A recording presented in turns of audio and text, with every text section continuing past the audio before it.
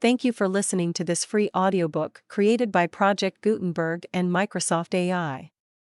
To learn more about the project or give feedback on the quality of a recording, please visit aka.ms/audiobook. The Devil's Paw by Phillips Oppenheim. Chapter 1. The two men, sole occupants of the somewhat shabby cottage parlor, lingered over their port, not so much with the air of wine lovers, but rather as human beings and intimates, perfectly content with their surroundings and company. Outside, the wind was howling over the marshes, and occasional bursts of rain came streaming against the window panes. Inside, at any rate, was comfort, triumphing over varying conditions. The cloth upon the plain deal table was of fine linen, the decanter and glasses were beautifully cut.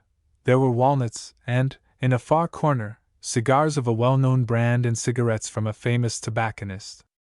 Beyond that little oasis, however, were all the evidences of a hired abode. A hole in the closely drawn curtains was fastened together by a safety pin. The horsehair easy-chairs bore disfiguring antimacassars. The photographs which adorned the walls were grotesque but typical of village ideals. The carpet was threadbare, the closed door secured by a latch instead of the usual knob. One side of the room was littered with golf clubs, a huge game bag, and several boxes of cartridges.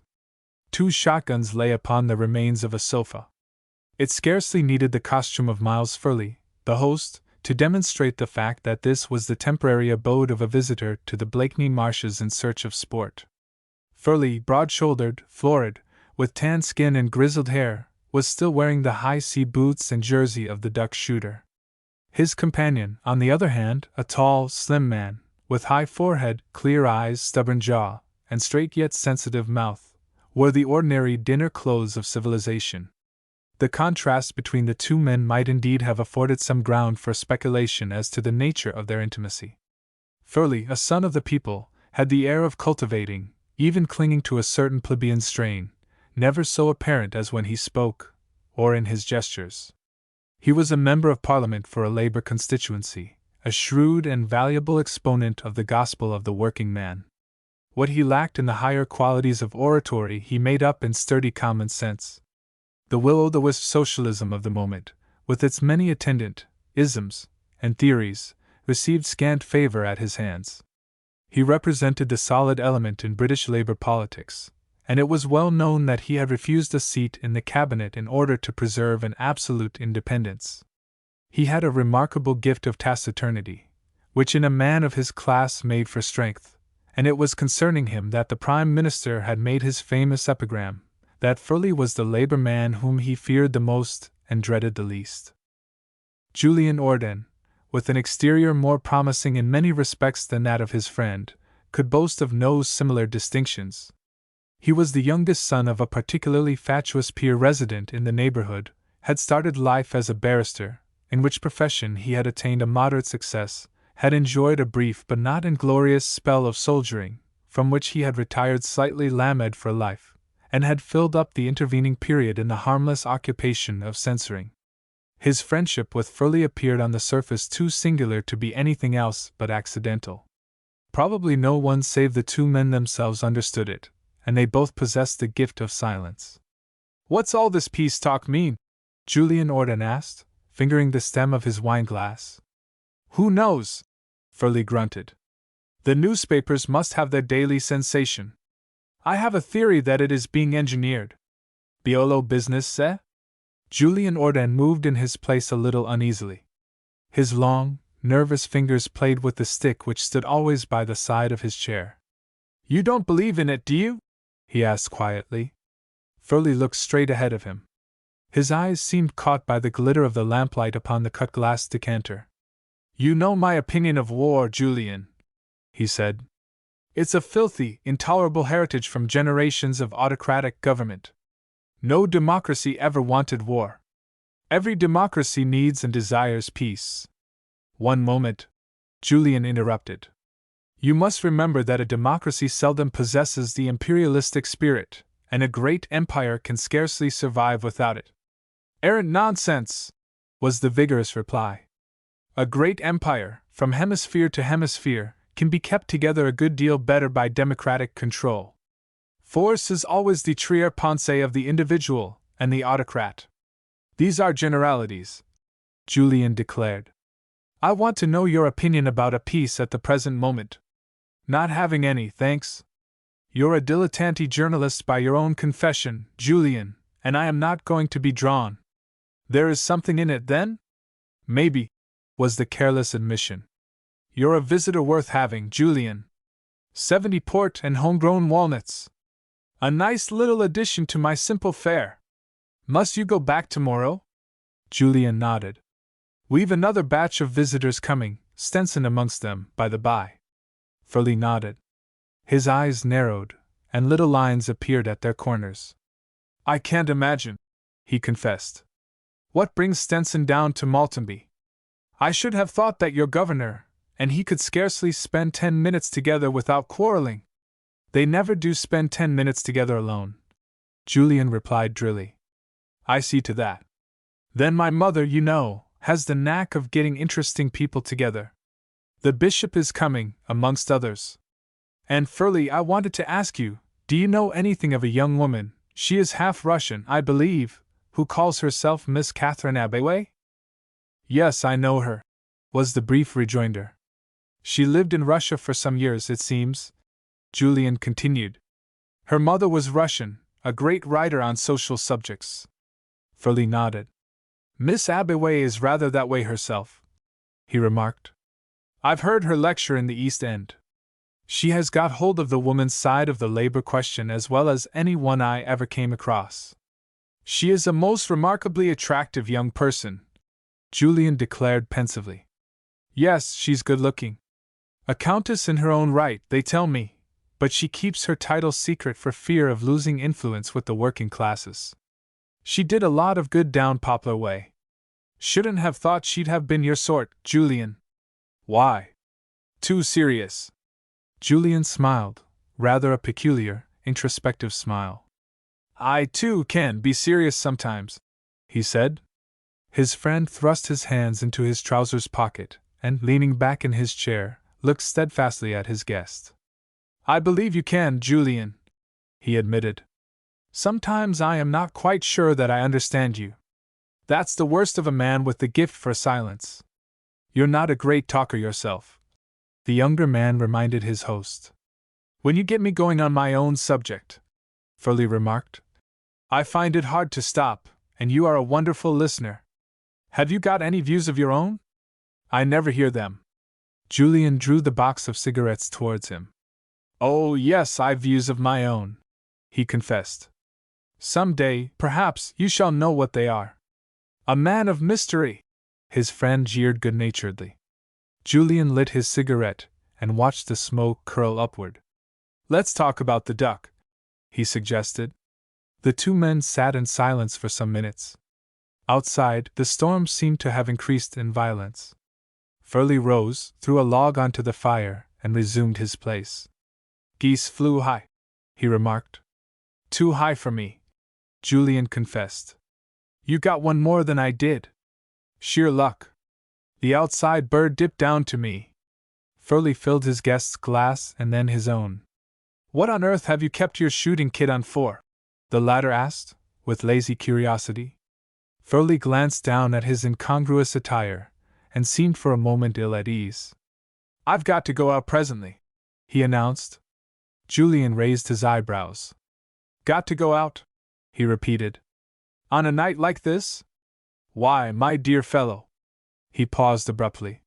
He was a man of quick perceptions, and he realized his host's embarrassment. Nevertheless, there was an awkward pause in the conversation. Furley rose to his feet and frowned. He fetched a jar of tobacco from a shelf and filled his pouch deliberately. Sorry to seem mysterious, old chap, he said. I've just a bit of a job to do. It doesn't amount to anything, but well, it's the sort of affair we don't talk about much. Well, you're welcome to all the amusement you'll get out of it, a night like this. Furley laid down his pipe, ready filled, and drank off his port. There isn't much amusement left in the world, is there, just now? He remarked gravely. Very little indeed. It's 3 years since I handled a shotgun before tonight. You've really chucked the censoring? Last week. I've had a solid year at it. Fed up? Not exactly that. My own work accumulated so. Briefs coming along, eh? I'm a sort of hack journalist as well, as you reminded me just now. Julian explained a little evasively. I wonder you stuck at the censoring so long. Isn't it terribly tedious? Sometimes. Now and then we come across interesting things, though. For instance, I discovered a most original cipher the other day. Did it lead to anything? Furley asked curiously. Not at present. I discovered it, studying a telegram from Norway. It was addressed to a perfectly respectable firm of English timber merchants who have an office in the city. This was the original, fir planks too narrow by half. Sounds harmless enough, doesn't it? Absolutely. What's the hidden meaning? There I am still at a loss, Julian confessed. But treated with the cipher it comes out as 38 steeple on barn. Furley stared for a moment, then he lit his pipe. Well, of the two, he declared, I should prefer the first rendering for intelligibility. So would most people, Julian assented, smiling. Yet I am sure there is something in it, some meaning, of course, that needs a context to grasp it. Have you interviewed the firm of timber merchants? Not personally. That doesn't come into my department. The name of the man who manages the London office, though, is Fenn, Nicholas Fenn. Furley withdrew the pipe from his mouth. His eyebrows had come together in a slight frown. Nicholas Fenn, the Labour MP? That's the fellow. You know him, of course? Yes, I know him, Furley replied thoughtfully. He is secretary of the Timber Trades Union and got in for one of the divisions of Hull last year. I understand that there is nothing whatever against him personally, Julian continued, although as a politician he is of course beneath contempt. He started life as a village schoolmaster and has worked his way up most creditably. He professed to understand the cable as it appeared in its original form. All the same, it's very odd that, treated by a cipher which I got on the track of a few days previously, this same message should work out as I told you. Of course, Furley observed. Ciphers can lead you. He stopped short. Julian, who had been leaning over towards the cigarette bog, glanced around at his friend. There was a frown on Furley's forehead. He withdrew his pipe from between his teeth. What did you say you made of it? He demanded. 38 steeple on barn. 38. That's queer. Why is it queer? There was a moment's silence. Furley glanced at the little clock upon the mantelpiece. It was 25 past 9. I don't know whether you have ever heard, Julian, he said, that our enemies on the other side of the North Sea are supposed to have divided the whole of the eastern coast of Great Britain into small, rectangular districts, each about a couple of miles square. One of our Secret Service chaps got hold of a map some time ago. No, I never heard this, Julian acknowledged. Well, it's only a coincidence, of course, Furley went on. But number 38 happens to be the 2-mile block of seacoast of which this cottage is just about the center. It stretches to Clay on one side and Salthouse on the other, and inland as far as Dutchman's Common. I am not suggesting that there is any real connection between your cable and this fact, but that you should mention it at this particular moment. Well, as I said, it's a coincidence. Why? Furley had risen to his feet. He threw open the door and listened for a moment in the passage. When he came back he was carrying some oilskins. Julian, he said, I know you are a bit of a cynic about espionage and that sort of thing. Of course, there has been a terrible lot of exaggeration, and heaps of fellows go gassing about Secret Service jobs, all the way up the coast from here to Scotland, who haven't the least idea what the thing means. But there is a little bit of it done, and in my humble way they find me an occasional job or two down here. I won't say that anything ever comes of our efforts, we're rather like the special constables of the Secret Service, but just occasionally we come across something suspicious. So that's why you're going out again tonight, is it? Furley nodded. This is my last night. I am off up to town on Monday and shan't be able to get down again this season. Had any adventures? Not the ghost of one. I don't mind admitting that I've had a good many weddings and a few scares on that stretch of marshland, but I've never seen or heard anything yet to send in a report about. It just happens, though, that tonight there's a special vigilance whip out. What does that mean? Julian inquired curiously. Something supposed to be up, was the dubious reply. We've a very imaginative chief, I might tell you. But what sort of thing could happen? Julian persisted. What are you out to prevent, anyway? Furley relit his pipe, thrust a flask into his pocket, and picked up a thick stick from a corner of the room. Can't tell, he replied laconically.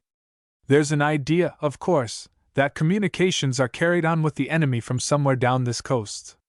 Sorry to leave you, old fellow, he added. Don't sit up. I never fasten the door here. Remember to look after your fire upstairs, and the whiskey is on the sideboard here. I shall be all right, thanks, Julian assured his host. No use my offering to come with you, I suppose?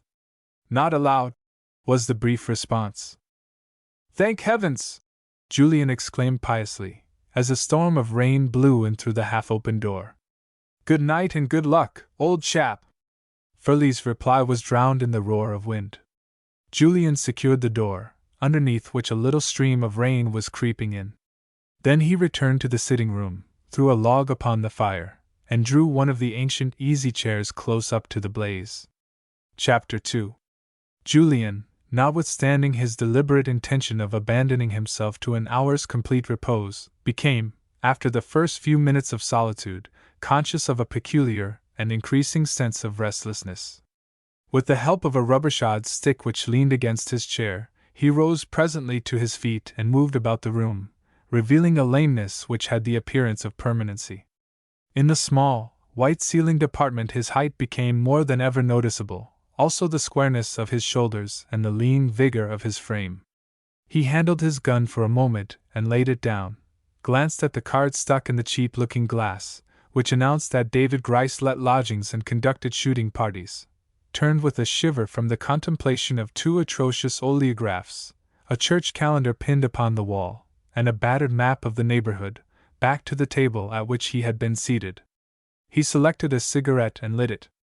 Presently he began to talk to himself, a habit which had grown upon him during the latter years of a life whose secret had entailed a certain amount of solitude. Perhaps, he murmured, I am psychic. Nevertheless, I am convinced that something is happening, something not far away. He stood for a while, listening intently, the cigarette burning away between his fingers. Then, stooping a little, he passed out into the narrow passage and opened the door into the kitchen behind, from which the woman who came to minister to their wants had some time ago departed. Everything was in order here and spotlessly neat. He climbed the narrow staircase, looked in at Furley's room and his own, and at the third apartment, in which had been rigged up a temporary bath. The result was unilluminating. He turned and descended the stairs. Either, he went on, with a very slight frown, I am not psychic, or whatever may be happening is happening out of doors. He raised the latch of the door, under which a little pool of water was now standing, and leaned out. There seemed to be a curious cessation of immediate sounds. From somewhere straight ahead of him, on the other side of that black velvet curtain of darkness, came the dull booming of the wind, tearing across the face of the marshes, and beyond it, beating time in a rhythmical sullen roar, the rise and fall of the sea upon the shingle. But near at hand, for some reason, there was almost silence. The rain had ceased, the gale for a moment had spent itself. The strong, salty moisture was doubly refreshing after the closeness of the small, lamplit room. Julian lingered there for several moments. Nothing like fresh air, he muttered, for driving away fancies. Then he suddenly stiffened. He leaned forward into the dark, listening. This time there was no mistake. A cry, faint and pitiful though it was, reached his ears distinctly. Julian! Julian! Coming, old chap! He shouted. Wait until I get a torch. He stepped quickly back into the sitting room, drew an electric torch from the drawer of the homely little chiffonier, and, regardless of regulations, stepped once more out into the darkness, now pierced for him by that single brilliant ray. The door opened onto a country road filled with gleaming puddles. On the other side of the way was a strip of grass, sloping downwards, then a broad dike, across which hung the remains of a footbridge. The voice came from the water, fainter now but still eager. Julian hurried forward, fell on his knees by the side of the dike, and, passing his hands under his friend's shoulders, dragged him out of the black, sluggish water. "My God!" he exclaimed. "What happened, Miles? Did you slip?" "The bridge gave way when I was half across," was the muttered response. "I think my leg's broken. I fell in and couldn't get clear, just managed to raise my head out of the water and cling to the rail." "Hold tight," Julian enjoined. "I'm going to drag you across the road. It's the best I can do." They reached the threshold of the sitting room. "Sorry, old chap," faltered Furley, and fainted. He came to himself in front of the sitting room fire, to find his lips wet with brandy and his rescuer leaning over him. His first action was to feel his leg. "That's all right," Julian assured him. "It isn't broken. I've been over it carefully. If you're quite comfortable, I'll step down to the village and fetch the medico. It isn't a mile away." "Don't bother about the doctor for a moment," Furley begged.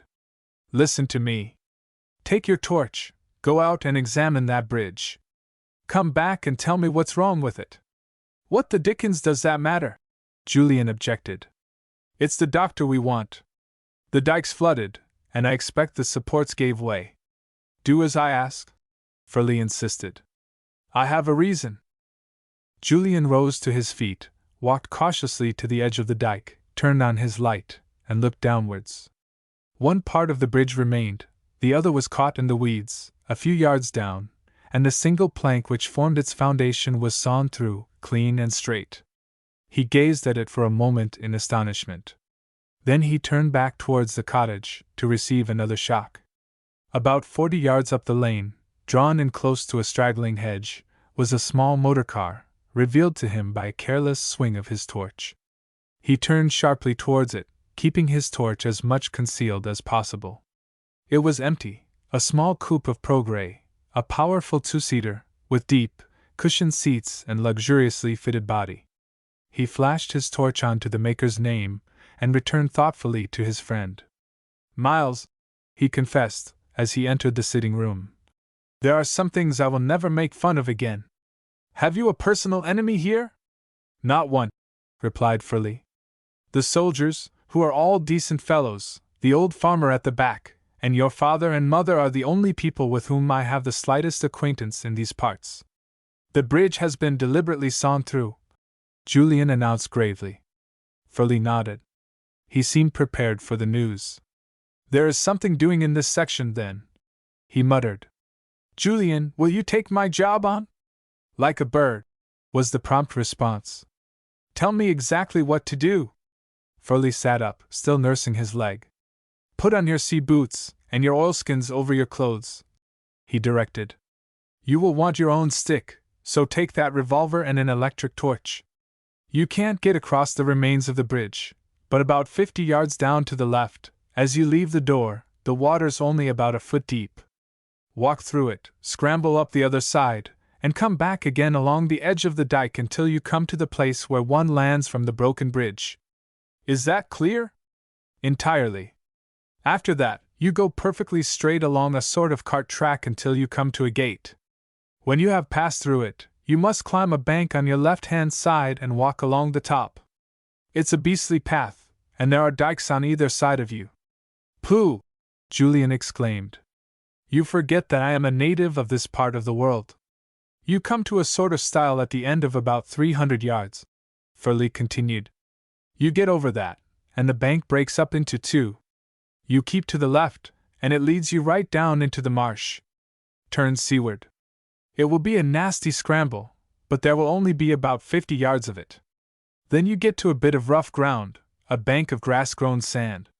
Below that there is the shingle and the sea. That is where you take up your post." "Can I use my torch?" Julian inquired. "And what am I to look out for?" "Heaven knows," replied Furley, "except that there's a general suggestion of communications between some person on land and some person approaching from the sea. I don't mind confessing that I've done this job, on and off, whenever I've been down here, for a couple of years, and I've never seen or heard a suspicious thing yet. We are never told a word in our instructions, either, or given any advice. However, what I should do would be to lie flat down on the top of that bank and listen. If you hear anything peculiar, then you must use your discretion about the torch. It's a nasty job to make over to a pal, Julian, but I know you're keen on anything that looks like an adventure. All over it, was the ready reply. What about leaving you alone, though, Miles? You put the whiskey and soda where I can get at it, Furley directed, and I shall be all right. I'm feeling stronger every moment. I expect your sea boots are in the scullery. And hurry up, there's a good fellow. We're 20 minutes behind time, as it is.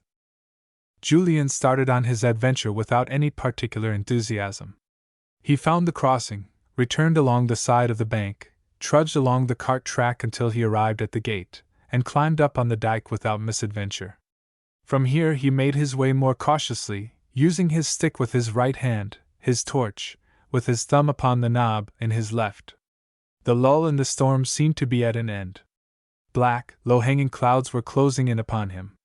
Away to the right, where the line of marshes was unbroken, the boom of the wind grew louder. A gust very nearly blew him down the bank. He was compelled to shelter for a moment on its lee side, whilst a scud of snow and sleet passed like an icy whirlwind.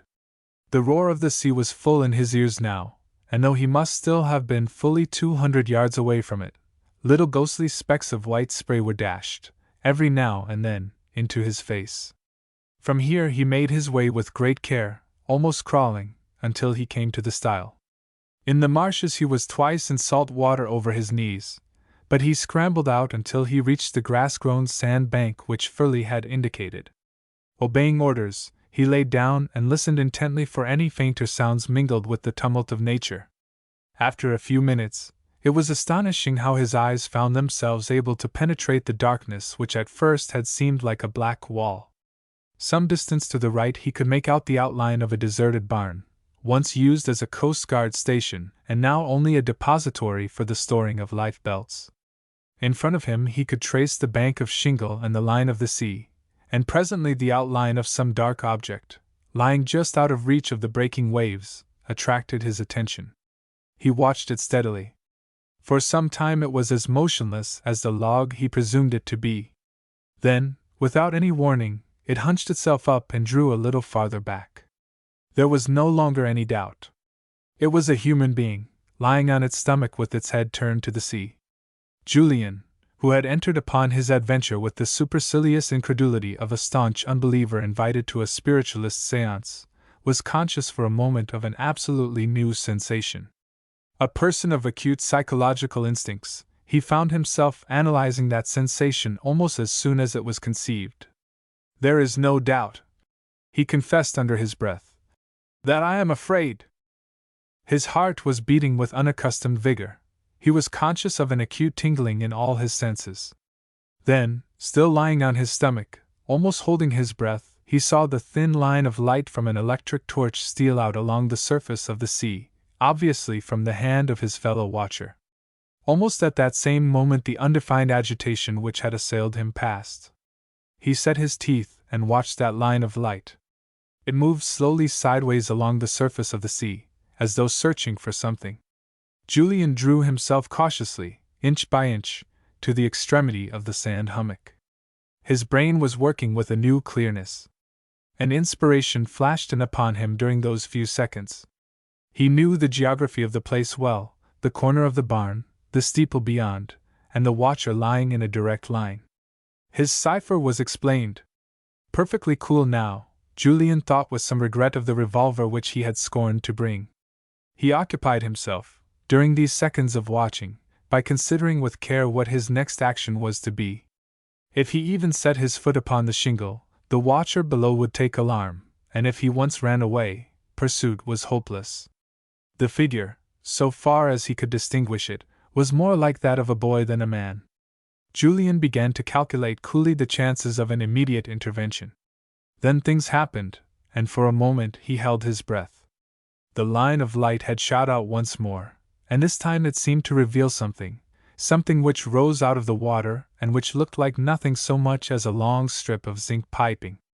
The watcher at the edge of the sea threw down his torch and gripped the end of it, and Julian, carried away with excitement, yielded to an instant and overpowering temptation. He flashed on his own torch and watched while the eager figure seemed by some means to unscrew the top of the coil and drew from it a dark, rolled-up packet. Even at that supreme moment, the slim figure upon the beach seemed to become conscious of the illumination of which he was the center. He swung round, and that was just as far as Julian Orden got in his adventure. After a lapse of time, during which he seemed to live in a whirl of blackness, where 1,000 men were beating at 1,000 anvils, filling the world with sparks, with the sound of every one of their blows reverberating in his ears, he opened his eyes to find himself lying on his back, with one leg in a pool of salt water, which was being dashed industriously into his face by an unseen hand. By his side he was conscious of the presence of a thick-set man in a fisherman's costume of brown oilskins and a southwester pulled down as though to hide his features, obviously the man who had dealt him the blow. Then he heard a very soft, quiet voice behind him. "He will do now. Come!" The man by his side grunted. "I am going to make sure of him," he said thickly. Again he heard that clear voice from behind, this time a little raised. The words failed to reach his brain, but the tone was one of cold and angry dissent, followed by an imperative order. Then once more his senses seemed to be leaving him. He passed into the world which seemed to consist only of himself and a youth in fisherman's oilskins, who was sometimes Furley, sometimes his own sister, sometimes the figure of a person who for the last 24 hours had been continually in his thoughts, who seemed at one moment to be sympathizing with him and at another to be playing upon his face with a garden hose. Then it all faded away, and a sort of numbness crept over him. He made a desperate struggle for consciousness. There was something cold resting against his cheek. His fingers stole towards it.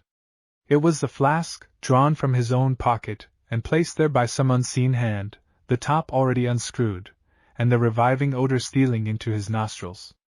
He guided it to his lips with trembling fingers. A pleasant sense of warmth crept over him. His head fell back. When he opened his eyes again, he first turned around for the tea by his bedside, then stared in front of him, wondering if these things which he saw were indeed displayed through an upraised blind. There was the marsh, a picture of still life, winding belts of sea creeping, serpent-like, away from him towards the land, with broad pools, in whose bosom, here and there, were flashes of a feeble sunlight. There were the clumps of wild lavender he had so often admired, the patches of deep meadow green, and beating the air with their wings as they passed, came a flight of duck over his head. Very stiff and dazed, he staggered to his feet. There was the village to his right, red-tiled, familiar, the snug farmhouses, with their brown fields and belts of trees, the curve of the white road. And then, with a single flash of memory, it all came back to him. He felt the top of his head still sore, looked down at the stretch of shingle, empty now of any reminiscences, and finally, leaning heavily on his stick, he plodded back to the cottage, noticing, as he drew near, the absence of the motor car from its place of shelter. Miles Furley was seated in his armchair, with a cup of tea in his hand and Mrs. West fussing over him, as Julian raised the latch and dragged himself into the sitting-room. They both turned around at his entrance. Furley dropped his teaspoon and Mrs. West raised her hands above her head and shrieked. Julian sank into the nearest chair. "Melodrama has come to me at last," he murmured. "Give me some tea, a whole teapotful, Mrs. West, and get a hot bath ready." He waited until their temporary housekeeper had bustled out of the room. Then he concluded his sentence. "I have been sandbagged," he announced impressively, and proceeded to relate the night's adventure to his host. "This," declared Julian, about a couple of hours later, as he helped himself for the second time to bacon and eggs, "is a wonderful tribute to the soundness of our constitutions. Miles, it is evident that you and I have led righteous lives. Being sandbagged seems to have given you an appetite," Furley observed. "And a game leg seems to have done the same for you," Julian rejoined. "Did the doctor ask you how you did it?" Furley nodded. I just said that I slipped on the marshes. One doesn't talk of such little adventures as you and I experienced last night. By the by, what does one do about them? Julian inquired. I feel a little dazed about it all, even now living in an unreal atmosphere and that sort of thing, you know. It seems to me that we ought to have out the bloodhounds and search for an engaging youth and a particularly disagreeable bully of a man, both dressed in brown oilskins and— Oh, chuck it! Furley intervened. The intelligence department in charge of this bit of coast doesn't do things like that. What you want to remember, Julian, is to keep your mouth shut. I shall have a chap over to see me this afternoon, and I shall make a report to him. All the same, persisted Julian. Or rather I, was without a doubt a witness to an act of treason. By some subtle means connected with what seemed to be a piece of gas pipe, I have seen communication with the enemy established. You don't know that it was the enemy at all, Furley grunted. For us others, Julian replied, there exists the post office, the telegraph office, and the telephone. I decline to believe that any reasonable person would put out upon the sea in weather like last night's for the sake of delivering a letter to any harmless inhabitant of these regions. I will have my sensation, you see, Furley. I have suffered, thank heavens mine is a thick skull, and I will not be cheated of my compensations. Well, keep your mouth shut, there's a good fellow, until after I have made my report to the intelligence officer, Furley begged. He'll be here about 4. You don't mind being about? Not in the least, Julian promised. So long as I am home for dinner, my people will be satisfied.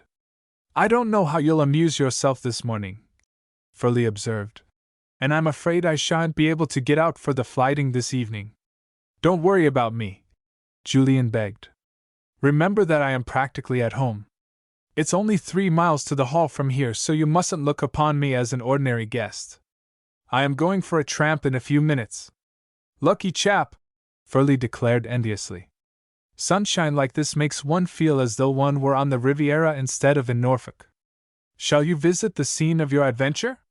I may, Julian answered thoughtfully. The instinct of the sleuth-hound is beginning to stir in me. There is no telling how far it may lead. Julian started on his tramp about half an hour later. He paused first at a bend in the road, about 50 yards down, and stepped up close to the hedge. The instinct of the sleuth-hound, he said to himself, is all very well, but why on earth haven't I told Furley about the car?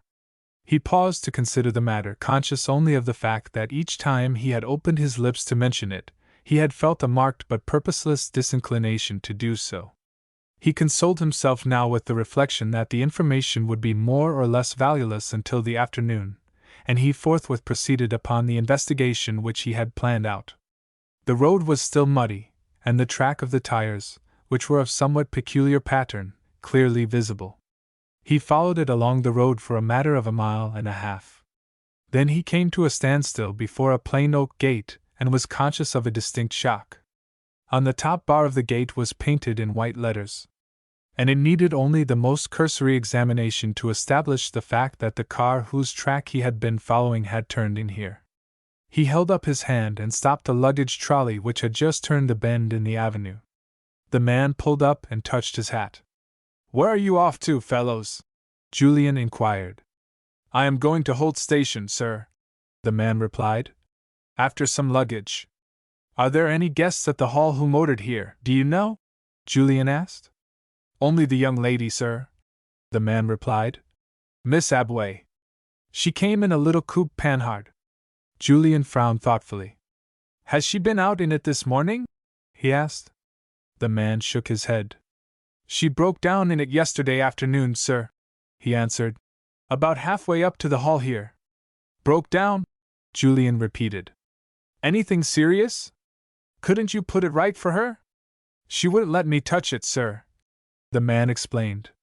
She said she had 2 cracked sparking plugs, and she wanted to replace them herself. She has had some lessons, and I think she wanted a bit of practice. I see. Then the car is in the avenue now? About half a mile up, on the left-hand side, sir, just by the big elm. Miss Abaway said she was coming down this afternoon to put new plugs in. Then it's been there all the time since yesterday afternoon? Julian persisted. The young lady wished it left there, sir.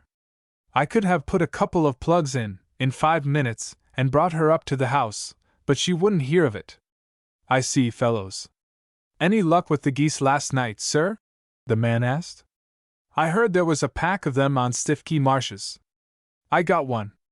They came badly for us, Julian replied. He made his way up the avenue. At exactly the spot indicated by the chauffeur, a little coupe car was standing, drawn onto the turf. He glanced at the name of the maker and looked once more at the tracks upon the drive. Finally, he decided that his investigations were leading him in a most undesirable direction. He turned back, walked across the marshes, where he found nothing to disturb him, and lunched with Furley, whose leg was now so much better that he was able to put it to the ground. What about this visitor of yours? Julian asked, as they sat smoking afterwards. I must be back at the hall in time to dine tonight, you know. My people made rather a point of it. Furley nodded. You'll be all right, he replied. As a matter of fact, he isn't coming. Not coming? Julian repeated. Jove, I should have thought you'd have had intelligence officers by the dozen down here. For some reason or other, Furley confided, the affair has been handed over to the military authorities. I have had a man down to see me this morning, and he has taken full particulars. I don't know that they'll even worry you at all, until later on, at any rate. Jove, that seems queer. Last night's happening was queer, for that matter, Furley continued. Their only chance, I suppose, of getting to the bottom of it is to lie doggo as far as possible. It isn't like a police affair, you see. They don't want witnesses and a court of justice. One man's word and a rifle barrel does the trick. Julian sighed. I suppose, he observed, that if I do my duty as a loyal subject, I shall drop the curtain on last night. Seems a pity to have had an adventure like that and not be able to open one's mouth about it. Furley grunted. You don't want to join the noble army of gas bags, he said. Much better make up your mind that it was a dream. There are times, Julian confided, when I am not quite sure that it wasn't. Chapter 3. Julian entered the drawing-room at Maltby Hall a few minutes before dinner time that evening. His mother, who was alone and, for a wonder, resting, held out her hand for him to kiss and welcomed him with a charming smile. Notwithstanding her gray hair, she was still a remarkably young-looking woman, with a great reputation as a hostess. My dear Julian, she exclaimed, you look like a ghost. Don't tell me that you had to sit up all night to shoot those wretched duck? Julian drew a chair to his mother's side and seated himself with a little air of relief. Never have I been more conscious of the inroads of age, he confided.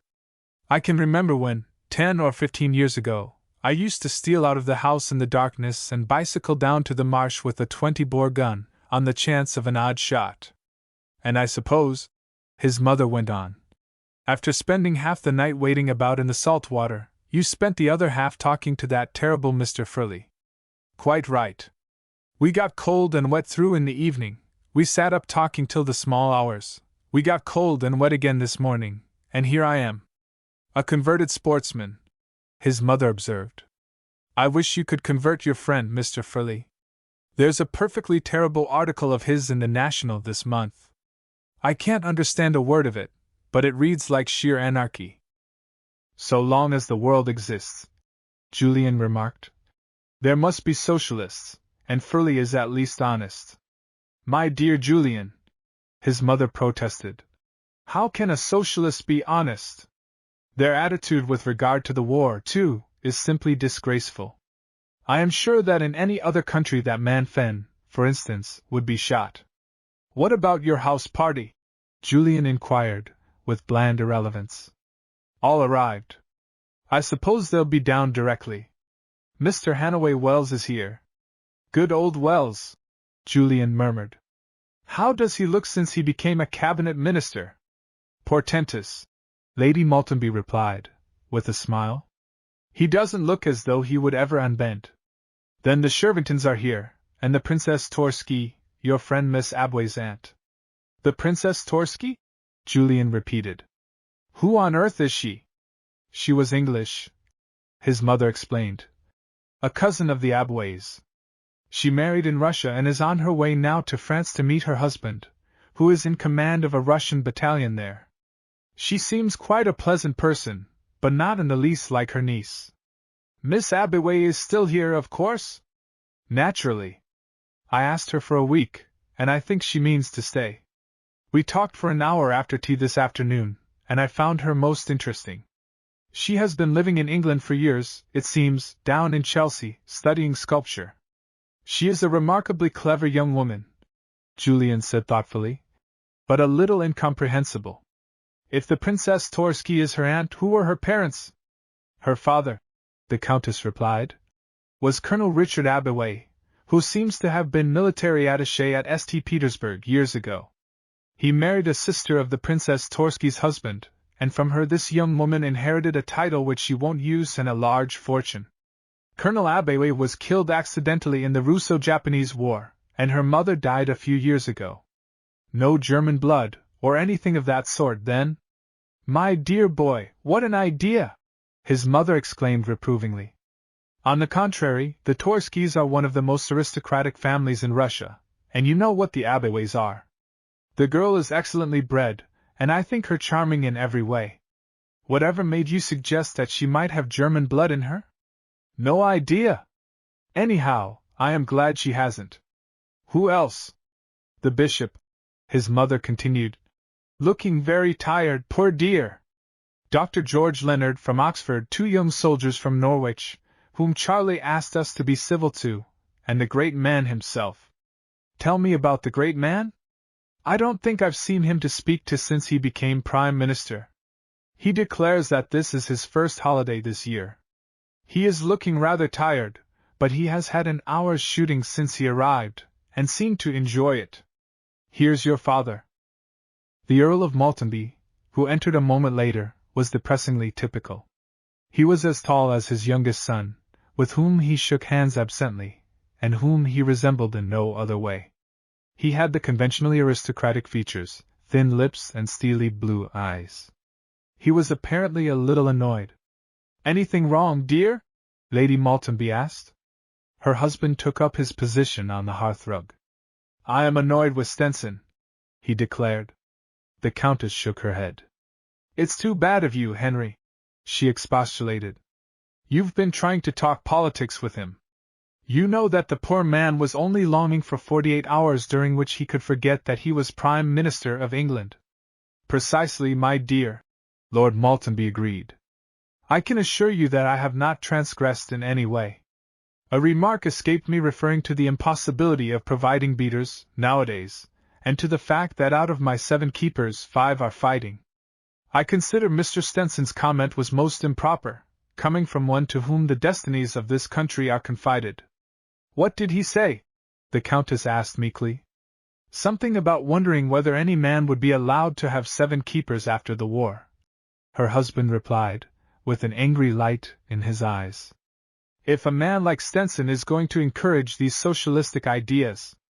I beg your pardon, the bishop, my dear.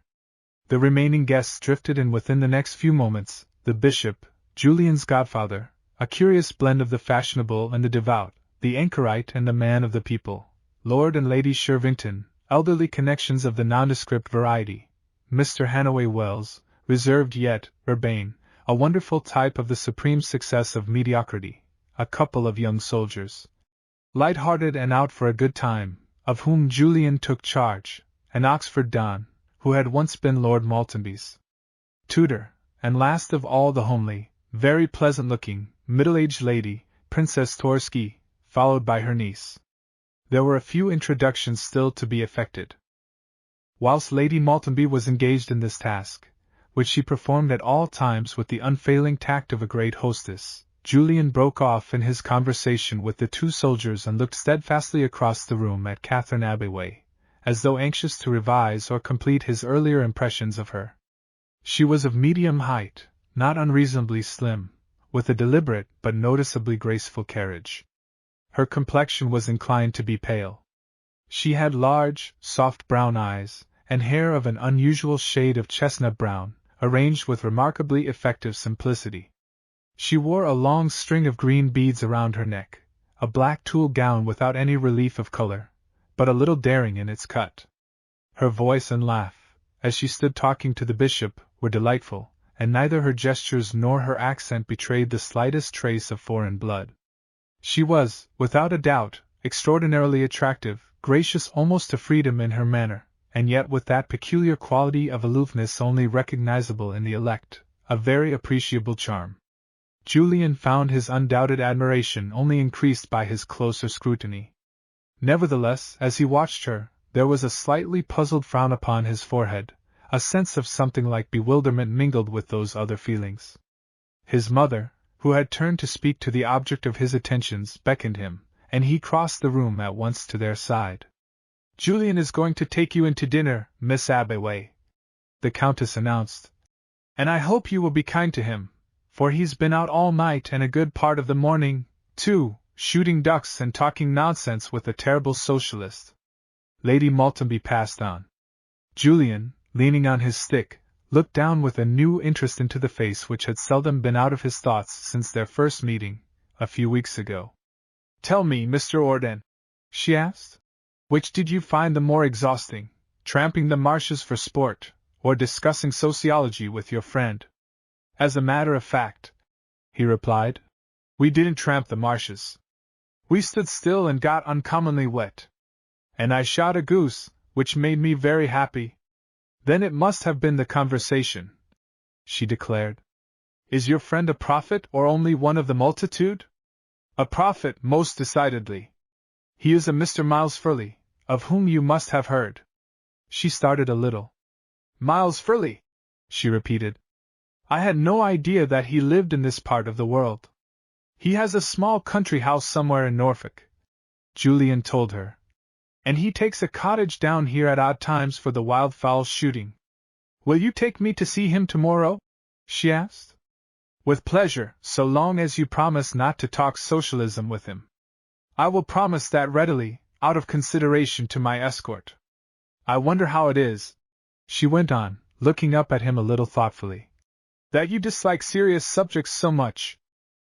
"A frivolous turn of mind, I suppose," he replied.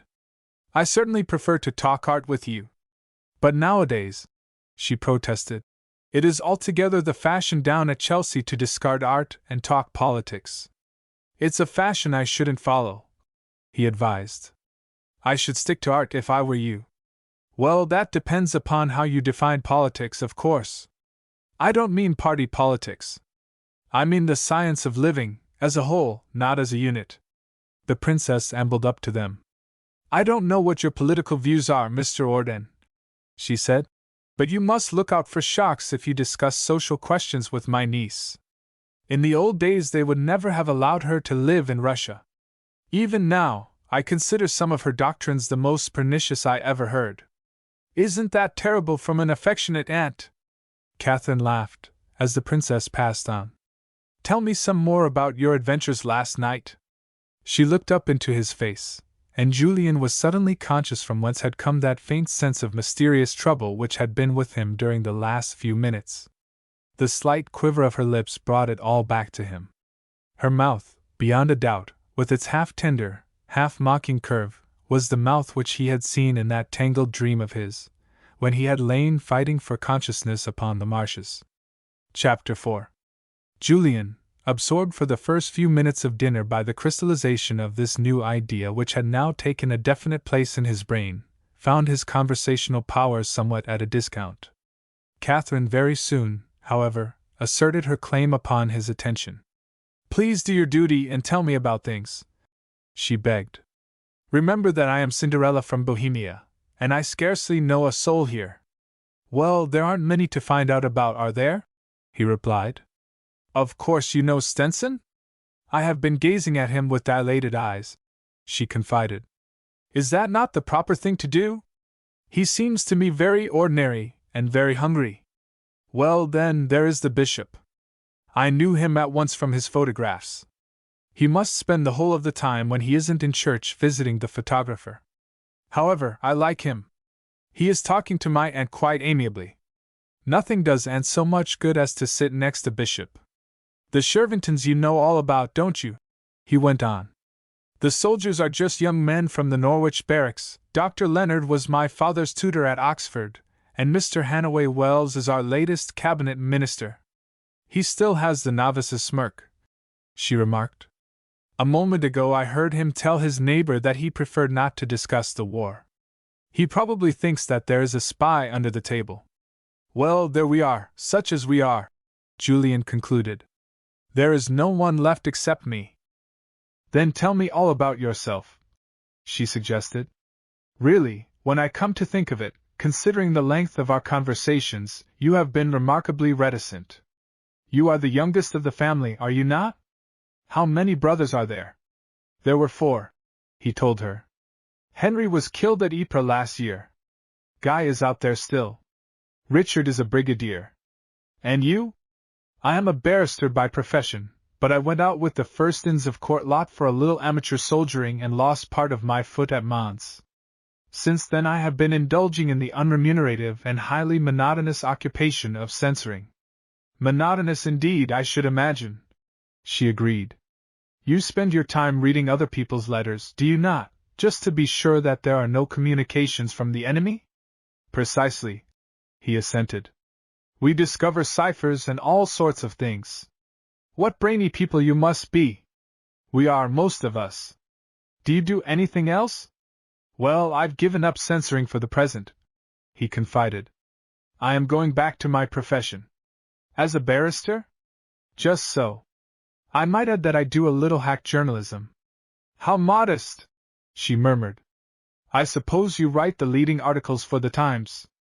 For a very young lady, Julian observed impressively. You have marvelous insight. How did you guess my secret?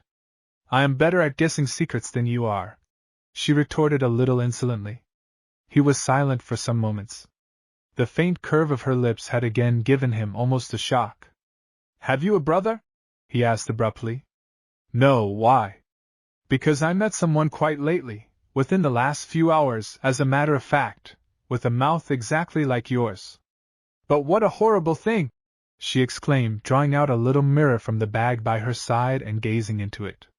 How unpleasant to have anyone else going about with a mouth exactly like one's own! No, I never had a brother, Mr. Orden, or a sister, and, as you may have heard, I am an enfant méchante. I live in London, I model very well, and I talk very bad sociology.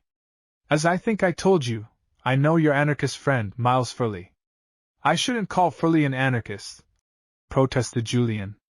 Well, he is a socialist. I admit that we are rather lax in our definitions.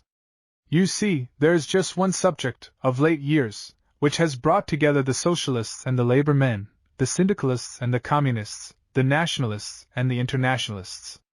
All those who work for freedom are learning breadth. If they ever find a leader, I think that this dear, smug country of yours may have to face the greatest surprise of its existence.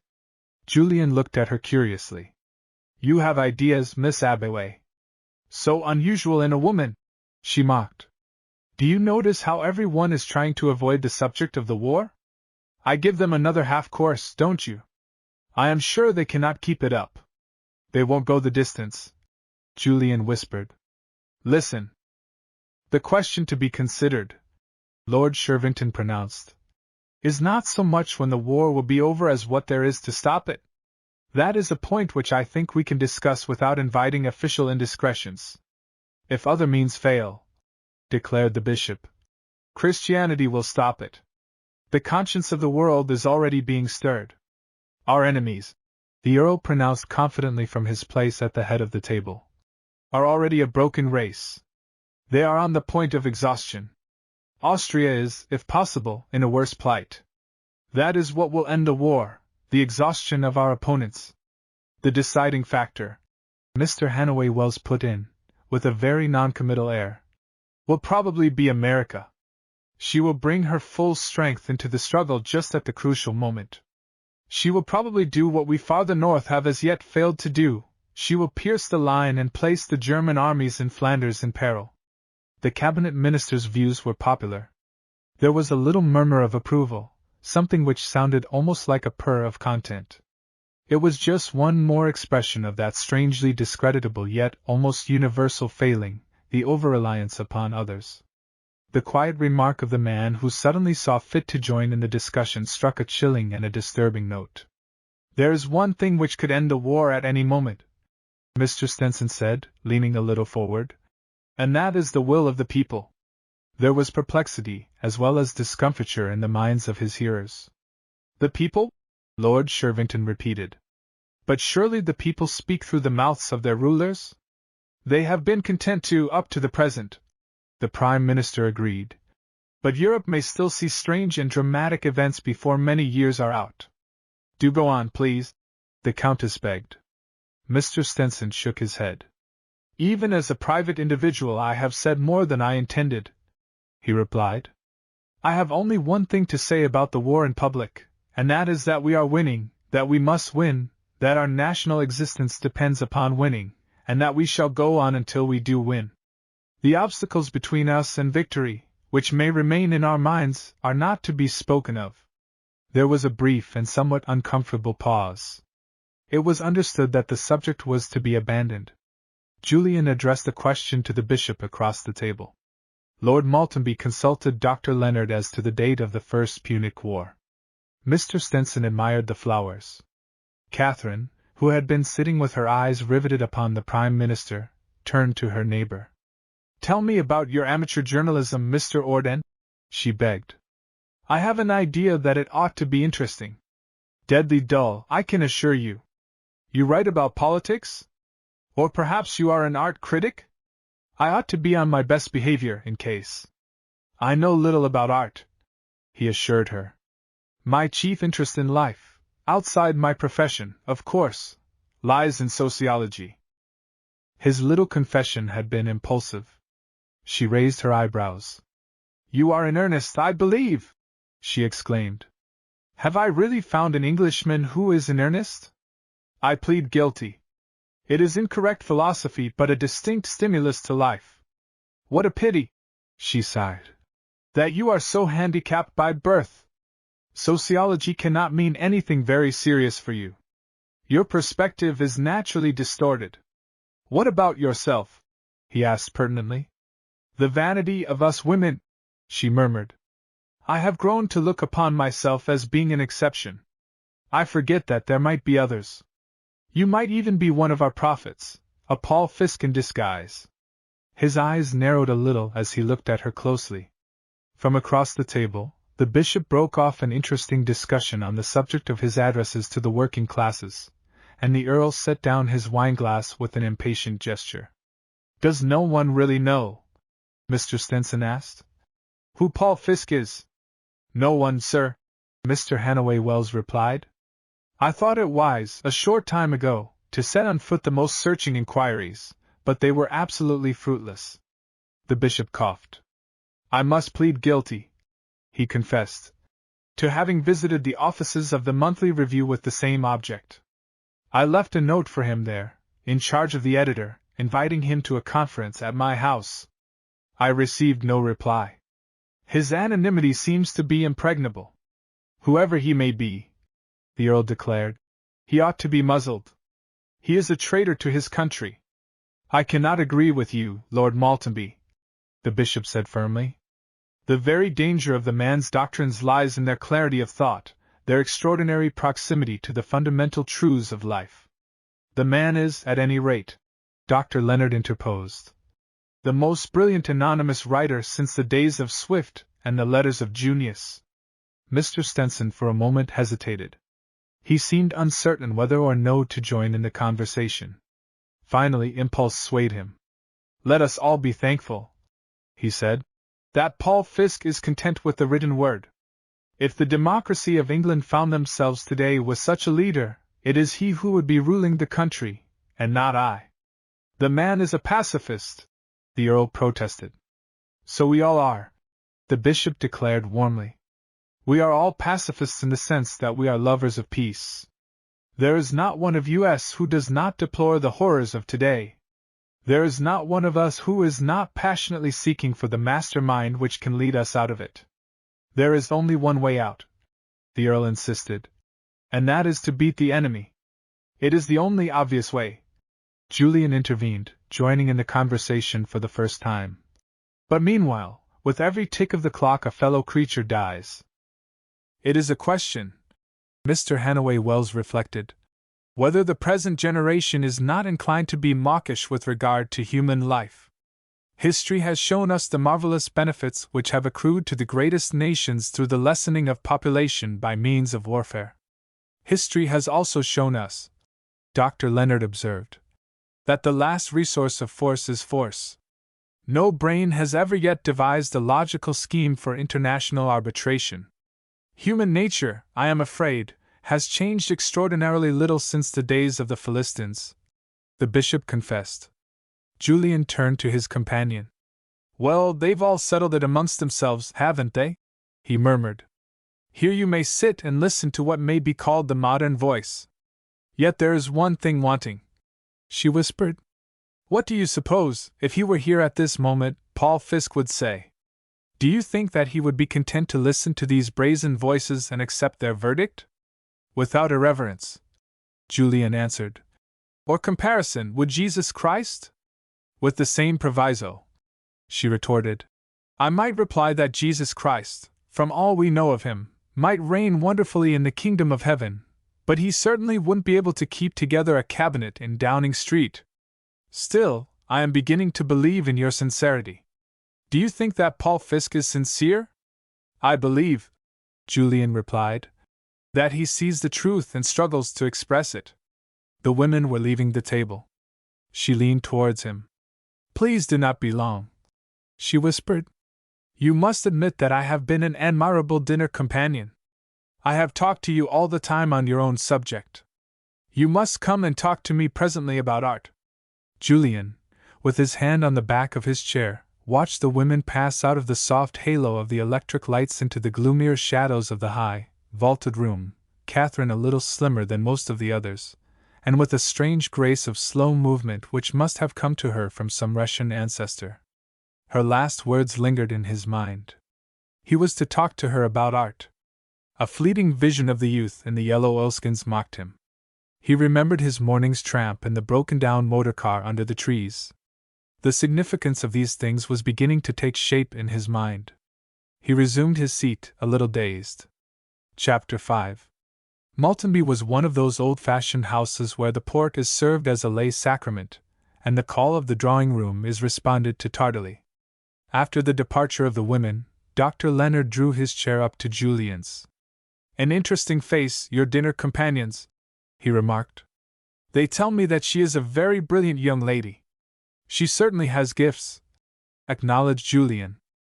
I watched her whilst she was talking to you, the Oxford Don continued. She is one of those rare young women whose undoubted beauty is put into the background by their general attractiveness. Lady Maltenby was telling me fragments of her history. It appears that she is thinking of giving up her artistic career for some sort of sociological work. It is curious, Julian reflected, how the cause of the people has always appealed to gifted Russians. England, for instance, produces no real democrats of genius. Russia seems to claim a monopoly of them.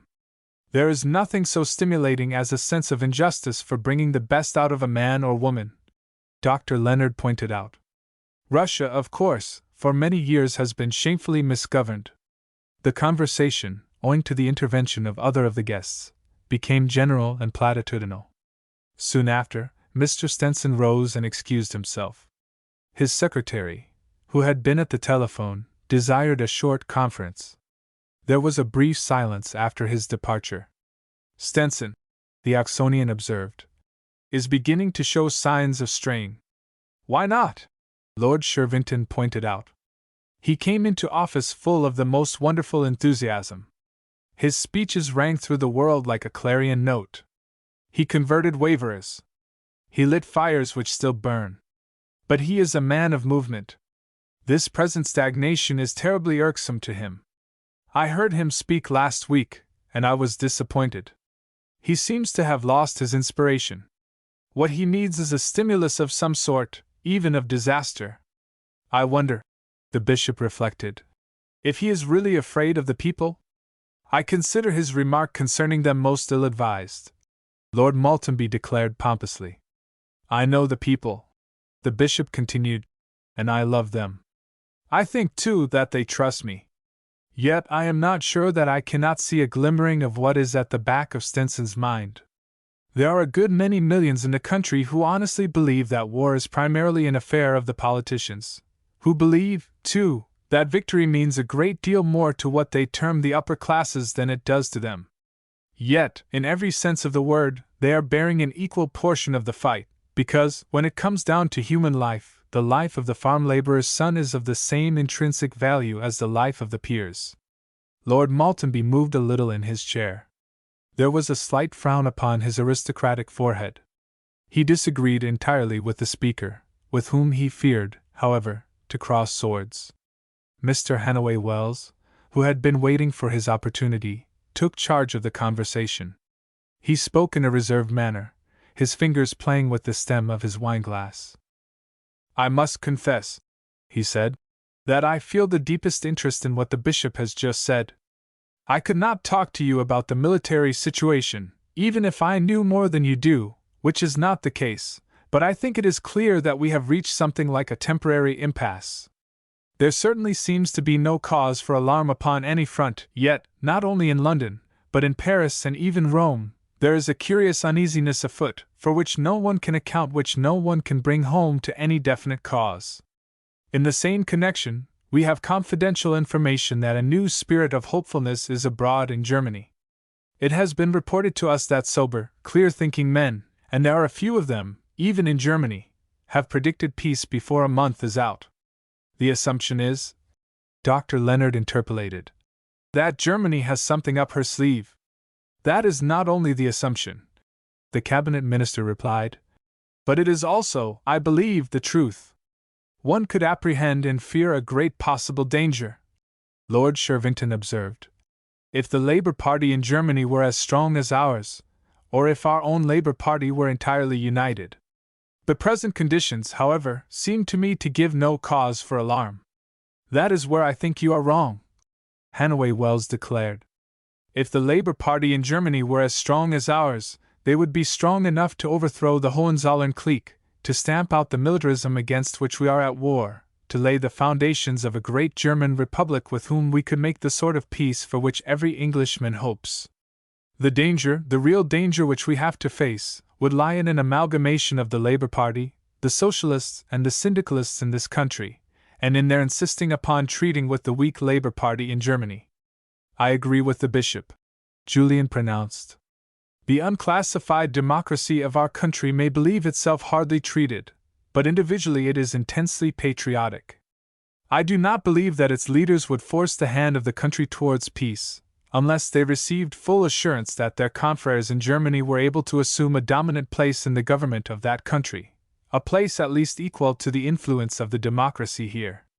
Dr. Leonard glanced at the speaker a little curiously. He had known Julian since he was a boy but had never regarded him as anything but a dilettante. You may not know it, he said, but you are practically expounding the views of that extraordinary writer of whom we were speaking, Paul Fiske. I have been told, the bishop remarked, cracking a walnut, that Paul Fiske is the pseudonym of a cabinet minister. And I, Hannaway Wells retorted, have been informed most credibly that he is a Church of England clergyman. The last rumor I heard, Lord Shervington put in, was that he is a grocer in a small way of business at Wigan.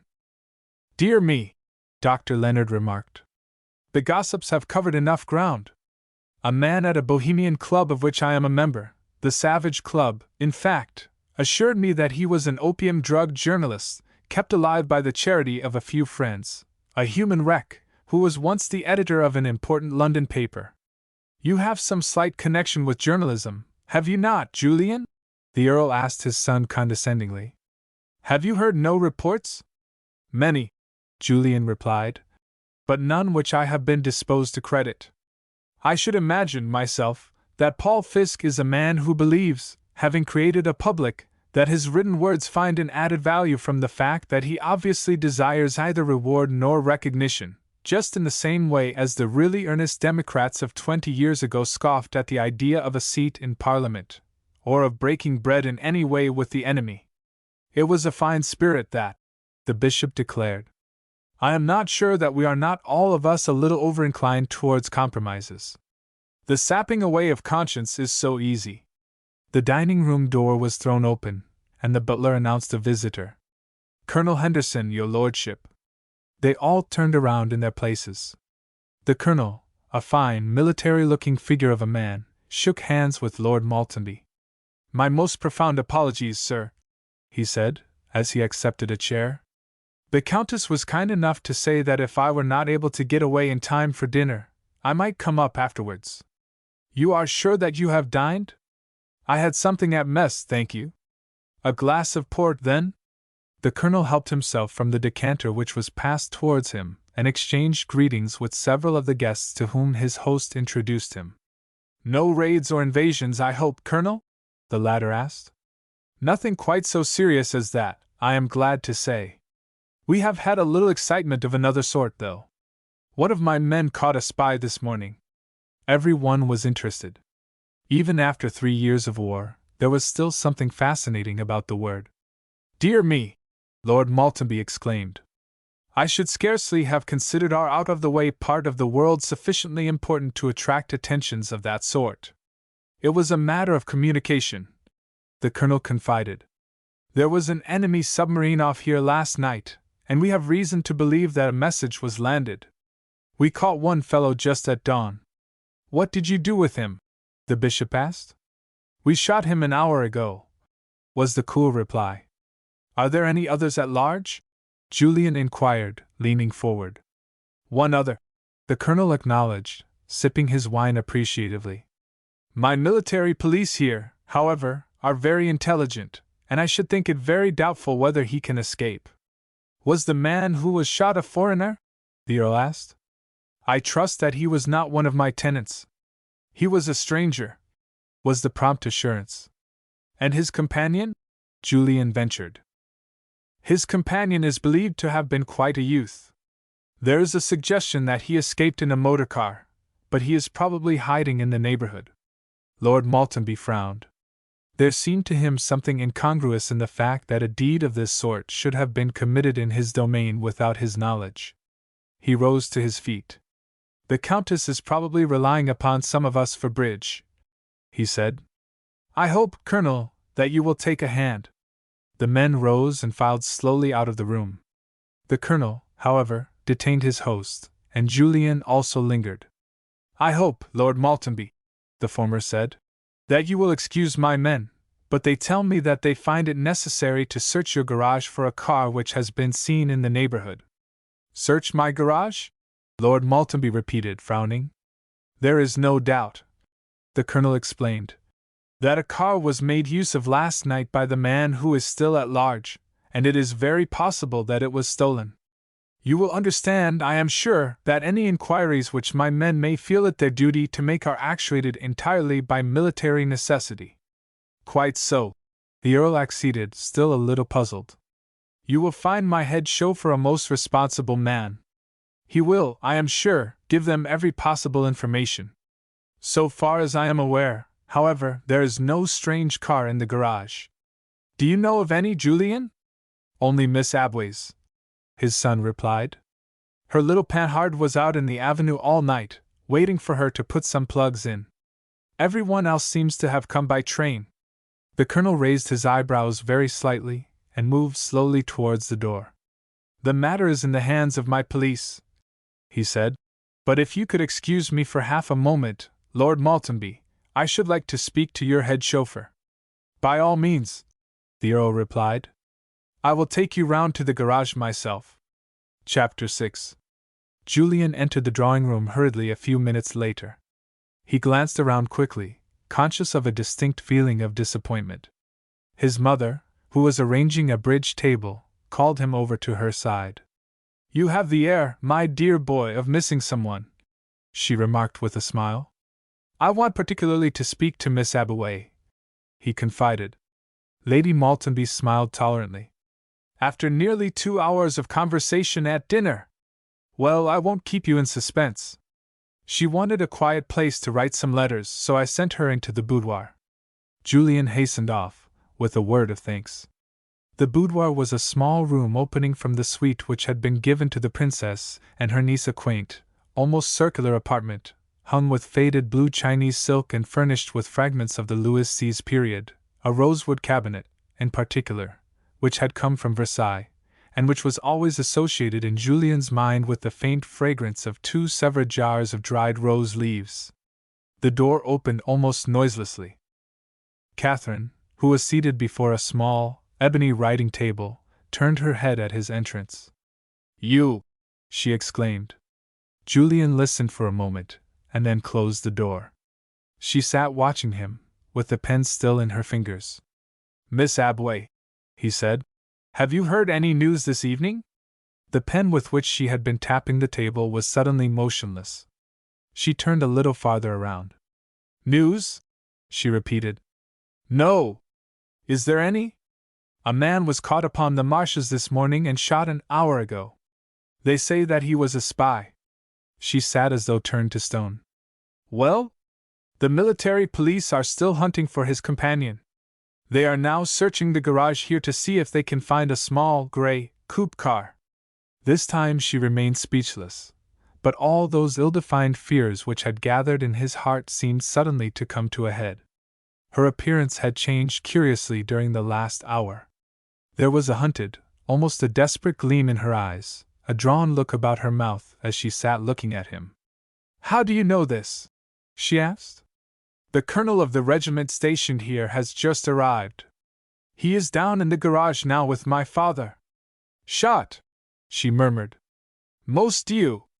I want to help you," he continued. Her eyes questioned him almost fiercely. "You are sure?" "I am sure." "You know what it means?" "I do." "How did you guess the truth?" "I remembered your mouth," he told her. "I saw your car last night, and I traced it up the avenue this morning." "A mouth isn't much to go by," she observed, with a very wan smile. "It happens to be your mouth," he replied. She rose to her feet and stood for a moment as though listening. Then she thrust her hand down into the bosom of her gown and produced a small roll of paper wrapped in a sheet of oilskin. He took it from her at once and slipped it into the breast pocket of his coat. "You understand what you are doing?" she persisted. "Perfectly," he replied. She crossed the room towards the hearthrug and stood there for a moment, leaning against the mantelpiece. "Is there anything else I can do?" he asked. She turned around. There was a wonderful change in her face. "No one saw me," she said. "I do not think that there is anyone but you who could positively identify the car. Neither my aunt nor the maid who is with us has any idea that I left my room last night." "Your clothes?" "Absolutely destroyed," she assured him with a smile. "Some day I hope I'll find courage to ask you whether you thought them becoming." "Some day," he retorted a little grimly. "I am going to have a very serious talk with you, Miss Abway. Shall you be very stern?" He made no response to her lighter mood. The appeal in her eyes left him colder than ever. "I wish to save your life," he declared, "and I mean to do it. At the same time, I cannot forget your crime or my complicity in it." "If you feel like that, then," she said a little defiantly, "tell the truth. I knew the risk I was running. I am not afraid, even now. You can give me back those papers if you like. I can assure you that the person on whom they are found will undoubtedly be shot. Then I shall certainly retain possession of them," he decided. "You are very chivalrous, sir," she ventured, smiling. "I happen to be only selfish," Julien replied. "I even despise myself for what I am doing. I am turning traitor myself, simply because I could not bear the thought of what might happen to you if you were discovered." "You like me, then, a little, Mr. Orden?" she asked. 24 hours ago," he sighed. "I had hoped to answer that question before it was asked." "This is very tantalizing," she murmured. "You are going to save my life, then, and afterwards treat me as though I were a leper?" "I shall hope," he said, "that you may have explanations, that I may find." She held out her hand and stopped him. Once more, for a moment, her eyes were distended, her form was tense. She was listening intently. "There is someone coming," she whispered. "2 or 3 men, I think. What fools we have been! We ought to have decided about the car." Her teeth came together for a moment. It was her supreme effort at self-control. Then she laughed almost naturally, lit a cigarette, and seated herself upon the arm of an easy chair. "You are interfering shockingly with my correspondence," she declared, "and I am sure that they want you for bridge. Here comes Lord Maltenby to tell you so," she added, glancing towards the door. Lord Maltenby was very pompous, very stiff, and yet apologetic. He considered the whole affair in which he had become involved ridiculous. "Miss Abway," he said, "I beg to present to you Colonel Henderson. An unfortunate occurrence took place here last night, which it has become the duty of, Colonel Henderson to clear up. He wishes to ask you a question concerning, a motor car." Colonel Henderson frowned. He stepped a little forward with the air of wishing to exclude the Earl from further speech. "May I ask, Miss Abway," he began, "whether the small coupe car, standing about 100 yards down the back avenue, is yours?" "It is," she assented, with a little sigh. "It won't go." "It won't go?" the Colonel repeated. "I thought you might know something about cars," she explained. "They tell me that 2 of the sparking plugs are cracked. I am thinking of replacing them tomorrow morning, if I can get Mr. Orden to help me." "How long has the car been there in its present condition, then?" the Colonel inquired. "Since about 5 o'clock yesterday afternoon," she replied. "You don't think it possible that it could have been out on the road anywhere last night, then?" "Out on the road?" she laughed. "Why, I couldn't get it up to the garage. You go and look at it, Colonel, if you understand cars. Fellows, the chauffeur here, had a look at the plugs when I brought it in, and you'll find that they haven't been touched." "I trust," the Earl intervened, "that my chauffeur offered to do what was necessary." "Certainly he did, Lord Maltenby," she assured him. "I am trying hard to be my own mechanic, though, and I have set my mind on changing those plugs myself tomorrow morning." "You are your own chauffeur, then, Miss Abway?" her inquisitor asked. "Absolutely." "You can change a wheel, perhaps?" "Theoretically I can, but as a matter of fact I have never had to do it." "Your tires," Colonel Henderson continued, "are of somewhat unusual pattern." "They are Russian," she told him. "I bought them for that reason. As a matter of fact, they are very good tires." "Miss Abway," the Colonel said, "I don't know whether you are aware that my police are in search of a spy who is reported to have escaped from the marshes last night in a small motor car which was left at a certain spot in the Salthouse Road. I do not believe that there are 2 tires such as yours in Norfolk. How do you account for their imprint being clearly visible along the road to a certain spot near Salthouse? My police have taken tracings of them this morning." Catherine remained perfectly speechless. A slow smile of triumph dawned upon her accuser's lips. Lord Maltenby's eyebrows were upraised as though in horror. "Perhaps," Julian interposed, "I can explain the tire marks upon the road. Miss Abway drove me down to Furley's cottage, where I spent the night, late in the afternoon. The marks were still there when I returned this morning, because I noticed them." "The same marks?" the Colonel asked, frowning. "Without a doubt the same marks," Julian replied. "In one place, where we skidded a little, I recognized them." Colonel Henderson smiled a little more naturally. "I begin to have hopes," he acknowledged frankly, "that I have been drawn into another mare's nest. Nevertheless, I am bound to ask you this question, Miss Abway. Did you leave your room at all during last night?"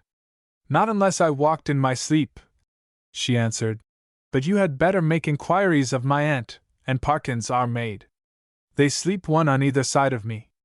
You would not object," the Colonel continued, more cheerfully still, "if my people thought well to have your things searched?" "Not in the least," Catherine replied coolly. "Only if you unpack my trunks, I beg that you will allow my maid to fold and unfold my clothes. I do not think," Colonel Henderson said to Lord Maltenby, "that I have any more questions to ask Miss Abway at present.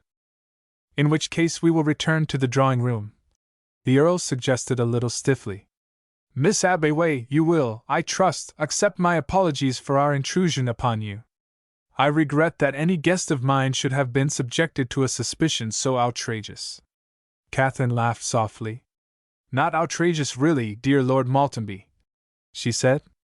I do not quite know of what I have been suspected, but I am sure Colonel Henderson would not have asked me these questions if it had not been his duty.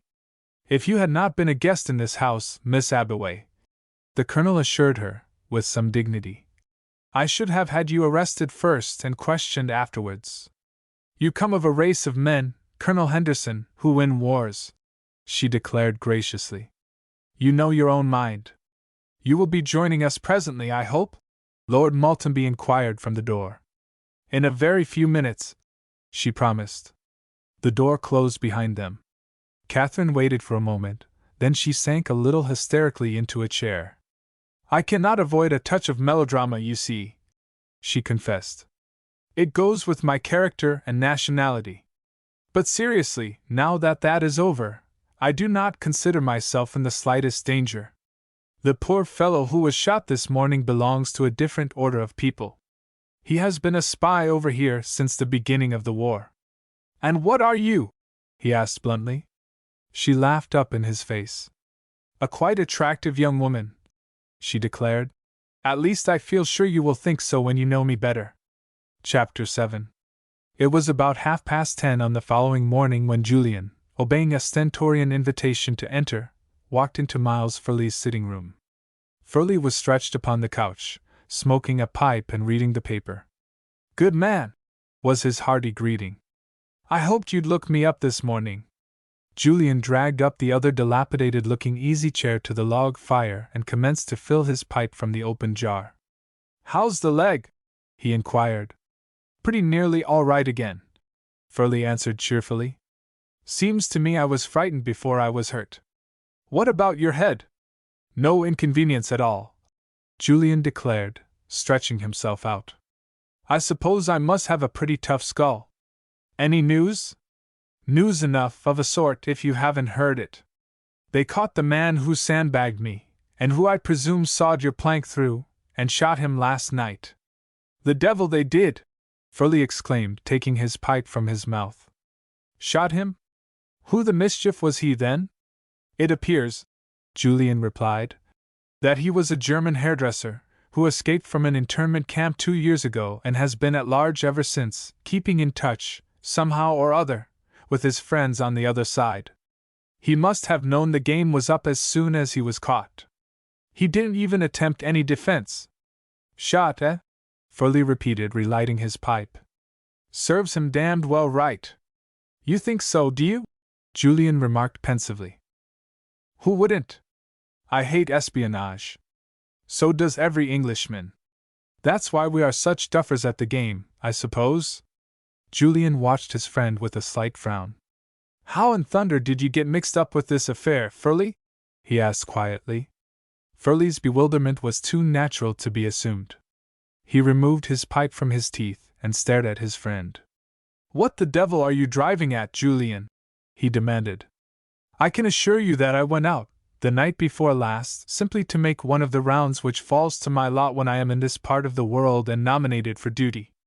There are 11 of us between here and Sheringham, special constables of a humble branch of the Secret Service, if you like to put it so. We are a well-known institution amongst the initiated. I've plodded these marshes sometimes from midnight till daybreak, and although one's always hearing rumors, until last night I have never seen or heard of a single unusual incident.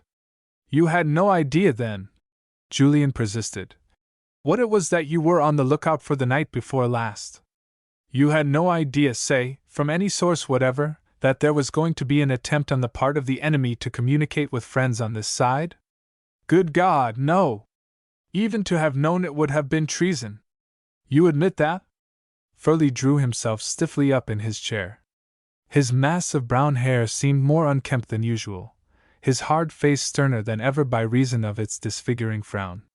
What the hell do you mean, Julian? I mean, Julian replied, that I have reason to suspect you, Furley, of holding or attempting to hold secret communication with an enemy country. The pipe stem which he was holding snapped in Furley's fingers. His eyes were filled with fury. "Damn you, Julian!" he exclaimed. "If I could stand on 2 legs, I'd break your head. How dare you come here and talk such rubbish?" "Isn't there some truth in what I have just said?" Julian asked sternly. "Not a word." Julian was silent for a moment. Furley was sitting upright upon the sofa, his keen eyes aglint with anger. "I am waiting for an explanation, Julian," he announced. "You shall have it," was the prompt reply. "The companion of the man who was shot, for whom the police are searching at this moment, is a guest in my father's house. I have had to go to the extent of lying to save her from detection." "Her?" Furley gasped. "Yes. The youth in fisherman's oilskins, into whose hands that message passed last night, is Miss Catherine Abeway. The young lady has referred me to you for some explanation as to its being in her possession." Furley remained absolutely speechless for several moments. His first expression was one of dazed bewilderment. Then the light broke in upon him. He began to understand. When he spoke, all the vigor had left his tone. "You'll have to let me think about this for a moment, Julian," he said. "Take your own time. I only want an explanation." Furley recovered himself slowly. He stretched out his hand towards the pipe rack, filled another pipe and lit it. Then he began. "Julian," he said, "every word that I have spoken to you about the night before last is the truth. There is a further confession, however, which under the circumstances I have to make. I belong to a body of men who are in touch with a similar association in Germany, but I have no share in any of the practical doings, the machinery, I might call it, of our organization. I have known that communications have passed back and forth, but I imagine that this was done through neutral countries. I went out the night before last as an ordinary British citizen, to do my duty. I had not the faintest idea that there was to be any attempt to land a communication here, referring to the matters in which I am interested. I should imagine that the proof of my words lies in the fact that efforts were made to prevent my reaching my beat, and that you, my substitute, whom I deliberately sent to take my place, were attacked." "I accept your words so far," Julian said. "Please go on." "I am an Englishman and a patriot," Furley continued, "just as much as you are, although you are a son of the Earl of Maltenby, and you fought in the war. You must listen to me without prejudice.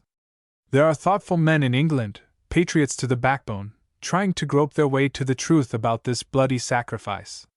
There are thoughtful men in Germany on the same tack. If, for the betterment of the world, we should seek to come into touch with one another, I do not consider that treason, or communicating with an enemy country in the ordinary sense of the word." "I see," Julian muttered. "What you are prepared to plead guilty to is holding communication with members of the Labour and Socialist Party in Germany." "I plead guilty to nothing," Furley answered, with a touch of his old fierceness. "Don't talk like your father and his class, Julian. Get away from it. Be yourself. Your ministers can't end the war. Your government can't. They opened their mouth too wide at first. They made too many commitments. Ask Stenson. He'll tell you that I'm speaking the truth. So it goes on, and day by day it costs the world a few hundred or a few thousand human lives, and God knows how much of man's labor and brains, annihilated, wasted, blown into the air. Somehow or other the war has got to stop, Julian. If the politicians won't do it, the people must." "The people," Julian repeated a little sadly. "Rienzi once trusted in the people." "There's a difference," Furley protested. "Today the people are all right, but the Rienzi isn't here, my God!" He broke off suddenly, pursuing another train of thought. He leaned forward. "Look here," he said. "We'll talk about the fate of that communication later. What about Miss Abeway?" "Miss Abeway," Julian told him, "was in imminent danger last night of arrest as a spy. Against my principles and all my convictions, I have done my best to protect her against the consequences of her ridiculous and inexcusable conduct. I don't know anything about your association, Furley, but I consider you a lot of rotters to allow a girl to take on a job like this." Furley's eyes flashed in sympathy. "It was a cowardly action, Julian," he agreed. I'm hot with shame when I think of it. But don't, for heaven's sake, think I had anything to do with the affair. We have a Secret Service branch which arranges for those things. It's that skunk Fenn who's responsible. Damn him! Nicholas Fenn, the pacifist! Julian exclaimed. So you take vermin like that into your counsels? You can't call him too hard a name for me at this moment, Furley muttered. Nicholas Fenn, Julian repeated, with a new light in his eyes. Why, the cable I censored was to him. So he's the arch-traitor. Nicholas Fenn is in it, Furley admitted, although I deny that there's any treason whatever in the affair. Don't talk nonsense, Julian replied. What about your German hairdresser who was shot this morning? It was a mistake to make use of him, Furley confessed. Fenn has deceived us all as to the method of our communications. But listen, Julian. You'll be able to get Miss Abaway out of this? If I don't, Julian replied, I shall be in it myself, for I've lied myself black in the face already. You're a man, for all the starch in you, Julian, Furley declared. If anything were to happen to that girl, I'd wring Fenn's neck. I think she's safe for the present, Julian pronounced. You see, she isn't in possession of the incriminating document. I took it from her when she was in danger of arrest. What are you going to do with it? You can't have much doubt about that, was the composed reply. I shall go to town tomorrow and hand it over to the proper authorities. Julian rose to his feet as he spoke. Furley looked at him helplessly. How in heaven's name, man, he groaned, shall I be able to make you see the truth? A touch of the winter sunlight was upon Julian's face which, curiously enough, at that moment resembled his father's in its cold, patrician lines. The mention of Nicholas Fenn's name seemed to have transformed him. If I were you, Furley, he advised, for the sake of our friendship, I wouldn't try. There is no consideration in the world which would alter my intentions. There was the sound of the lifting of the outer latch, a knock at the door. The incoming visitors stood upon no ceremony. Mr. Stenson and Catherine showed themselves upon the threshold. Mr. Stenson waved aside all ceremony and at once checked Furley's attempt to rise to his feet. Pray don't get up, Furley, he begged, shaking hands with him. I hope you'll forgive such an informal visit. I met Miss Abaway on my way down to the sea, and when she told me that she was coming to call on you, I asked leave to accompany her. You're very welcome, sir, was the cordial response. It's an honor which I scarcely expected. Julian found chairs for every one, and Mr. Stenson, recognizing intuitively a certain state of tension, continued his good-humored remarks. Miss Abaway and I, he said, have been having a most interesting conversation, or rather argument. I find that she is entirely of your way of thinking, Furley. You both belong to the order of what I call puffball politicians. Catherine laughed heartily at the simile. Mr. Stenson is a glaring example, she pointed out, of those who do not know their own friends. Mr. Furley and I both believe that some time or other our views will appeal to the whole of the intellectual and unselfish world. It's a terrible job to get people to think, Furley observed. They are nearly always busy doing something else. And these aristocrats, Catherine continued, smiling at Julian. You spoil them so in England, you know. Eton and Oxford are simply terrible in their narrowing effect upon your young men. It's like putting your raw material into a sausage machine. Miss Abaway is very severe this morning, Stenson declared, with unabated good humor. She has been attacking my policy and my principles during the whole of our walk. Bad luck about your accident, Furley. I suppose we should have met whilst I am down here, if you hadn't developed too adventurous a spirit. Furley glanced at Julian and smiled. I am not so sure about that, sir, he said. Your host doesn't approve of me very much. Do political prejudices exist so far from their home? Mr. Stenson asked. I am afraid my father is rather old-fashioned, Julian confessed. You are all old-fashioned, and stiff with prejudice, Furley declared. Even Orden, he went on, turning to Catherine, only tolerates me because we ate dinners off the same board when we were both making up our minds to be Lord High Chancellor. Our friend Furley, Julian confided, as he leaned across the table and took a cigarette. Has no tact and many prejudices. He does write such rubbish about the aristocracy. I remember an article of his not very long ago, entitled Out with Our Peers. It's all very well for a younger son like me to take it lying down, but you could scarcely expect my father to approve. Besides, I believe the fellow's a renegade. I have an idea that he was born in the narrower circles himself. That's where you're wrong, then. Furley grunted with satisfaction.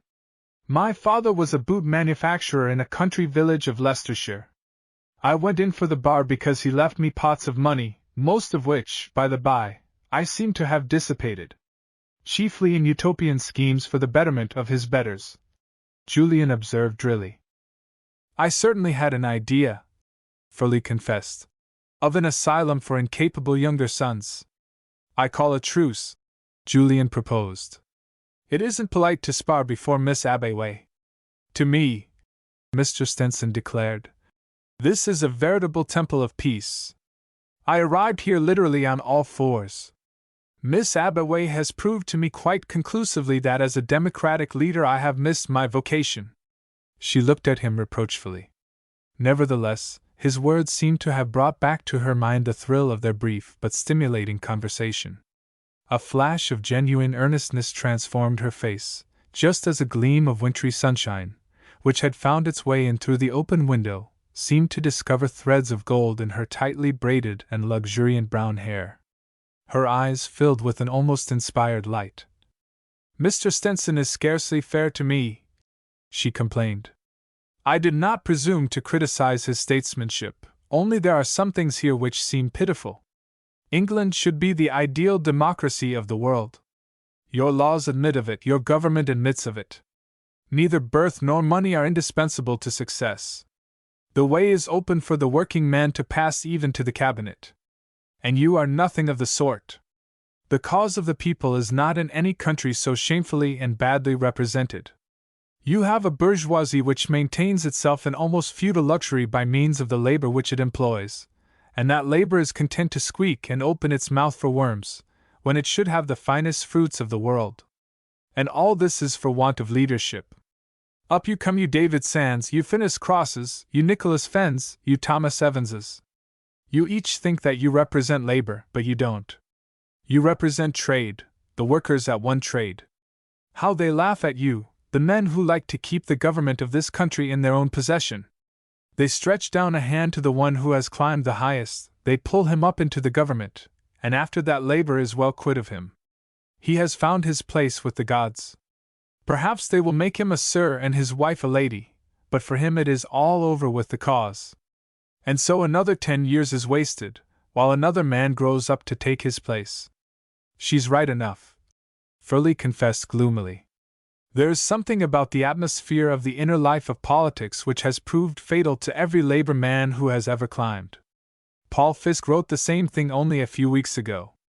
He thought that it was the social atmosphere which we still preserve around our politics. We no sooner catch a clever man, born of the people, than we dress him up like a mummy and put him down at dinner parties and garden parties, to do things he's not accustomed to, and expect him to hold his own amongst people who are not his people. There is something poisonous about it. Aren't you all rather assuming, Stenson suggested drily, that the Labour Party is the only party in politics worth considering? If they knew their own strength, Catherine declared, they would be the predominant party. Should you like to go to the polls today and fight for your seats against them? Heaven forbid! Mr. Stenson exclaimed. But then we've made up our mind to one thing, no general election during the war. Afterwards, I shouldn't be at all surprised if Unionists and Liberals and even Radicals didn't amalgamate and make one party. To fight labor, Furley said grimly. To keep England great, Mr. Stenson replied. You must remember that so far as any scheme or program which the Labour Party has yet disclosed, in this country or any other, they are preeminently selfish. England has mighty interests across the seas. A parish council form of government would very soon bring disaster. Julian glanced at the clock and rose to his feet. I don't want to hurry anyone, he said, but my father is rather a martinet about luncheon. They all rose. Mr. Stenson turned to Julian. Will you go on with Miss Abbeway? He begged. I will catch up with you on the marshes. I want to have just a word with Philly. Julian and his companion crossed the country road and passed through the gate opposite onto the rude track which led down almost to the sea. You are very interested in English labor questions, Miss Abbeway, he remarked, considering that you are only half an Englishwoman. It isn't only the English laboring classes in whom I am interested, she replied impatiently. It is the cause of the people throughout the whole of the world which in my small way I preach. Your own country, he continued, a little diffidently, is scarcely a good advertisement for the cause of social reform. Her tone trembled with indignation as she answered him. My own country, she said, has suffered for so many centuries from such terrible oppression that the reaction was bound, in its first stages, to produce nothing but chaos. Automatically, all that seems to you unreasonable, wicked even, in a way, horrible, will in the course of time disappear. Russia will find herself. In 20 years' time her democracy will have solved the great problem, and Russia be the foremost republic of the world. Meanwhile, he remarked, she is letting us down pretty badly. But you are selfish, you English, she exclaimed. You see one of the greatest nations in the world going through its hour of agony, and you think nothing but how you yourselves will be affected. Every thinking person in Russia regrets that this thing should have come to pass at such a time. Yet it is best for you English to look the truth in the face. It wasn't the Russian people who were pledged to you, with whom you were bound in alliance. It was that accursed trick all European politicians have of making secret treaties and secret understandings, building up buffer states, trying to whittle away a piece of the map for yourselves, trying all the time to be dishonest under the shadow of what is called diplomacy. That is what brought the war about. It was never the will of the people. It was the Hohenzollerns and the Romanovs, the firebrands of the French cabinet, and your own clumsy, thick-headed efforts to get the best of everybody and yet keep your nonconformist conscience. The people did not make this war, but it is the people who are going to end it. They walked in silence for some minutes, he apparently pondering over her last words, she with the cloud passing from her face as, with her head a little thrown back and her eyes half closed, she sniffed the strong, salty air with an almost voluptuous expression of content. She was perfectly dressed for the country, from her square-toed shoes, which still seemed to maintain some distinction of shape, the perfectly tailored coat and skirt, to the smart little felt hat with its single quill. She walked with the free grace of an athlete, unembarrassed with the difficulties of the way or the gusts which swept across the marshy places, yet not even the strengthening breeze, which as they reached the sea line became almost a gale, seemed to have power to bring even the faintest flush of color to her cheeks. They reached the long headland and stood looking out at the sea before she spoke again. You were very kind to me last night, Mr. Orden, she said, a little abruptly. I paid a debt, he reminded her. I suppose there is something in that, she admitted. I really believe that exceedingly unpleasant person with whom I was brought into temporary association would have killed you if I had allowed it. I am inclined to agree with you, he assented. I saw him very hazily, but a more criminal type of countenance I never beheld. So that we are quits, she ventured. With a little debt on my side still to be paid. Well, there is no telling what demands I may make upon our acquaintance. Acquaintance? He protested. Would you like to call it friendship? A very short time ago, he said deliberately, even friendship would not have satisfied me. And now? I dislike mysteries. Poor me, she sighed.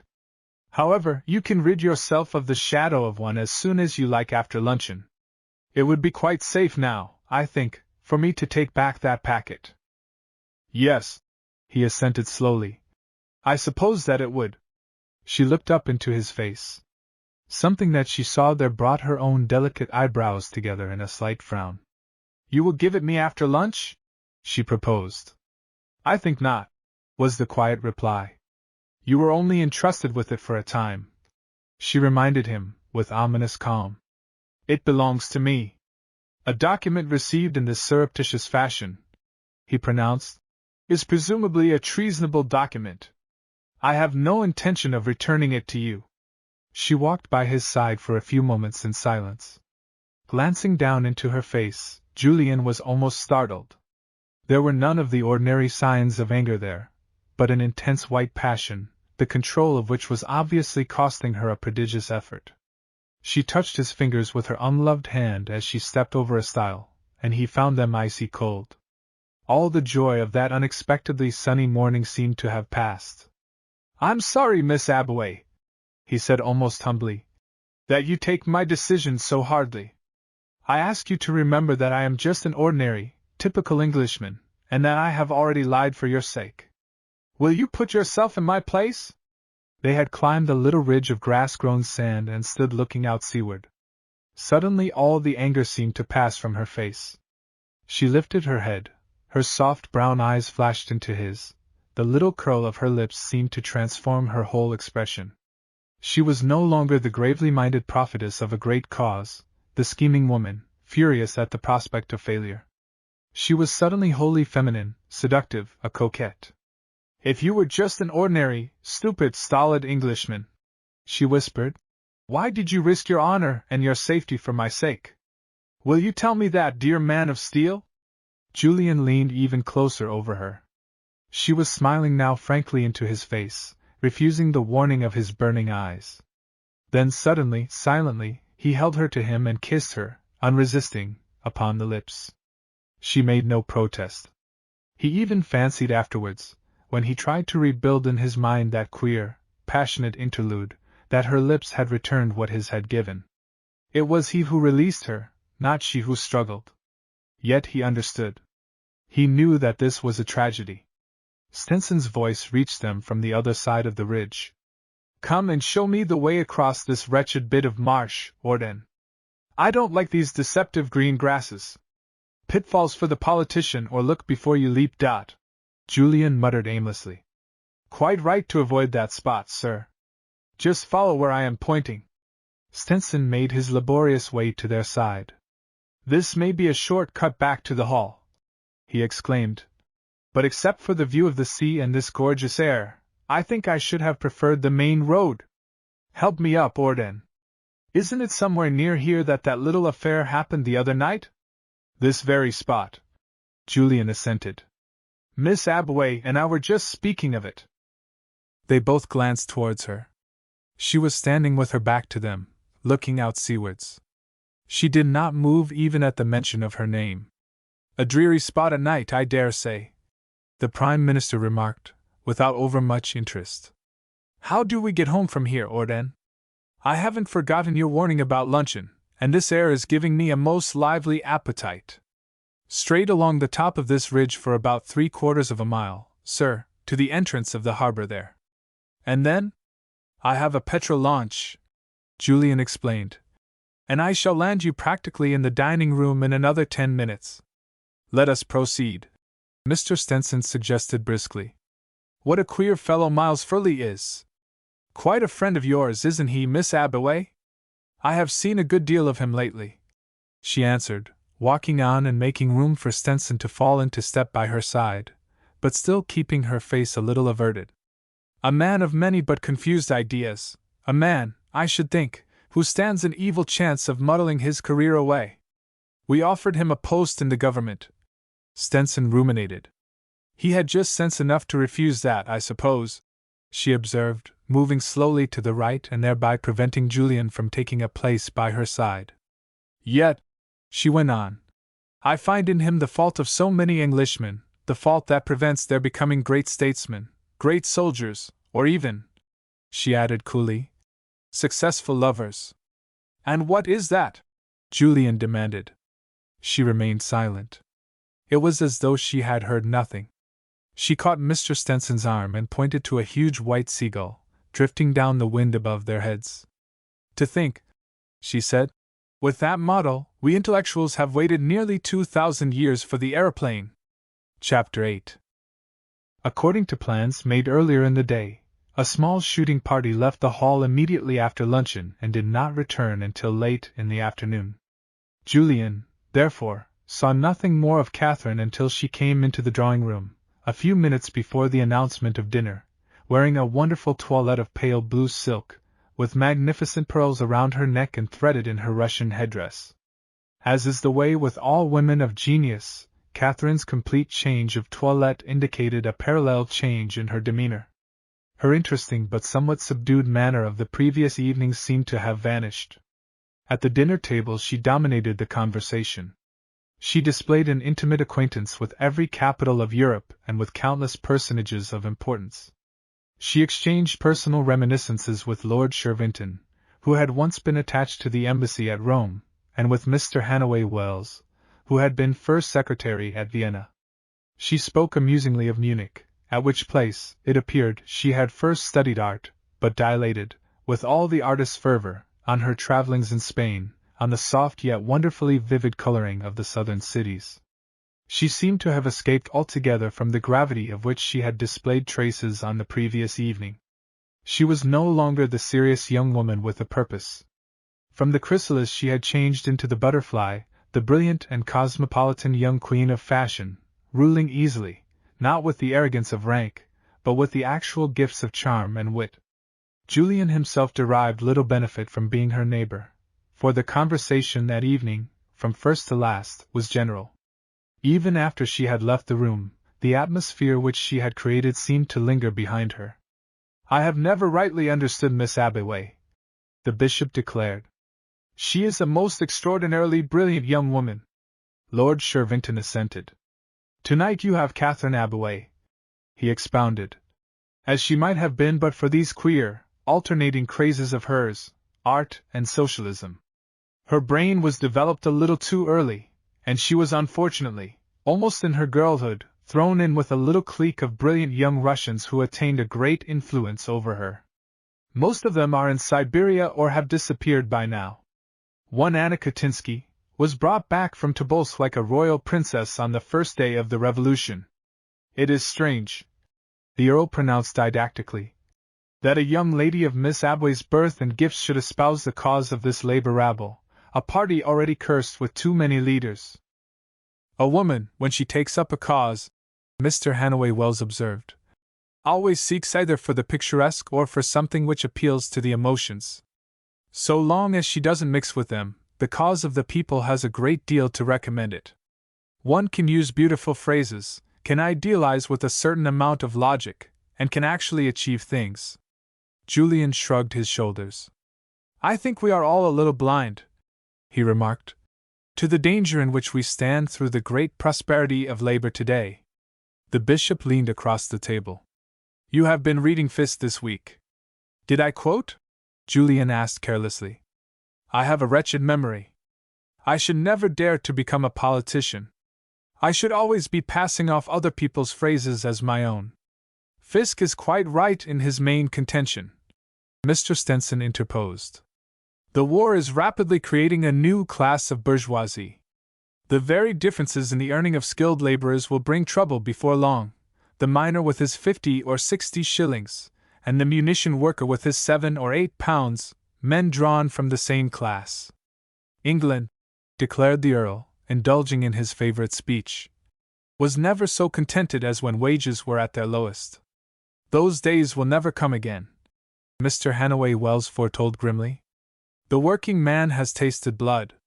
He has begun to understand his power. Our ministers have been asleep for a generation. The first of these modern trades unions should have been treated like a secret society in Italy. Look at them now, and what they represent. Fancy what it will mean when they have all learned to combine, when labor produces real leaders." "Can any one explain the German democracy?"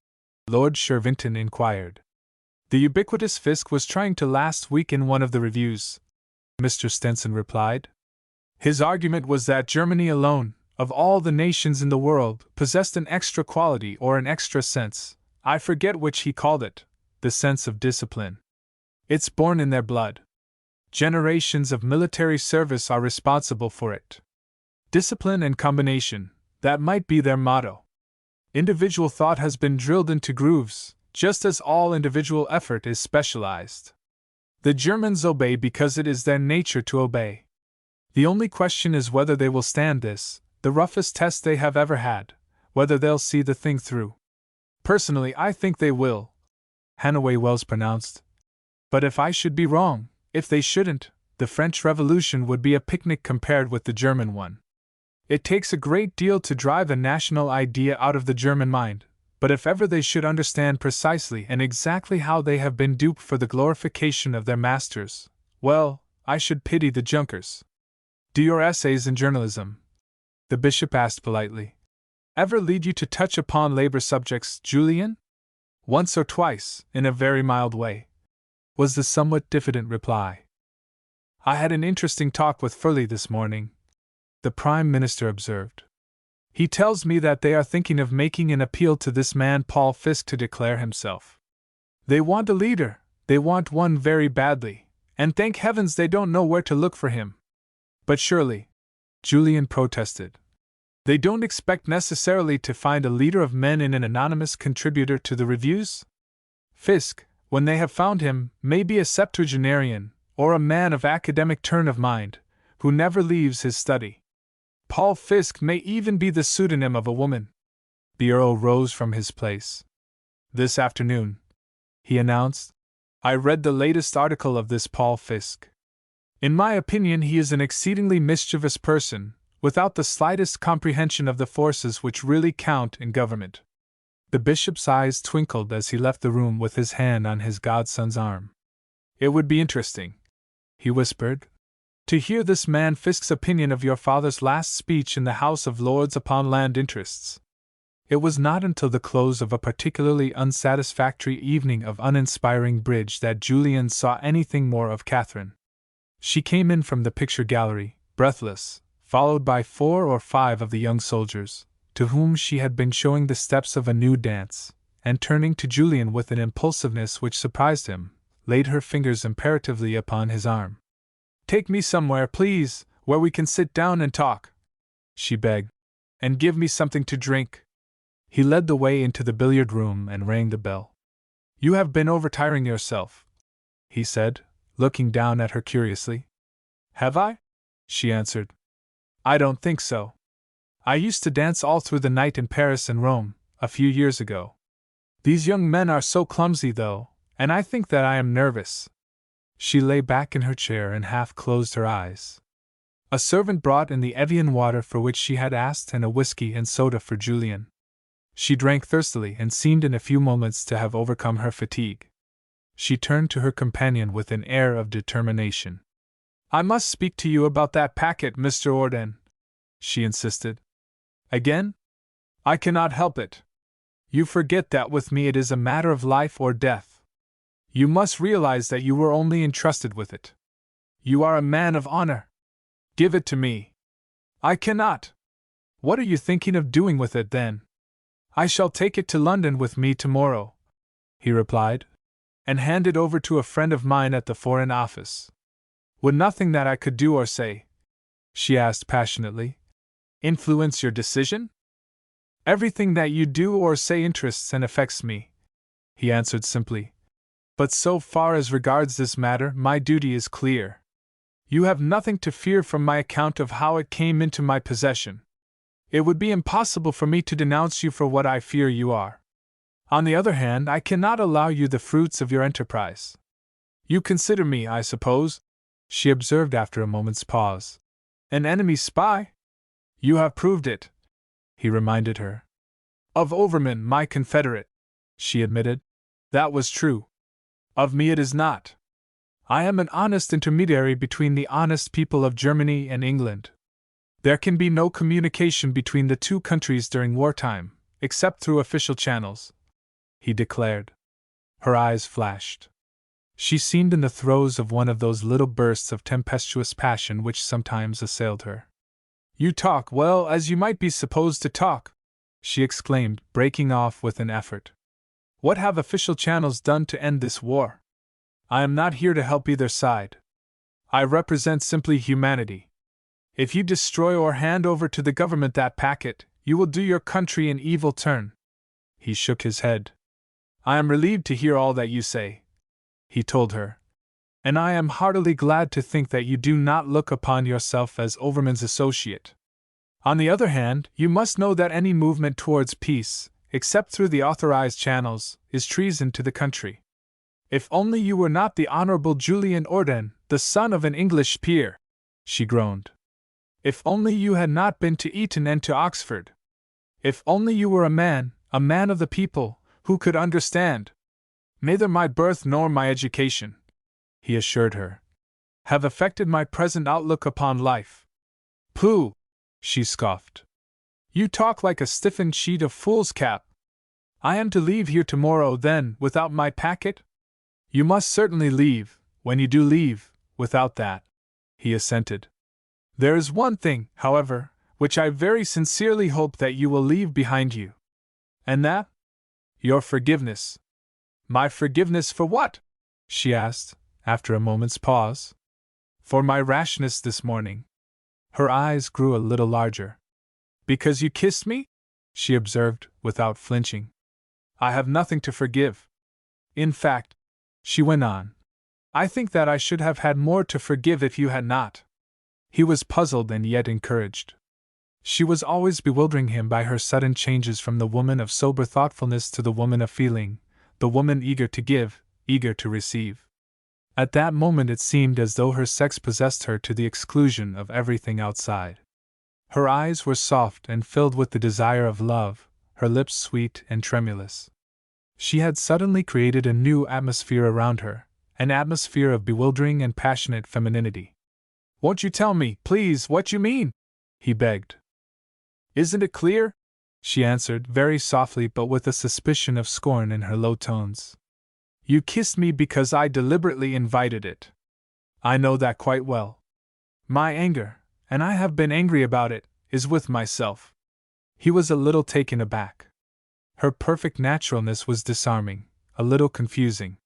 You certainly did seem provocative, he confessed. But I ought to have remembered. You are very stupid, she sighed. I deliberately invited your embrace. Your withholding it would simply have added to my humiliation. I am furious with myself, simply because, although I have lived a great part of my life with men, on equal terms with them, working with them, playing with them, seeing more of them at all times than of my own sex, such a thing has never happened to me before. I felt that, he said simply. For a moment her face shone. There was a look of gratitude in her eyes. Her impulsive grasp of his hand left his fingers tingling. I am glad that you understood, she murmured. Perhaps that will help me just a little. For the rest, if you wish to be very kind, you will forget. If I cannot do that, he promised, I will at least turn the key upon my memories. Do more than that, she begged. Throw the key into the sea, or whatever oblivion you choose to conjure up. Moments such as those have no place in my life. There is one purpose there more intense than anything else, that very purpose which by some grim irony of fate it seems to be within your power to destroy. He remained silent. Ordinary expressions of regret seemed too inadequate. Besides, the charm of the moment was passing. The other side of her was reasserting itself. I suppose, she went on, a little drearily, that even if I told you upon my honor, of my certain knowledge, that the due delivery of that packet might save the lives of thousands of your countrymen, might save hearts from breaking, homes from becoming destitute, even if I told you all this, would it help me in my prayer? Nothing could help you, he assured her. But your whole confidence, and even then I fear that the result would be the same. Oh, but you are very hard, she murmured. My confidence belongs to others. It is not mine alone to give you. You see, he explained, I know beforehand that you are speaking the truth as you see it. I know beforehand that any scheme in which you are engaged is for the benefit of our fellow creatures and not for their harm. But alas! You make yourself the judge of these things, and there are times when individual effort is the most dangerous thing in life. If you were anyone else, she sighed. Why be prejudiced about me? He protested. Believe me, I am not a frivolous person. I, too, think of life and its problems. You yourself are an aristocrat. Why should not I as well as you have sympathy and feeling for those who suffer? I am a Russian, she reminded him. And in Russia it is different. Besides, I am no longer an aristocrat. I am a citizeness of the world. I have eschewed everything in life except one thing, and for that I have worked with all my heart and strength. As for you, what have you done? What is your record? Insignificant, I fear, he admitted. You see, a very promising start at the bar was somewhat interfered with by my brief period of soldiering. At the present moment you have no definite career, she declared. You have even been wasting your time censoring. I am returning now to my profession. Your profession? She scoffed. That means you will spend your time wrangling with a number of other bewigged and narrow-minded people about uninteresting legal technicalities which lead nowhere, and which no one cares about. There is my journalism. You have damned it with your own phrase, hack journalism. I may enter Parliament. Yes, to preserve your rights, she retorted. I am afraid, he sighed, that you haven't a very high opinion of me. It is within your power to make me look upon you as the bravest, the kindest, the most far-seeing of men, she declared. He shook his head. I decline to think that you would think any the better of me for committing a dishonorable action for your sake. Try me, she begged, her hand resting once more upon his. If you want my kind feelings, my everlasting gratitude, they are yours. Give me that packet. That is impossible, he declared uncompromisingly. If you wish to alter my attitude with regard to it, you must tell me exactly from whom it comes, what it contains, and to whom it goes. You ask more than is possible. You make me almost sorry. Sorry for what? Sorry that I saved your life, she said boldly. Why should I not be? There are many who will suffer, many who will lose their lives because of your obstinacy. If you believe that, confide in me. She shook her head sadly. If only you were different. I am a human being, he protested. I have sympathies and heart. I would give my life willingly to save any carnage. I could never make you understand, she murmured hopelessly. I shall not try. I dare not risk failure. Is this room hot, or is it my fancy? Could we have a window open? By all means. He crossed the room and lifted the blind from before one of the high windows which opened seawards. In the panel of the wall, between the window to which he addressed himself and the next one, was a tall, gilt mirror, relic of the days some hundreds of years ago, when the apartment had been used as a drawing-room. Julian, by the merest accident, for the pleasure of a stolen glance at Catherine, happened to look in it as he leaned over towards the window fastening. For a single moment he stood rigid. Catherine had risen to her feet and, without the slightest evidence of any fatigue, was leaning, tense and alert, over the tray on which his untouched whiskey and soda was placed. Her hand was outstretched. He saw a little stream of white powder fall into the tumbler. An intense and sickening feeling of disappointment almost brought a groan to his lips. He conquered himself with an effort, however, opened the window a few inches, and returned to his place. Catherine was lying back, her eyes half closed, her arms hanging listlessly on either side of her chair. Is that better? He inquired. Very much, she assured him. Still, I think that if you do not mind, I will go to bed. I am troubled with a very rare attack of nerves. Drink your whiskey and soda, and then will you take me into the drawing-room? He played with his tumbler thoughtfully. His first impulse was to drop it. Intervention, however, was at hand. The door opened, and the princess entered with Lord Shervington. At last! The former exclaimed. I have been looking for you everywhere, child. I am sure that you are quite tired out, and I insist upon your going to bed. Finish your whiskey and soda, Catherine begged Julian, and I will lean on your arm as far as the staircase. Fate stretched out her right hand to help him. The princess took possession of her niece. I shall look after you myself, she insisted. Mr. Orden is wanted to play billiards. Lord Shervington is anxious for a game. I shall be delighted, Julian answered promptly. He moved to the door and held it open. Catherine gave him her fingers and a little half-doubtful smile. If only you were not so cruelly obstinate, she sighed. He found no words with which to answer her. The shock of his discovery was still upon him. You'll give me 30 in 100, Julian, Lord Shervington called out cheerfully. And shut that door as soon as you can, there's a good fellow. There's a most confounded draught. Chapter 9. It was at some nameless hour in the early morning when Julian's vigil came to an end, when the handle of his door was slowly turned, and the door itself pushed open and closed again. Julian, lying stretched upon his bed, only half prepared for the night, with a dressing gown wrapped around him, continued to breathe heavily, his eyes half closed, listening intently to the fluttering of light garments, the soft, almost noiseless footfall of light feet. He heard her shake out his dinner coat, try the pockets, heard the stealthy opening and closing of the drawers in his wardrobe. Presently the footsteps drew near to his bed. For a moment he was obliged to set his teeth. A little waft of peculiar, unanalyzable perfume, half fascinating, half repellent, came to him with a sense of disturbing familiarity. She paused by his bedside. He felt her hand steal under the pillow, which his head scarcely touched, search the pockets of his dressing gown, search even the bed. He listened to her soft breathing. The consciousness of her close and intimate presence affected him in an inexplicable manner. Presently, to his intense relief, she glided away from his immediate neighborhood, and the moment for which he had waited came. He heard her retreating footsteps pass through the communicating door into his little sitting room, where he had purposely left a light burning. He slipped softly from the bed and followed her.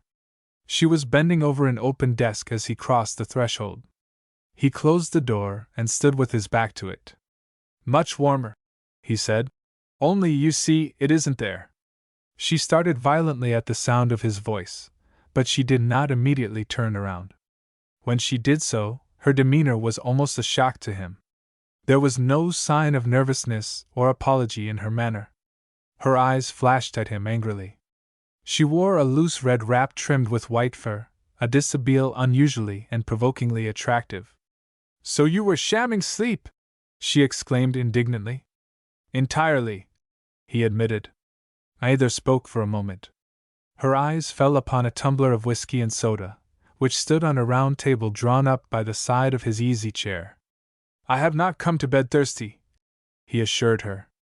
"I had another one downstairs, to which I helped myself. This one I brought up to try if I could remember sufficient of my chemistry to determine its contents. I have been able to decide, to my great relief, that your intention was probably to content yourself with plunging me into only temporary slumber. I wanted you out of the way whilst I searched your rooms," she told him coolly. "If you were not such an obstinate, pig-headed, unkind, prejudiced person, it would not have been necessary." "Dear me," he murmured. "Am I all that? Won't you sit down?" For a moment she looked as though she were about to strike him with the electric torch which she was carrying. With a great effort of self-control, however, she changed her mind and threw herself into his easy chair with a little gesture of recklessness. Julian seated himself opposite to her. Although she kept her face as far as possible averted, he realized more than ever in those few moments that she was really an extraordinarily beautiful person. Her very attitude was full of an angry grace. The quivering of her lips was the only sign of weakness. Her eyes were filled with cold resentment. "Well," she said, "I am your prisoner. I listen. You are after that packet, I suppose? What sagacity!" she scoffed. "I trusted you with it, and you behaved like a brute. You kept it. It has nothing to do with you. You have no right to it. Let us understand one another once and for all," he suggested. "I will not even discuss the question of rightful or wrongful possession. I have the packet, and I am going to keep it. You cannot cajole it out of me, you cannot steal it from me. Tomorrow I shall take it to London and deliver it to my friend at the Foreign Office. Nothing could induce me to change my mind." She seemed suddenly to be caught up in the vortex of a new emotion. All the bitterness passed from her expression. She fell on her knees by his side, sought his hands, and lifted her face, full of passionate entreaty, to his. Her eyes were dimmed with tears, her voice piteous. "Do not be so cruel, so hard," she begged. "I swear before heaven that there is no treason in those papers, that they are the one necessary link in a great, humanitarian scheme. Be generous, Mr. Orden. Julian! Give it back to me! It is mine! I swear! His hands gripped her shoulders. She was conscious that he was looking past her, and that there was horror in his eyes. The words died away on her lips. She, too, turned her head. The door of the sitting room had been opened from outside. Lord Maltenby was standing there in his dressing gown, his hand stretched out behind him as though to keep someone from following him. Julian, he demanded sternly, what is the meaning of this? For a moment Julian was speechless, bereft of words or sense of movement. Catherine still knelt there, trembling. Then Lord Maltenby was pushed unceremoniously to one side. It was the princess who entered. Catherine! She screamed. Catherine! The girl rose slowly to her feet. The princess was leaning on the back of a chair, dabbing her eyes with a handkerchief and sobbing hysterically. Lord Shervington's voice was heard outside. What the devil is all this commotion? He demanded. He, too, crossed the threshold and remained transfixed. The Earl closed the door firmly and stood with his back against it. Come, he said. We will have no more spectators to this disgraceful scene. Julian, kindly remember you are not in your bachelor apartments. You are in the house over which your mother presides. Have you any reason to offer, or excuse to urge, why I should not ask this young woman to leave at daybreak? I have no excuse, sir, Julian answered. I certainly have a reason. Name it? Because you would be putting an affront upon the lady who has promised to become my wife. I am quite aware that her presence in my sitting room is unusual, but under the circumstances I do not feel called upon to offer a general explanation. I shall say nothing beyond the fact that a single censorious remark will be considered by me as an insult to my affianced wife. The princess abandoned her chorus of mournful sounds and dried her eyes. Lord Maltenby was speechless. But why all this mystery? The princess asked pitifully. It is a great event, this. Why did you not tell me, Catherine, when you came to my room? There has been some little misunderstanding, Julian explained. It is now removed. It brought us, he added, very near tragedy. After what I have told you, I beg whatever may seem unusual to you in this visit with which Catherine has honored me will be forgotten. Lord Maltenby drew a little breath of relief. Fortunately, he missed that slight note of theatricality in Julian's demeanor which might have left the situation still dubious. Very well, then, Julian, he decided. There is nothing more to be said upon the matter. Miss Abaway, you will allow me to escort you to your room. Such further explanations as you may choose to offer us can be very well left now until the morning.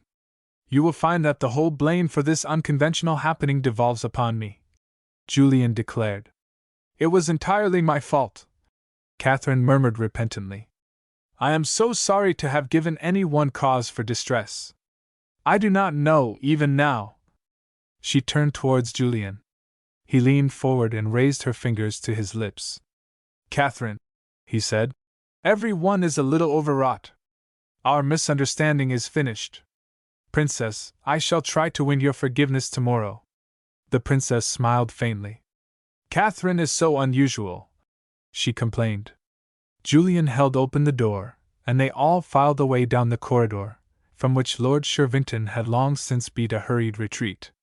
He stood there until they reached the bend. Catherine, who was leaning on his father's arm, turned around. She waved her hand a little irresolutely. She was too far off for him to catch her expression, but there was something pathetic in her slow, listless walk, from which all the eager grace of a few hours ago seemed to have departed. It was not until they were nearing London, on the following afternoon, that Catherine awoke from a lethargy during which she had spent the greater portion of the journey. From her place in the corner seat of the compartment in which they had been undisturbed since leaving Wells, she studied her companion through half-closed eyes. Julian was reading an article in one of the reviews and remained entirely unconscious of her scrutiny. His forehead was puckered, his mouth a little contemptuous. It was obvious that he did not wholly approve of what he was reading.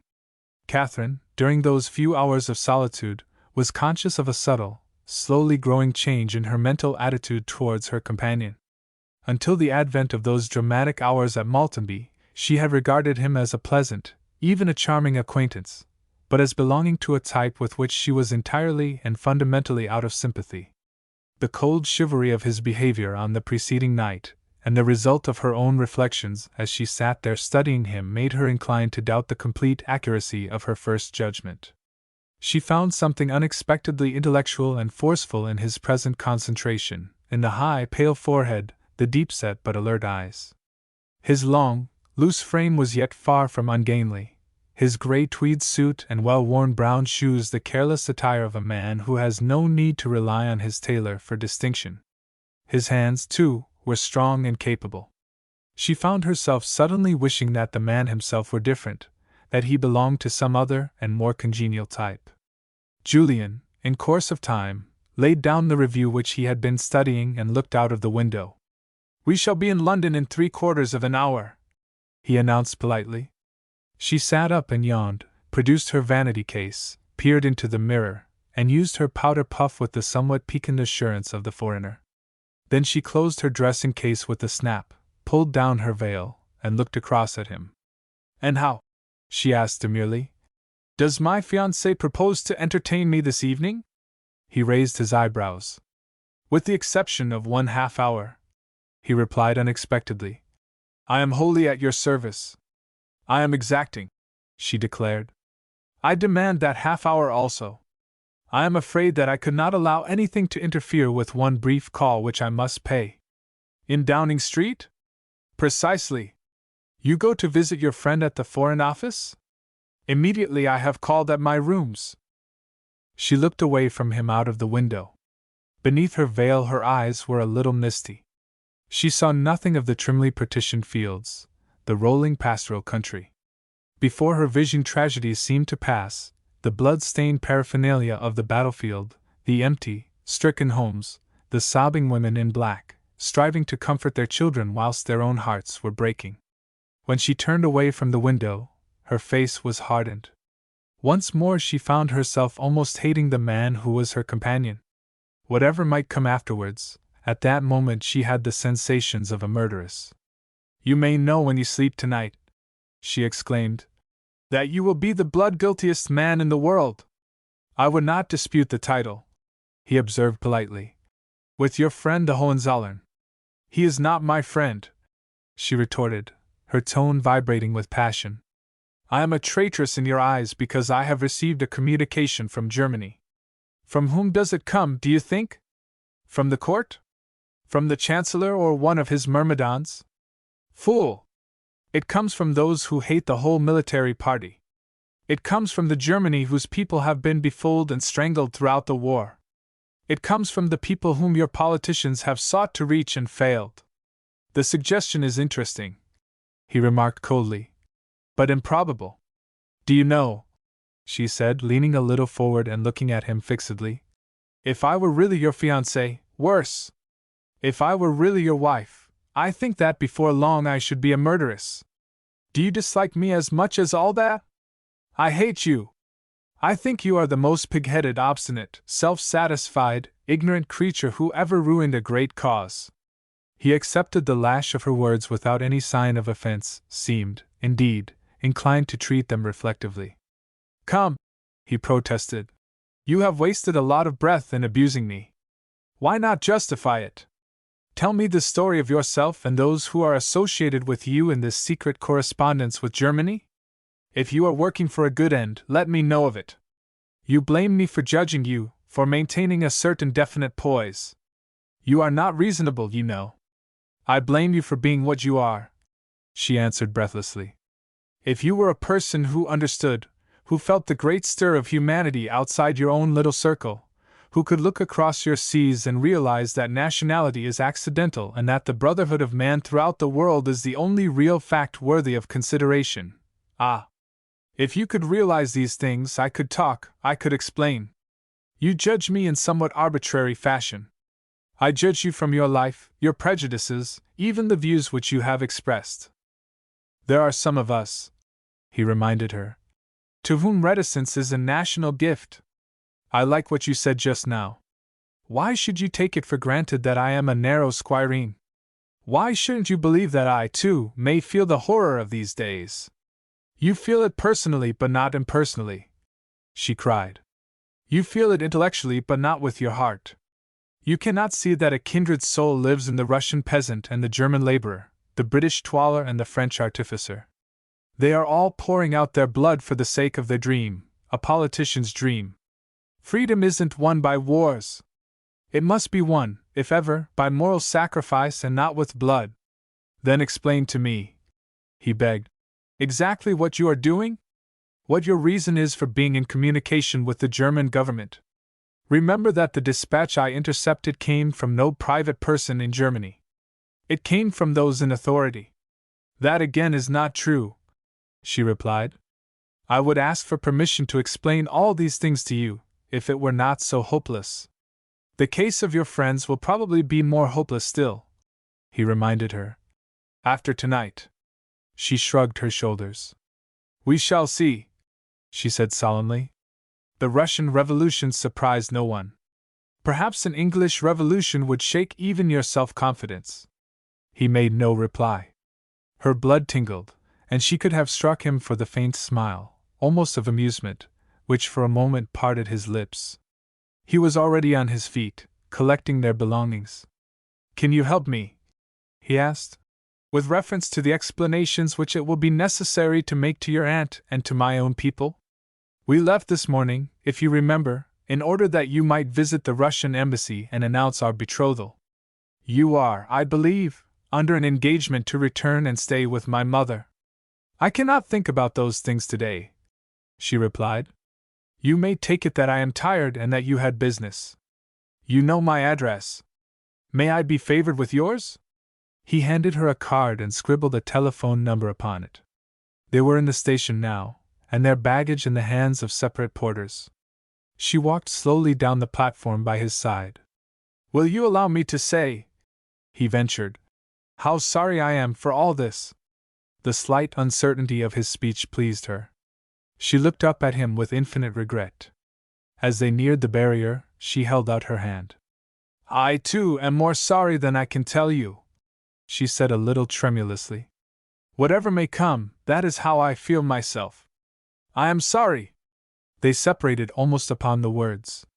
Catherine was accosted by a man at whom Julian glanced for a moment in surprise, a man whose dress and bearing, confident though it was, clearly indicated some other status in life. He glanced at Julian with displeasure, a displeasure which seemed to have something of jealousy in its composition. Then he grasped Catherine warmly by the hand. Welcome back to London, Miss Abaway. Your news? Her reply was inaudible. Julian quickened his pace and passed out of the station ahead of them. Chapter 10.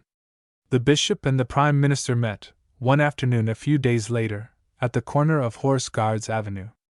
The latter was looking brown and well, distinctly the better for his brief holiday. The bishop, on the contrary, was pale and appeared harassed. They shook hands and exchanged for a moment the usual inanities. Tell me, Mr. Stenson, the bishop asked earnestly, what is the meaning of all this press talk about peace next month? I have heard a hint that it was inspired. You are wrong, was the firm reply. I have sent my private secretary around to a few of the newspapers this morning. It just happens to be the sensation of the moment, and it's fed all the time from the other side. There is nothing in it then, really? Nothing whatever. Believe me, Bishop, and there is no one feeling the strain more than I am, the time has not yet come for peace. You politicians, the bishop sighed. Do you sometimes forget, I wonder, that even the pawns you move are human? I can honestly say that I, at any rate, have never forgotten it. Mr. Stenson answered gravely. There isn't a man in my government who has a single personal feeling in favor of, or a single benefit to gain, by the continuance of this ghastly war.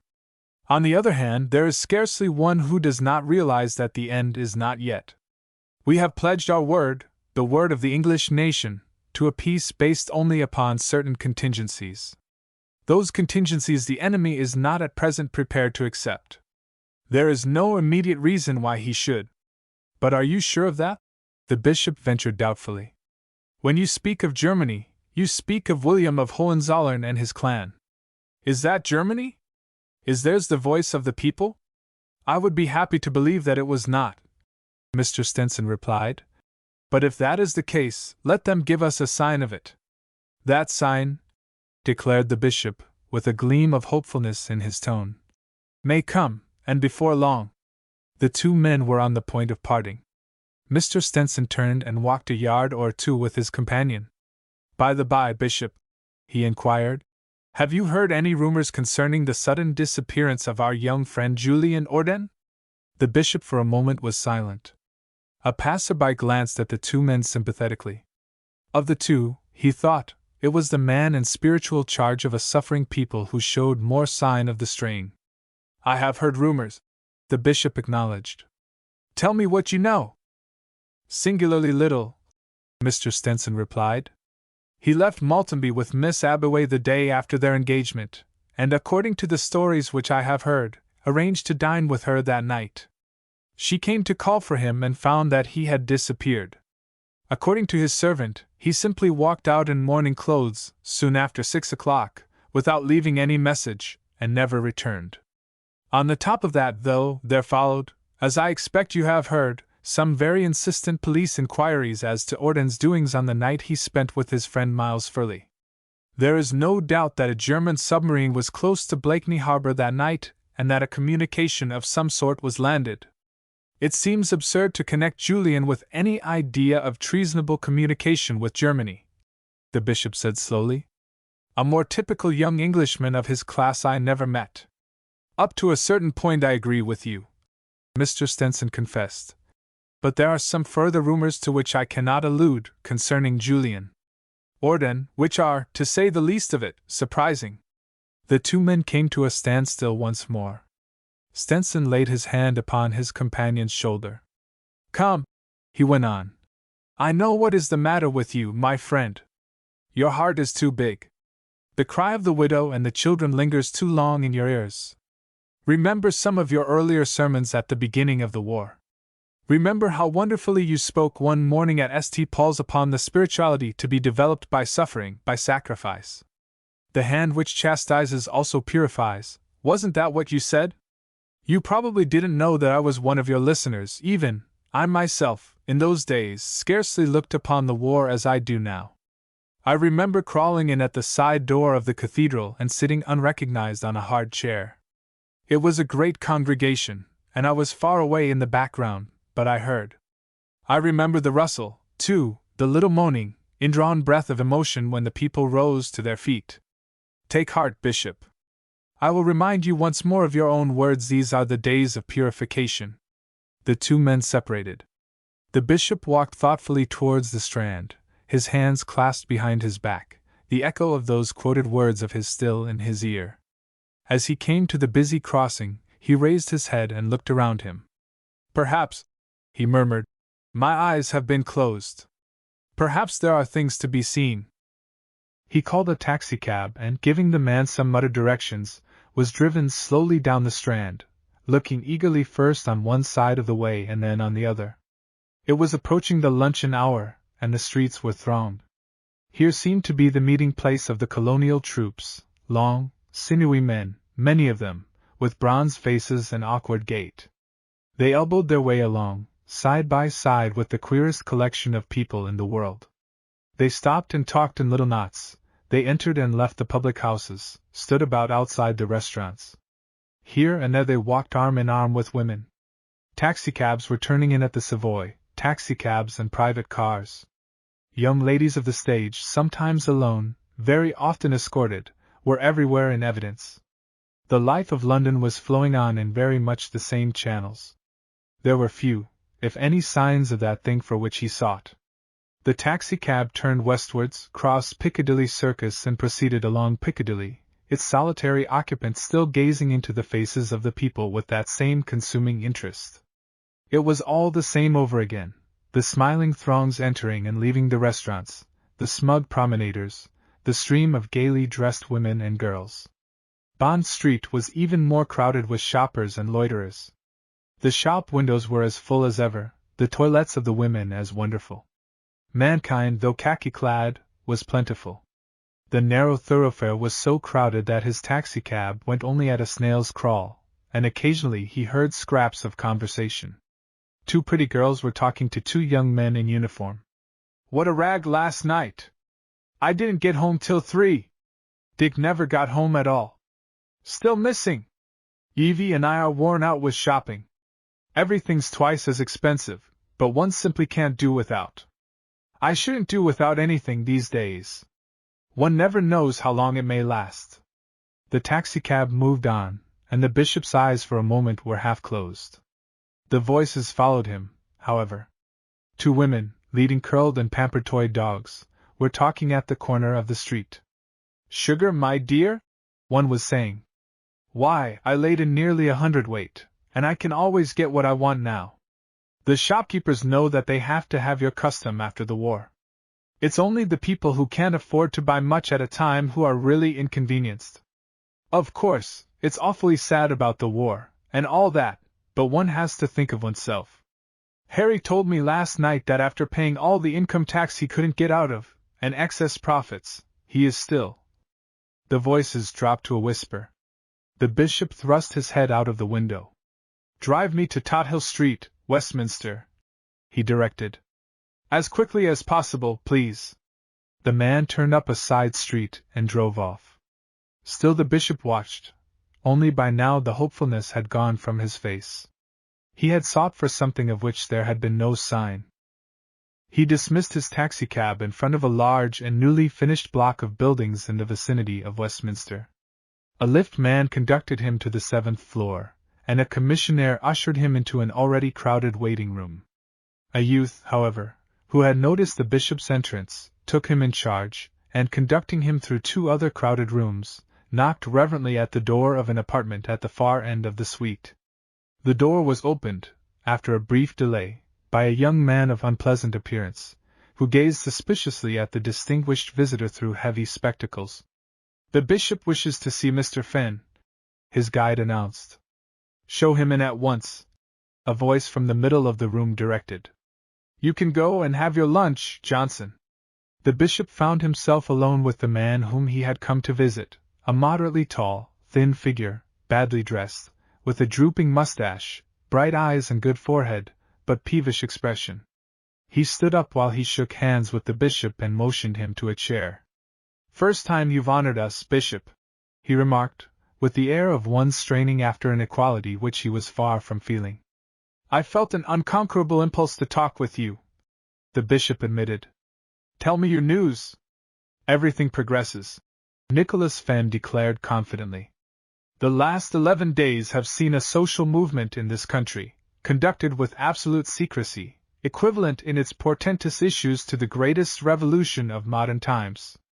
For the first time in history, Bishop, the united voice of the people has a chance of making itself heard. Mr. Fenn," the bishop said, "you have accomplished a wonderful work. Now comes a moment when we must pause and think. We must be absolutely and entirely certain that the first time that voice is heard, it is heard in a righteous cause." "Is there a more righteous cause in the world than the cause of peace?" Fenn asked sharply. "Not if that peace be just and reasonable," the bishop replied. "Not if that peace can bring to an end this horrible and bloody struggle." "We shall see to that," Fenn declared, with a self-satisfied air. "You have by now, I suppose, the terms proposed by your kindred body in Germany?" Nicholas Fenn stroked his mustache. There was a frown upon his forehead. "I expect to have them at any moment," he said. "But to tell you the truth, at the present moment they are not available." "But I thought—" "Just so," the other interrupted. "The document, however, was not where we expected to find it. Surely that is a very serious complication? It will mean a certain delay if we don't succeed in getting hold of it," Fenn admitted. "We intend to be firm about the matter, though." The bishop's expression was troubled. "Julian Orden," he said, "is my godson. Necessity knows neither friendship nor relationship," Fenn pronounced didactically. "Better ask no questions, sir. These details do not concern you." "They concern my conscience," was the grave reply. "Ours is an earnest spiritual effort for peace, a taking away from the hands of the politicians of a great human question which they have proved themselves unable to handle. We should look, therefore, with peculiar care to the means we adopt. Nicholas Fenn nodded. He lit a very pungent cigarette from a paper packet by his side. You and I, Bishop, he said, are pacifists in the broadest meaning of the word, but that does not mean that we may not sometimes have to use force to attain our object. We have a department which alone is concerned with the dealing of such matters. It is that department which has undertaken the forwarding and receipt of all communications between ourselves and our friends across the North Sea. Its operations are entirely secret, even from the rest of the Council. It will deal with Julian Orden. It is best for you not to interfere, or even to have cognizance of what is going on. I cannot agree, the bishop protested. An act of unchristian violence would be a flaw in the whole superstructure which we are trying to build up. Let us discuss some other subject, Fenn proposed. Pardon me, was the firm reply. I have come here to discuss this one. Nicholas Fenn looked down at the table. His expression was not altogether pleasant. Your position with us, sir, he said, although much appreciated, does not warrant your interference in executive details. Nevertheless, the bishop insisted, you must please treat me reasonably in this matter, Mr. Fenn. Remember, I am not altogether extinct as a force amongst your followers. I have 3 mass meetings to address this week, and there is the sermon next Sunday at Westminster Abbey, at which it has been agreed that I shall strike the first note of warning. I am a helper, I believe, worth considering, and there is no man amongst you who risks what I risk. Exactly what are you asking from me? Fenn demanded, after a moment's deliberation. I wish to know the whereabouts and condition of Julian Orden. The matter is one which is being dealt with by our Secret Service Department, Fenn replied, but I see no reason why I should not give you all reasonable information. The young man in question asked for trouble, and to a certain extent he has found it. I understand, the bishop reminded his companion, that he has very nearly, if not altogether, compromised himself in his efforts to shield Miss Abeway. That may be so, Fenn admitted, but it doesn't alter the fact that he refuses to return to her the packet which she entrusted to his care. And he is still obdurate? Up to now, absolutely so. Perhaps, Fenn added, with a slightly malicious smile, you would like to try what you can do with him yourself? The bishop hesitated. Julian Orden, he said, is a young man of peculiarly stubborn type, but if I thought that my exhortations would be of any benefit, I would not shrink from trying them, whatever it might cost me. Better have a try, then, Fenn suggested. If we do not succeed within the next 24 hours, I shall give you an order to see him. I don't mind confessing, he went on confidentially, that the need for the production of that document is urgent, apart from the risk we run of having our plans forestalled if it should fall into the hands of the government. I presume that Miss Abeway has already done her best? She has worn herself out with persuasions. Has he himself been told the truth? Fenn shook his head. From your own knowledge of the young man, do you think that it would be of any use? Even Miss Abeway is forced to admit that anyone less likely to sympathize with our aims it would be impossible to find. At the same time, if we do arrange an interview for you, use any arguments you can think of. To tell you the truth, our whole calculations have been upset by not discovering the packet upon his person. He was on his way to Downing Street when our agents intervened, and we never doubted that he would have it with him. When will it be convenient for you to pay your visit? At any time you send for me, the bishop replied. Meanwhile, Mr. Fenn, before I leave I want to remind you once more of the original purpose of my call upon you. Fenn frowned a little peevishly as he rose to usher his visitor out. Miss Abeway has already extorted a foolish promise from us, he said. The young man's safety for the present is not in question. The bishop, more from custom than from any appetite, walked across the park to the Athenaeum. Mr. Hannaway Wells accosted him in the hall. This is a world of rumors, he remarked with a smile. I have just heard that Julian Orden, of all men in the world, has been shot as a German spy. The bishop smiled with dignity. You may take it from me, he said gravely, that the rumor is untrue. Chapter 11. Nicholas Fenn, although civilization had laid a heavy hand upon him during the last few years, was certainly not a man whose outward appearance denoted any advance in either culture or taste. His morning clothes, although he had recently abandoned the habit of dealing at a ready-made emporium, were either well chosen nor well worn. His evening attire was, if possible, worse. He met Catherine that evening in the lobby of what he believed to be a fashionable grillroom, in a swallow-tailed coat, a badly fitting shirt with a single stud-hole, a black tie, a collar which encircled his neck like a clerical band, and ordinary walking boots. She repressed a little shiver as she shook hands and tried to remember that this was not only the man whom several millions of toilers had chosen to be their representative, but also the duly appointed secretary of the most momentous assemblage of human beings in the world's history. "I hope I am not late," she said. "I really do not care much about dining out these days, but your message was so insistent." "One must have relaxation," he declared. "The weight of affairs all day long is a terrible strain. Shall we go in?" They entered the room and stood looking aimlessly about them, Fen having, naturally enough, failed to realize the necessity of securing a table. A maître d'hôtel, however, recognized Catherine and hastened to their rescue. She conversed with the man for a few minutes in French, while her companion listened admiringly, and finally, at his solicitation, herself ordered the dinner. "The news, please, Mr. Fen?" she asked, as soon as the man had withdrawn. "News?" he repeated. "Oh, let's leave it alone for a time. One gets sick of shop." She raised her eyebrows a little discouragingly. She was dressed with extraordinary simplicity, but the difference in caste between the two supplied a problem for many curious observers.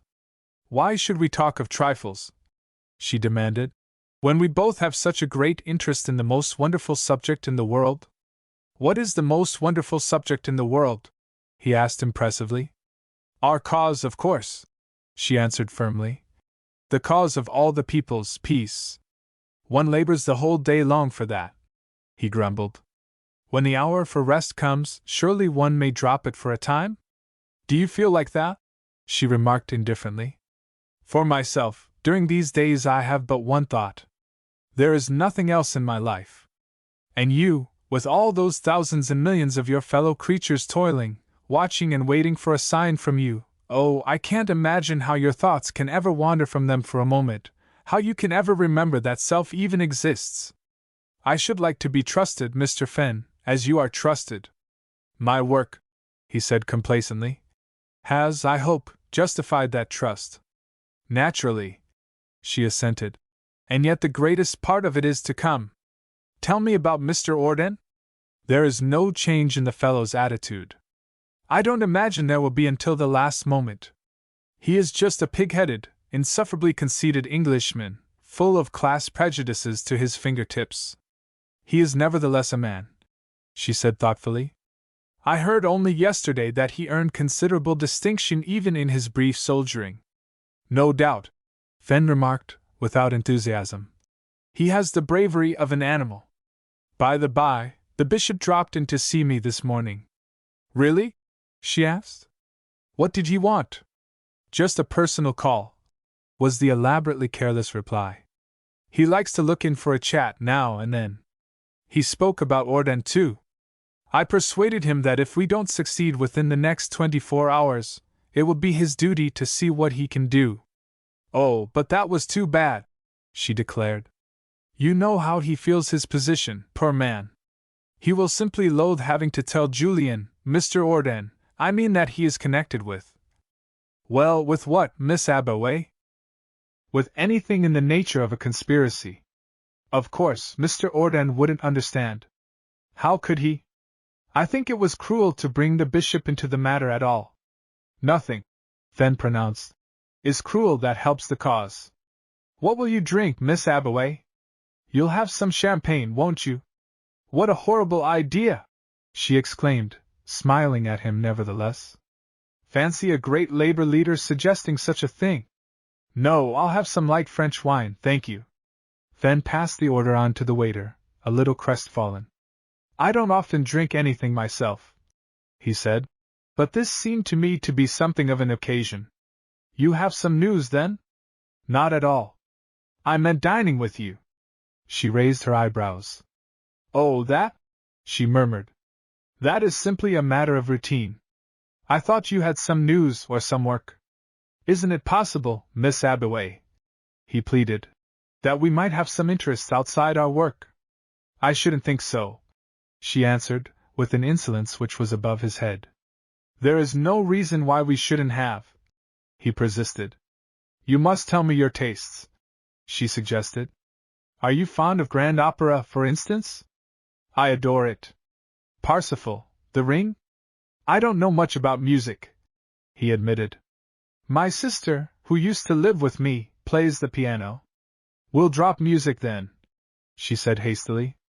Books? But I remember you once told me that you had never read anything except detective novels, and that you didn't care for poetry. Sports? I adore tennis and I am rather good at golf.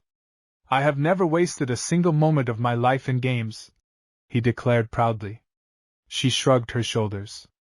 Well, you see, that leaves us rather a long way apart, outside our work, doesn't it? Even if I were prepared to admit that, which I am not, he replied, our work itself is surely enough to make up for all other things. You are quite right, she confessed. There is nothing else worth thinking about, worth talking about. Tell me, you had an inner council this afternoon. Is anything decided yet about the leadership? He sighed a little. If ever there was a great cause in the world, he said, which stands some chance of missing complete success through senseless and low-minded jealousy, it is ours. Mr. Fenn, she exclaimed. I mean it, he assured her. As you know, a chairman must be elected this week, and that chairman, of course, will hold more power in his hand than any emperor of the past or any sovereign of the present. That leader is going to stop the war. He is going to bring peace to the world. It is a mighty post, Miss Abaway. It is indeed, she agreed.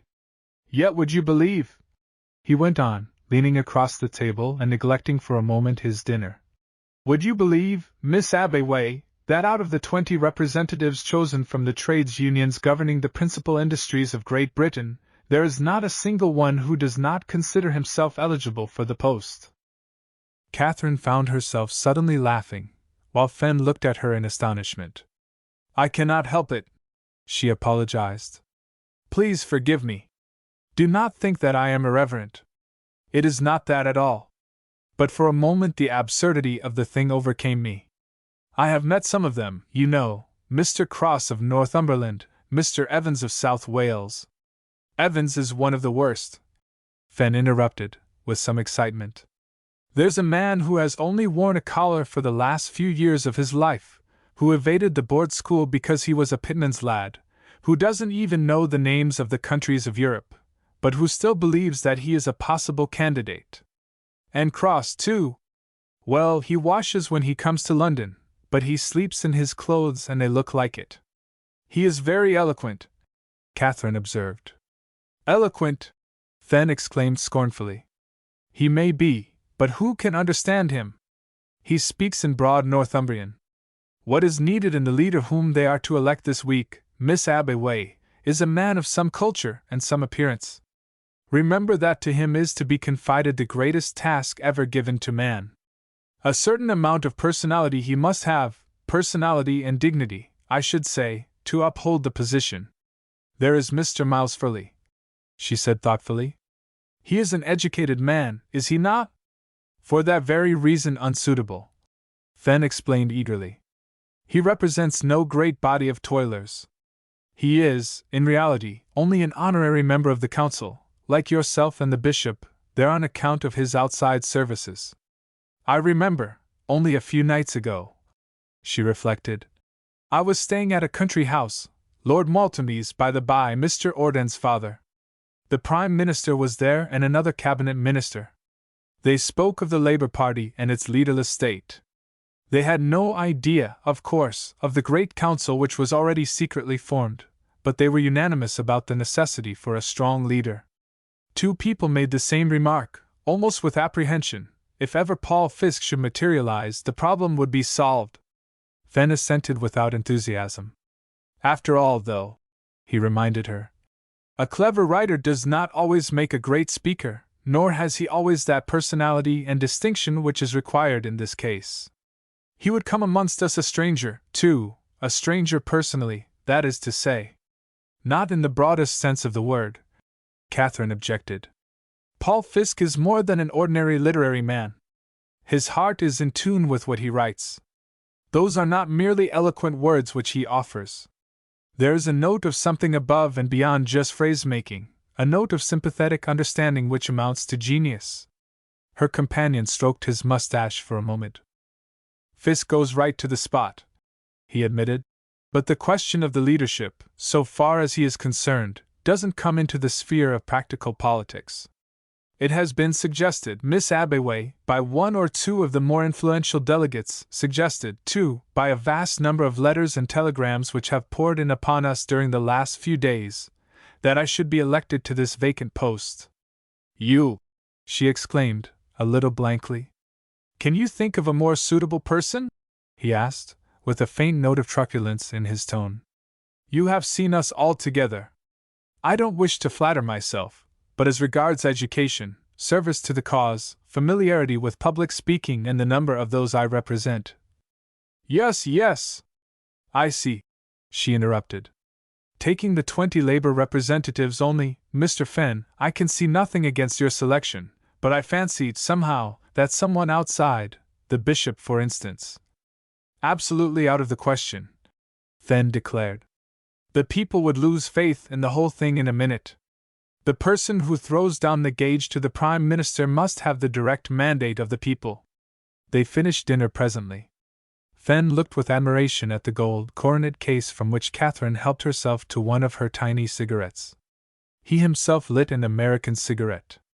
I had meant, Miss Abeway, he confided, leaning towards her, to suggest a theater to you tonight. In fact, I looked at some dress circle seats at the Gaiety with a view to purchasing. Another matter has cropped up, however. There is a little business for us to do. Business? Catherine repeated. He produced a folded paper from his pocket and passed it across the table. Catherine read it with a slight frown. An order entitling the bearer to search Julian Orden's apartments, she exclaimed. We don't want to search them, do we? Besides, what authority have we? The best, he answered, tapping with his discolored forefinger the signature at the foot of the strip of paper. She examined it with a doubtful frown. But how did this come into your possession? She asked. He smiled at her in superior fashion. By asking for it, he replied bluntly. And between you and me, Miss Abeway, there isn't much we might ask for that they'd care to refuse us just now. But the police have already searched Mr. Orden's rooms, she reminded him. The police have been known to overlook things. Of course, what I am hoping is that amongst Mr. Orden's papers there may be some indication as to where he has deposited our property. But this has nothing to do with me, she protested. I do not like to be concerned in such affairs. But I particularly wish you to accompany me, he urged. You are the only one who has seen the packet. It would be better, therefore, if we conducted the search in company. Catherine made a little grimace, but she objected no further. She objected very strongly, however, when Fenn tried to take her arm on leaving the place, and she withdrew into her own corner of the taxi immediately they had taken their seats.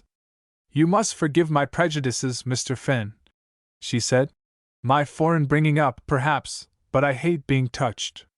Oh, come, he remonstrated. No need to be so standoffish. He tried to hold her hand, an attempt which she skillfully frustrated. Really, she insisted earnestly, this sort of thing does not amuse me. I avoid it even amongst my own friends. Am I not a friend? He demanded. So far as regards our work, you certainly are, she admitted. Outside it, I do not think that we could ever have much to say to one another. Why not? He objected, a little sharply. We're as close together in our work and aims as any two people could be. Perhaps, he went on, after a moment's hesitation and a careful glance around, I ought to take you into my confidence as regards my personal position. I am not inviting anything of the sort, she observed, with faint but wasted sarcasm. You know me, of course, he went on. only as the late manager of a firm of timber merchants and the present elected representative of the Allied Timber and Shipbuilding Trades Unions. What you do not know," a queer note of triumph stealing into his tone, "is that I am a wealthy man." She raised her eyebrows. "I imagined," she remarked, "that all labor leaders were like the apostles, took no thought for such things. One must always keep one's eye on the main chance, Miss Abbeway," he protested. "Or how would things be when one came to think of marriage, for instance?" "Where did your money come from?" she asked bluntly. Her question was framed simply to direct him from a repulsive subject. His embarrassment, however, afforded her food for future thought. "I have saved money all my life," he confided eagerly. "An uncle left me a little. Lately I have speculated, successfully. I don't want to dwell on this. I only wanted you to understand that if I chose I could cut a very different figure, that my wife wouldn't have to live in a suburb." "I really do not see," was the cold response, "how this concerns me in the least." "You call yourself a socialist, don't you, Miss Abbeway?" he demanded.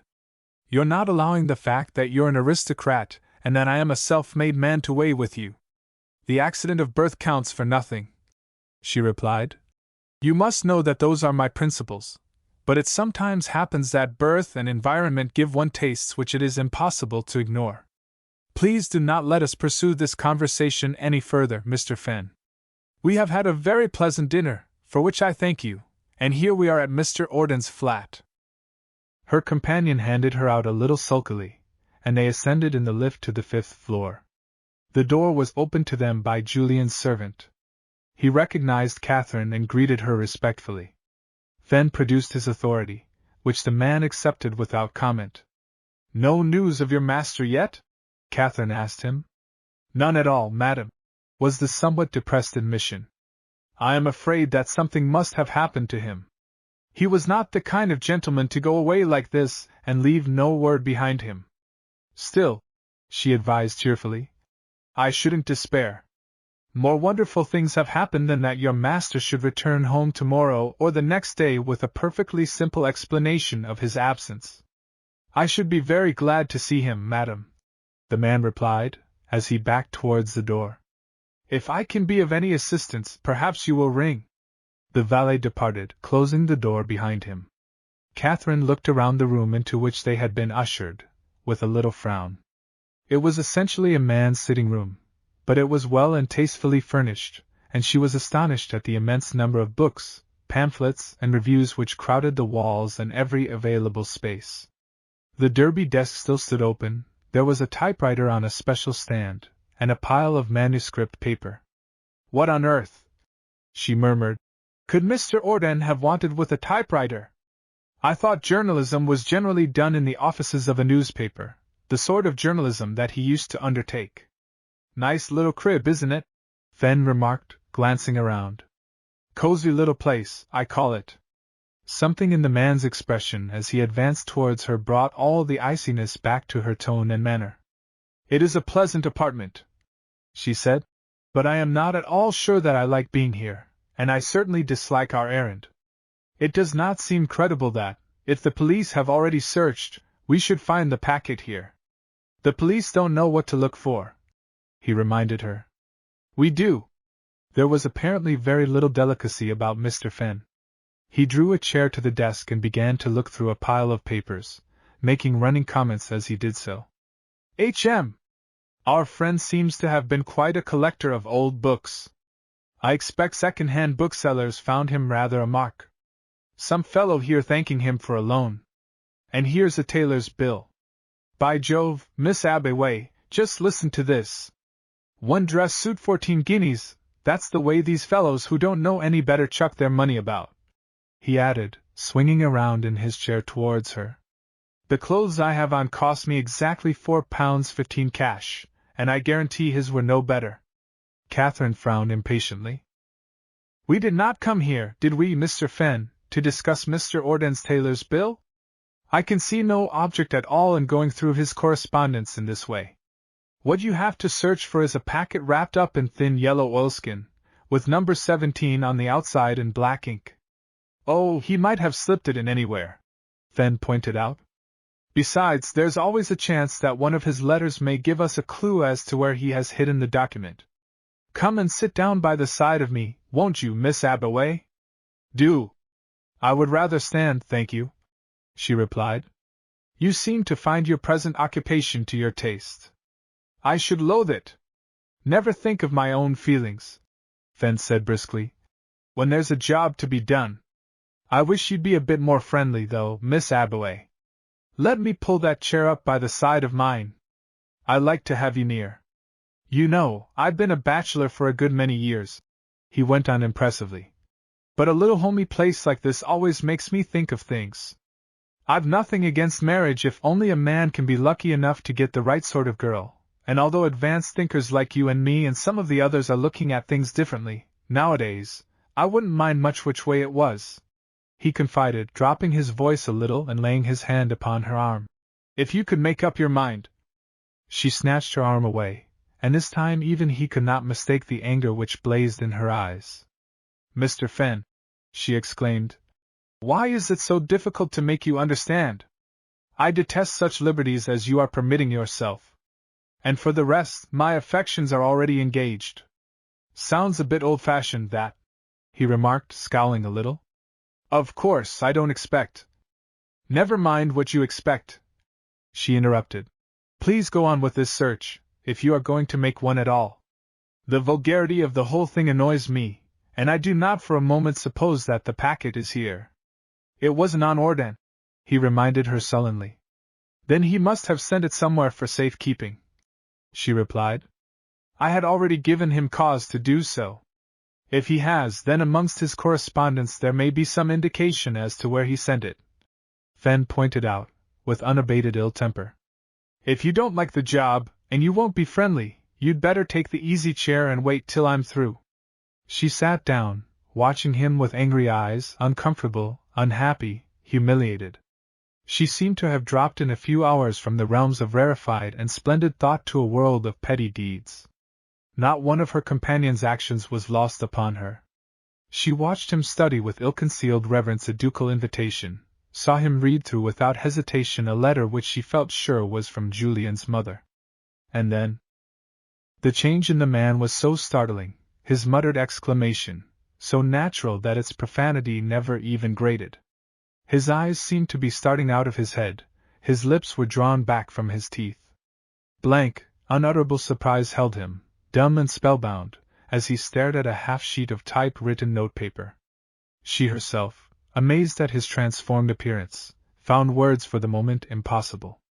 Then a queer change came into his expression. His eyebrows drew closer together, his lips turned malevolently. He pushed the paper underneath a pile of others and turned his head towards her. Their eyes met. There was something like fear in his. What is it that you have found? She cried breathlessly. Nothing, he answered. Nothing of any importance. She rose slowly to her feet and came towards him. I am your partner in this hateful enterprise, she reminded him. Show me that paper which you have just concealed. He laid his hand on the lid of the desk, but she caught it and held it open. I insist upon seeing it, she said firmly. He turned and faced her. There was a most unpleasant light in his eyes. And I say that you shall not, he declared. There was a brief, intense silence. Each seemed to be measuring the other's strength. Of the two, Catherine was the more composed. Fen's face was still white and strained. His lips were twitching, his manner nervous and jerky. He made a desperate effort to re-establish ordinary relations. Look here, Miss Abway, he said. We don't need to quarrel about this. That paper I came across has a special interest for me personally. I want to think about it before I say anything to a soul in the world. You can consult with me, she persisted. Our aims are the same. We are here for the same purpose. Not altogether, he objected. I brought you here as my assistant. Did you? Well, have the truth then, he exclaimed. I brought you here to be alone with you, because I hoped that I might find you a little kinder. I am afraid you have been disappointed, haven't you? She asked sweetly. I have, he answered, with unpleasant meaning in his tone. But we are not out of here yet. You cannot frighten me, she assured him. Of course, you are a man, of a sort, and I am a woman, but I do not fancy that you would find, if it came to force, that you would have much of an advantage. However, we are wandering from the point. I claim an equal right with you to see anything which you may discover in Mr. Orden's papers. I might, indeed, if I chose, claim a prior right. Indeed? He answered, with an ugly scowl on his face. Mr. Julian Orden is by way of being a particular friend, eh? As a matter of fact, Catherine told him, we are engaged to be married. It isn't a serious engagement. It was entered into by him in a most chivalrous manner, to save me from the consequences of a very clumsy attempt on my part to get back that packet. But there it is. Everyone down at his home believes at the present moment that we are engaged and that I have come up to London to see our ambassador. If you are engaged, Fen sneered, why hasn't he told you more of his secrets? Secrets, she repeated, a little scornfully. I shouldn't think he has any. I should imagine his daily life could be investigated without the least fear. You'd imagine wrong, then. But how interesting. You excite my curiosity. And must you continue to hold my wrist? Let me pull down the top of this desk, then. No. Why not? I intend to examine those papers. With a quick movement, he gained a momentary advantage and shut the desk down. The key, however, disturbed by the jerk, fell onto the carpet, and Catherine possessed herself of it. She sprang lightly back from him and pressed the bell. "D.N.U., what are you going to do now?" he demanded. "You will see," she replied. "Don't come any nearer, or you may find that I can be unpleasant." He shrugged his shoulders and waited. She turned towards the servant who presently appeared. "Robert," she said, "will you telephone for me?" "Certainly, madam," the man answered. "Telephone to 1884 Westminster.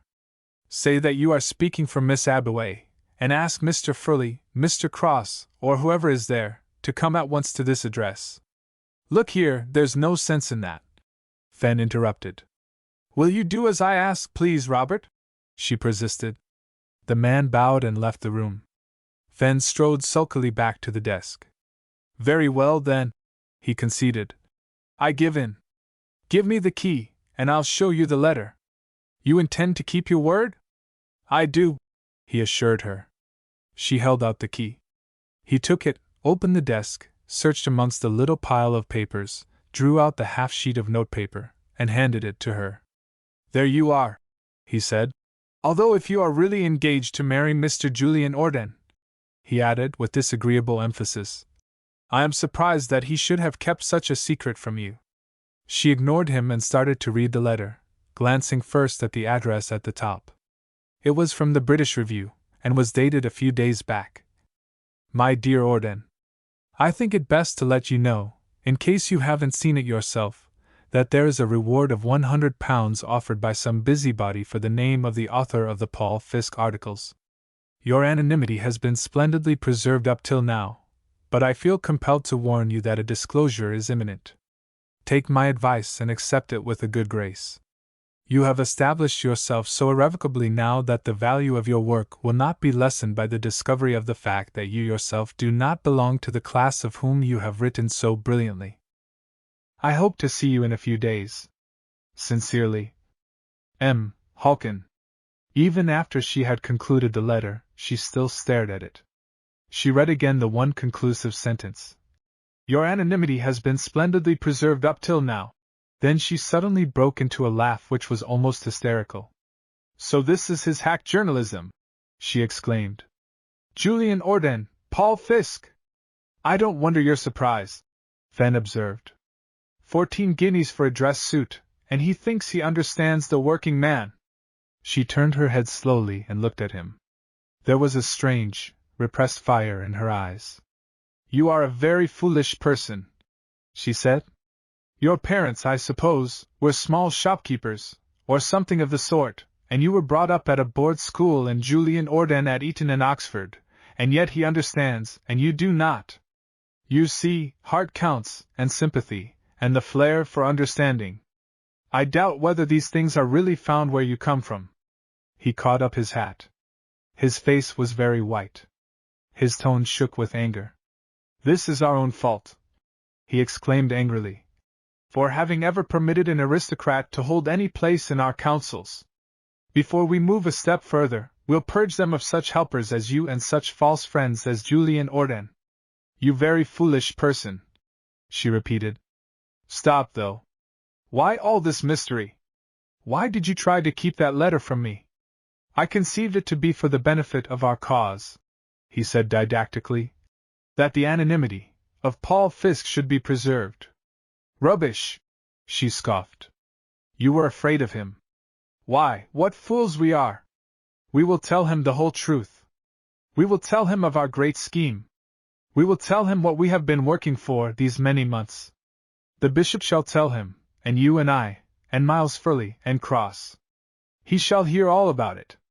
He is with us. He must be with us. You shall put him on the council.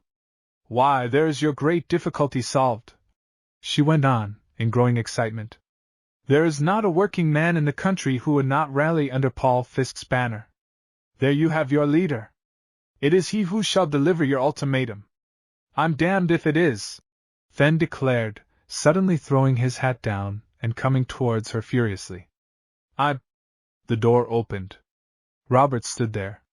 The message, madam, he began, and then stopped short. She crossed the room towards him. Robert, she said, I think I have found the way to bring your master back to you. Will you take me downstairs, please, and fetch me a taxi? Certainly, madam. She looked back from the threshold. I shall telephone to Westminster in a few minutes, Mr. Fenn, she said. I hope I shall be in time to stop the others from coming. Perhaps you had better wait here, in case they have already started. He made no reply. To Catherine the world had become so wonderful that his existence scarcely counted. Chapter 12. Catherine, notwithstanding her own excitement, found genuine pleasure in the bewildered enthusiasm with which the bishop received her astounding news. She found him alone in the great, gloomy house which he usually inhabited when in London, at work in a dreary library to which she was admitted after a few minutes' delay. Naturally, he received her tidings at first almost with incredulity. A heartfelt joy, however, followed upon conviction. I always liked Julian, he declared. I always believed that he had capacity. Dear me, though, he went on, with a whimsical little smile. What a blow for the Earl! Catherine laughed. Do you remember the evening we all talked about the labor question? Time seems to have moved so rapidly lately, but it was scarcely a week ago. I remember, the bishop acknowledged. And, my dear young lady, he went on warmly, now indeed I feel that I can offer you congratulations which come from my heart. She turned a little away. Don't, she begged. You would have known very soon, in any case. My engagement to Julian Orden was only a pretense. A pretense? I was desperate, she explained. I felt I must have that packet back at any price. I went to his rooms to try and steal it. Well, I was found there. He invented our engagement to help me out. But you went off to London together the neat day? The bishop reminded her. It was all part of the game. She sighed. What a fool he must have thought me! However, I am glad. I am riotously, madly glad. I am glad for the cause, I am glad for all our sakes. We have a great recruit, Bishop, the greatest we could have. And think! When he knows the truth, there will be no more trouble. He will hand us over the packet. We shall know just where we stand, we shall know at once whether we dare to strike the great blow. I was down at Westminster this afternoon, the bishop told her. The whole mechanism of the Council of Labour seems to be complete. 20 men control industrial England. They have absolute power. They are waiting only for the missing word. And fancy, he went on, tomorrow I was to have visited Julian. I was to have used my persuasions. But we must go tonight, Catherine exclaimed. There is no reason why we should waste a single second. I shall be only too pleased. He assented gladly. Where is he? Catherine's face fell. I haven't the least idea, she confessed. Don't you know? The bishop shook his head. They were going to send someone with me tomorrow, he replied. But in any case, Fen knows. We can get at him. She made a little wry face. I do not like Mr. Fen, she said slowly. I have disagreed with him. But that does not matter. Perhaps we had better go to the council rooms. We shall find some of them there, and probably Fen. I have a taxi waiting. They drove presently to Westminster. The ground floor of the great building, which was wholly occupied now by the offices of the different labor men, was mostly in darkness, but on the top floor was a big room used as a club and restaurant, and also for informal meetings. 6 or 7 of the 23 were there, but not Fen. Cross, a great brawny Northumbrian, was playing a game of chess with Furley. Others were writing letters. They all turned around at Catherine's entrance. She held out her hands to them.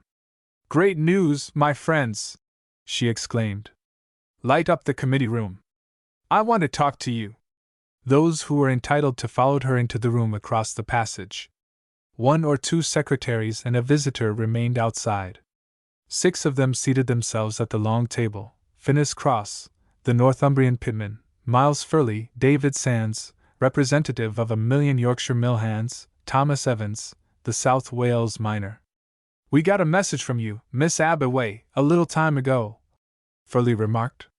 It was countermanded, though, just as we were ready to start. Yes, she assented. I am sorry. I telephoned from Julian Orden's rooms. It was there we made the great discovery. Listen, all of you. I have discovered the identity of Paul Fiske. There was a little clamor of voices. The interest was indescribable. Paul Fiske was their cult, their master, their undeniable prophet. It was he who had set down in letters of fire the truths which had been struggling for imperfect expression in these men's minds. It was Paul Fiske who had fired them with enthusiasm for the cause which at first had been very much like a matter of bread and cheese to them. It was Paul Fiske who had formed their minds, who had put the great arguments into their brains, who had armed them from head to foot with potent reasonings. For very ordinary men, of varying types, sincere men, all of plebeian extraction, all with their faults, yet all united in one purpose, were animated by that same fire of excitement. They hung over the table towards her. She might have been the croupier and they the gamblers who had thrown upon the table their last stake. In Julian Orden's rooms, she said, I found a letter from the editor of the British Review, warning him that his anonymity could not be preserved much longer, that before many weeks had passed the world would know that he was Paul Fiske. Here is the letter. She passed it around. They studied it, one by one. They were all a little stunned. Julian! Furley exclaimed, in blank amazement. Why, he's been pulling my leg for more than a year! The son of an earl! Cross gasped. Never mind about that. He is a Democrat and honest to the backbone, Catherine declared. The bishop will tell you so. He has known him all his life. Think!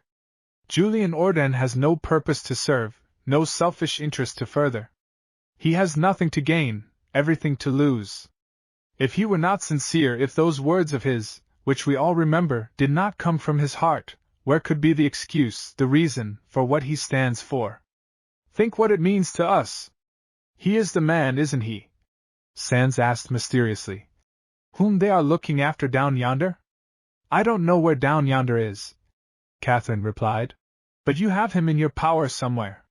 He left his rooms last Thursday at about 6:15, to take that packet to the Foreign Office, or to make arrangements for its being received there. He never reached the Foreign Office. He hasn't been heard of since. Some of you know where he is. The bishop and I want to go and find him at once. Fen and Bright know, Cross declared. It's Bright's job. Why is Bright in it? Catherine asked impatiently. Cross frowned and puckered up his lips, an odd trick of his when he was displeased. Bright represents the workers in chemical factories, he explained. They say that there isn't a poison in liquid, solid or gas form, that he doesn't know all about. Chap who gives me kind of shivers whenever he comes near. He and Fenn run the Secret Service branch of the council. If he knows where Mr. Orden is, couldn't we send for him at once? Catherine suggested. I'll go, Furley volunteered. He was back in a few minutes. Fenn and Bright are both out, he announced, and their rooms locked up. I rang up Fenn's house, but he hasn't been back. Catherine stamped her foot. She was on fire with impatience. Doesn't it seem too bad? She exclaimed. If we could only get hold of Julian Orden tonight, if the bishop and I could talk to him for 5 minutes, we could have this message for which we have been waiting so long. The door was suddenly opened. Fenn entered and received a little chorus of welcome.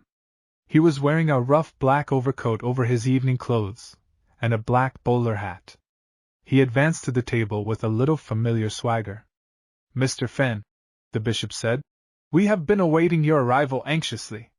Tell us, please, where we can find Mr. Julian Orden. Fenn gave vent to a half-choked, ironical laugh. If you'd asked me an hour ago, he said, I should have told you to try Iris Villa, Acacia Road, Hampstead. I have just come from there. You saw him? The bishop inquired. That's just what I did not, Fenn replied. Why not? Catherine demanded. Because he wasn't there, hasn't been since 3 o'clock this afternoon. You've moved him? Furley asked eagerly. He's moved himself, was the grim reply. He's escaped. During the brief, spellbound silence which followed his announcement, Fenn advanced slowly into the room. It chanced that during their informal discussion, the chair at the head of the table had been left unoccupied. The newcomer hesitated for a single second, then removed his hat, laid it on the floor by his side, and sank into the vacant seat. He glanced somewhat defiantly towards Catherine. He seemed to know quite well from whence the challenge of his words would come. You tell us, Catherine said, mastering her emotion with an effort, that Julian Orden, whom we now know to be Paul Fiske, has escaped. Just what do you mean? I can scarcely reduce my statement to plainer words, Fenn replied, but I will try. The danger in which we stood through the miscarriage of that packet was appreciated by every one of the council. Discretionary powers were handed to the small Secret Service branch which is controlled by Bright and myself. Orden was prevented from reaching the Foreign Office and was rendered for a time incapable. The consideration of our further action with regard to him was to depend upon his attitude. Owing, no doubt, to some slight error in Bright's treatment, Orden has escaped from the place of safety in which he had been placed. He is now at large, and his story, together with the packet, will probably be in the hands of the Foreign Office sometime tonight. Giving them, Cross remarked grimly, the chance to get in the first blow warrants for high treason against the 23 of us. I don't fear that, Fenn asserted. Not if we behave like sensible men. My proposal is that we anticipate that one of us sees the Prime Minister tomorrow morning and lays the whole position before him. Without the terms, Furley observed. I know exactly what they will be, Fenn pointed out. The trouble, of course, is that the missing packet contains the signature of the 3 guarantors. The packet, no doubt, will be in the hands of the Foreign Office by tomorrow. The Prime Minister can verify our statements. We present our ultimatum a little sooner than we intended, but we get our blow in first, and we are ready. The bishop leaned forward in his place. Forgive me if I intervene for one moment, he begged. You say that Julian Orden has escaped. Are we to understand that he is absolutely at liberty and in a normal state of health? Fenn hesitated for a single second. I have no reason to believe the contrary, he said. Still, it is possible, the bishop persisted, that Julian Orden may not be in a position to forward that document to the Foreign Office for the present. If that is so, I am inclined to think that the Prime Minister would consider your visit a bluff. Certainly you would have no argument weighty enough to induce him to propose the armistice. No man could act upon your word alone. He would want to see these wonderful proposals in writing, even if he were convinced of the justice of your arguments. There was a little murmur of approval. Fenn leaned forward. You drive me to a further disclosure, he declared, after a moment's hesitation.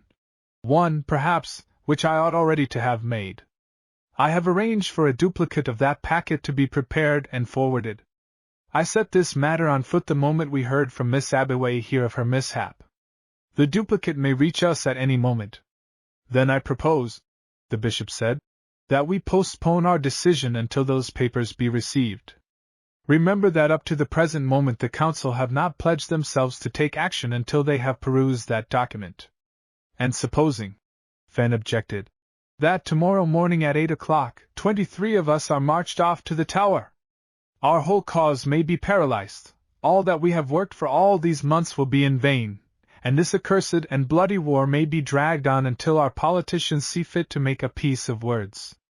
I know Mr. Stenson well, the bishop declared, and I am perfectly convinced that he is too sane-minded a man to dream of taking such a step as you suggest.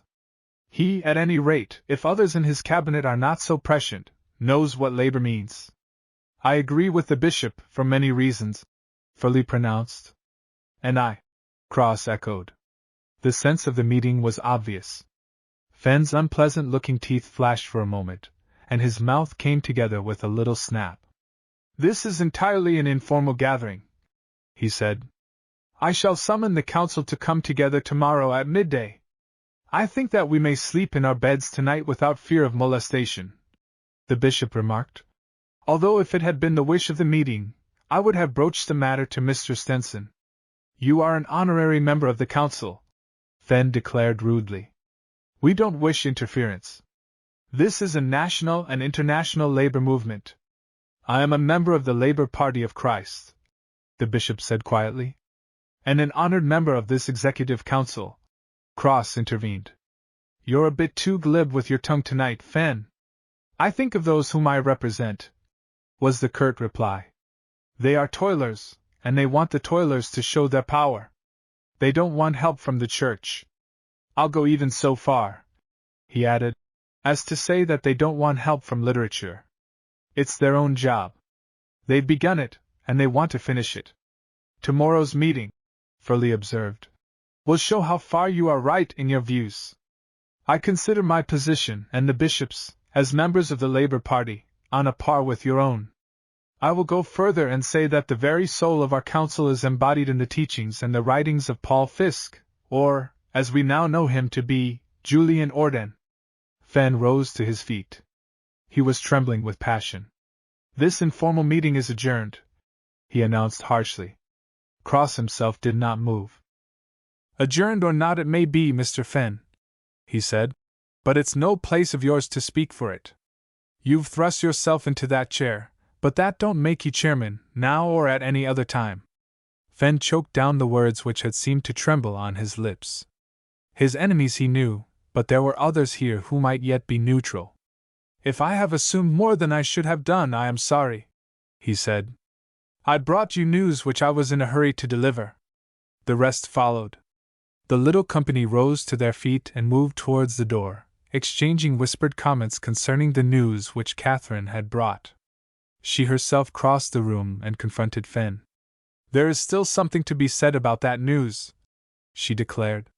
Fenn's attempt at complete candor was only partially convincing.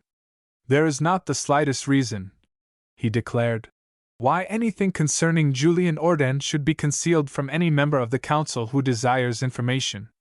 If you will follow me into my private room, Miss Abaway, and you, Furley, I shall be glad to tell you our exact position. And if the bishop will accompany you, he added, turning to the latter, I shall be honored. Furley made no reply, but, whispering something in Catherine's ear, took up his hat and left the room. The other two, however, took Fenn at his word, followed him into his room, accepted the chairs which he placed for them, and waited while he spoke through a telephone to the private exchange situated in the building. They tell me, he announced, as he laid down the instrument, that Bright has this moment returned and is now on his way upstairs. Catherine shivered. Is Mr. Bright that awful-looking person who came to the last council meeting? He is probably the person you mean, Fenn assented. He takes very little interest in our executive work, but he is one of the most brilliant scientists of this or any other generation. The government has already given him 3 laboratories for his experiments, and nearly every gas that is being used at the front has been prepared according to his formula. A master of horrors, the bishop murmured. He looks it, Catherine whispered under her breath. There was a knock at the door, a moment or two later, and Bright entered.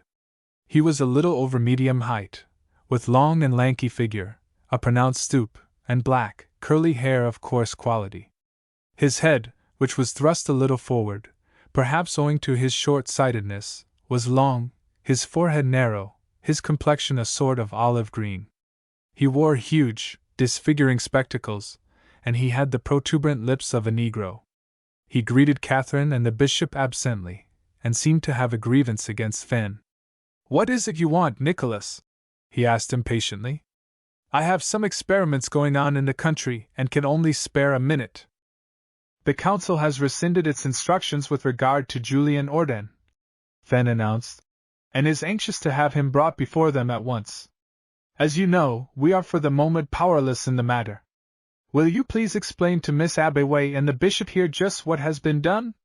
"It seems a waste of time," Bright replied ill-naturedly. "But here is the story.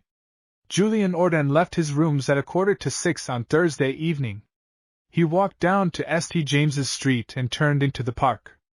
Just as he passed the side door of Marlborough House he was attacked by a sudden faintness. For which, I suppose," the bishop interrupted, "you were responsible." "I or my deputy," Bright replied. "It doesn't matter which. He was fortunate enough to be able to hail a passing taxicab and was driven to my house in Hampstead. He has spent the intervening period, until 3 o'clock this afternoon, in a small laboratory attached to the premises." "A compulsory stay, I presume?" the bishop ventured. "A compulsory stay, arranged for under instructions from the council," Bright assented, in his hard, rasping voice. "He has been most of the time under the influence of some new form of anesthetic gas with which I have been experimenting.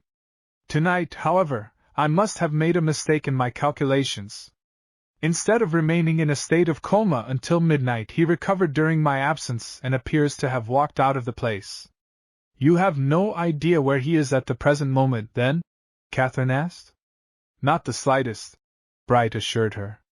"I only know that he left the place without hat, gloves, or walking stick. Otherwise, he was fully dressed, and no doubt had plenty of money in his pocket." "Is he likely to have any return of the indisposition from which, owing to your efforts, he has been suffering?" the bishop inquired. "I should say not," was the curt answer. "He may find his memory somewhat affected temporarily. He ought to be able to find his way home, though. If not, I suppose you'll hear of him through the police courts or a hospital. Nothing that we have done," he added, after a moment's pause, "is likely to affect his health permanently in the slightest degree." "You now know all that there is to be known, Miss Abbeway," Fenn said. "I agree with you that it is highly desirable that Mr. Orden should be found at once, and if you can suggest any way in which I might be of assistance in discovering his present whereabouts, I shall be only too glad to help. For instance, would you like me to telephone to his rooms?" Catherine rose to her feet. "Thank you, Mr. Fenn," she said. "I don't think that we will trouble you. Mr. Furley is making inquiries both at Mr. Orden's rooms and at his clubs. You are perfectly satisfied, so far as I am concerned, I trust?" he persisted, as he opened the door for them. "Perfectly satisfied," Catherine replied, looking him in the face. "That you have told us as much as you choose to for the present." Fenn closed the door behind Catherine and the bishop and turned back into the room. Bright laughed at him unpleasantly. "Love affair not going so strong, eh?" Fenn threw himself into his chair, took a cigarette from a paper packet, and lit it. "Blast Julian Orden!" he muttered. "No objection," his friend yawned. "What's wrong now? Haven't you heard the news? It seems he's the fellow who has been writing those articles on socialism and labor, signing them Paul Fiske. Idealistic rubbish, but of course the bishop and his lot are raving about him. I've read some of his stuff," Bright admitted, himself lighting a cigarette. "Good in its way, but old-fashioned. I'm out for something a little more than that." "Stick to the point," Fenn enjoined morosely. "Now they've found out who Julian Orden is, they want him produced." They want to elect him on the council, make him chairman over all our heads, let him reap the reward of the scheme which our brains have conceived. They want him, eh? That's awkward. Awkward for us, Fan muttered. They'd better have him, I suppose, Bright said, with slow and evil emphasis. Yes, they'd better have him. We'll take off our hats, and assure him that it was a mistake. Too late. I've told Miss Abaway and the bishop that he is at large. You back me up. Bright thrust his long, unpleasant, knobby fingers into his pocket, and produced a crumpled cigarette, which he lit from the end of his companion's. Well, he demanded, what do you want? I have come to the conclusion, Fen decided, that it is not in the interests of our cause that Orden should become associated with it in any way. We've a good deal of power, Bright ruminated, but it seems to me you're inclined to stretch it. I gather that the others want him delivered up. We can't act against them. Not if they know, Fen answered significantly. Bright came over to the mantelpiece, leaned his elbow upon it, and hung his extraordinarily unattractive face down towards his companions. Nicholas, he said, I don't blame you for fencing, but I like plain words. You've done well out of this new party. I haven't. You've no hobby except saving your money. I have. My last 2 experiments, notwithstanding the government allowance, have left me drained. I need money as you others need bread. I can live without food or drink, but I can't be without the means to keep my laboratories going. Do you understand me? I do, Fen assented, taking up his hat. Come, I'll drive towards Bermondsey with you. We'll talk on the way. Chapter 13. Julian raised himself slightly from his recumbent position at the sound of the opening of the door. He watched Fen with dull, incurious eyes as the latter crossed the uncarpeted floor of the bare wooden shed, threw off his overcoat, and advanced towards the side of the couch. Sit up a little, the newcomer directed. Julian shook his head. No strength, he muttered. If I had, I should wring your damned neck. Fen looked down at him for a moment in silence. You take this thing very hardly, Mr. Orden, he said. I think that you had better give up this obstinacy. Your friends are getting anxious about you. For many reasons it would be better for you to reappear. There will be a little anxiety on the part of your friends about you, Julian retorted grimly. If ever I do get out of this accursed place. You bear malice, I fear, Mr. Orden. Julian made no reply. His eyes were fixed upon the door. He turned away with a shudder. Bright had entered. In his hand he was carrying 2 gas masks. He came over to the side of the couch, and, looking down at Julian, lifted his hand and felt his pulse. Then, with an abrupt movement, he handed one of the masks to Fen. Look out for yourself, he advised. I am going to give him an antidote. Bright stepped back and adjusted his own gas mask, while Fen followed suit. Then the former drew from his pocket what seemed to be a small tube with perforated holes at the top. He leaned over Julian and pressed it. A little cloud of faint mist rushed through the holes. A queer, aromatic perfume, growing stronger every moment, seemed to creep into the farthest corners of the room. In less than 10 seconds Julian opened his eyes. In half a minute he was sitting up. His eyes were bright once more, there was color in his cheeks. Bright spoke to him warningly. Mr. Orden, he enjoined. Sit where you are. Remember I have the other tube in my left hand. You infernal scoundrel! Julian exclaimed. Mr. Bright, Fen asserted, is nothing of the sort. Neither am I. We are both honest men faced with a colossal situation. There is nothing personal in our treatment of you. We have no enmity towards you. You are simply a person who has committed a theft. What puzzles me, Julian muttered, is what you expect I am going to do about you, if ever I do escape from your clutches. If you do escape, Fen said quietly, you will view the matter differently. You will find, as a matter of fact, that you are powerless to do anything. You will find a new law and a new order prevailing. German law, Julian sneered. You misjudge us, Fen continued. Both Bright and I are patriotic Englishmen. We are engaged at the present moment in a desperate effort to save our country. You are the man who stands in the way." "I never thought," said Julian, "that I should smile in this place, but you are beginning to amuse me. Why not be more explicit? Why not prove what you say? I might become amenable. I suppose your way of saving the country is to hand it over to the Germans, eh?" "Our way of saving the country," Fenn declared, "is to establish peace." Julian laughed scornfully. "I know a little about you, Mr. Fenn," he said. "I know the sort of peace you would establish, the sort of peace any man would propose who conducts a secret correspondence with Germany." Fenn, who had lifted his mask for a moment, slowly rearranged it. "Mr. Orden," he said, "we are not going to waste words upon you. You are hopelessly and intolerably prejudiced. Will you tell us where you have concealed the packet you intercepted? Aren't you almost tired of asking me that question?" "I'm tired of hearing it," Julian replied. "I will not. Will you let me try to prove to you," Fenn begged, "that by the retention of that packet you are doing your country an evil service?" "If you talk till doomsday," Julian assured him, "I should not believe a word you said." "In that case," Fenn began slowly, with an evil glitter in his eyes. "Well, for heaven's sake finish the thing this time," Julian interrupted. "I'm sick of playing the laboratory rabbit for you. If you are out for murder, finish the job and have done with it." Bright was playing with another tube which he had withdrawn from his pocket. "It is my duty to warn you, Mr. Orden," he said, "that the contents of this little tube of gas, which will reach you with a touch of my fingers, may possibly be fatal and will certainly incapacitate you for life." "Why warn me?" Julian scoffed. "You know very well that I haven't the strength of a cat, or I should wring your neck.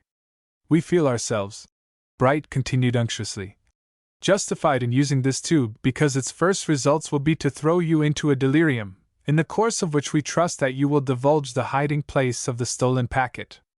We use this means in the interests of the country, and such risk as there may be lies on your own head." "You're a canting hypocrite," Julian declared. "Try your delirium. That packet happens to be in the one place where either you nor one of your tribe could get at it. It is a serious moment, this, Mr. Orden," Fenn reminded him.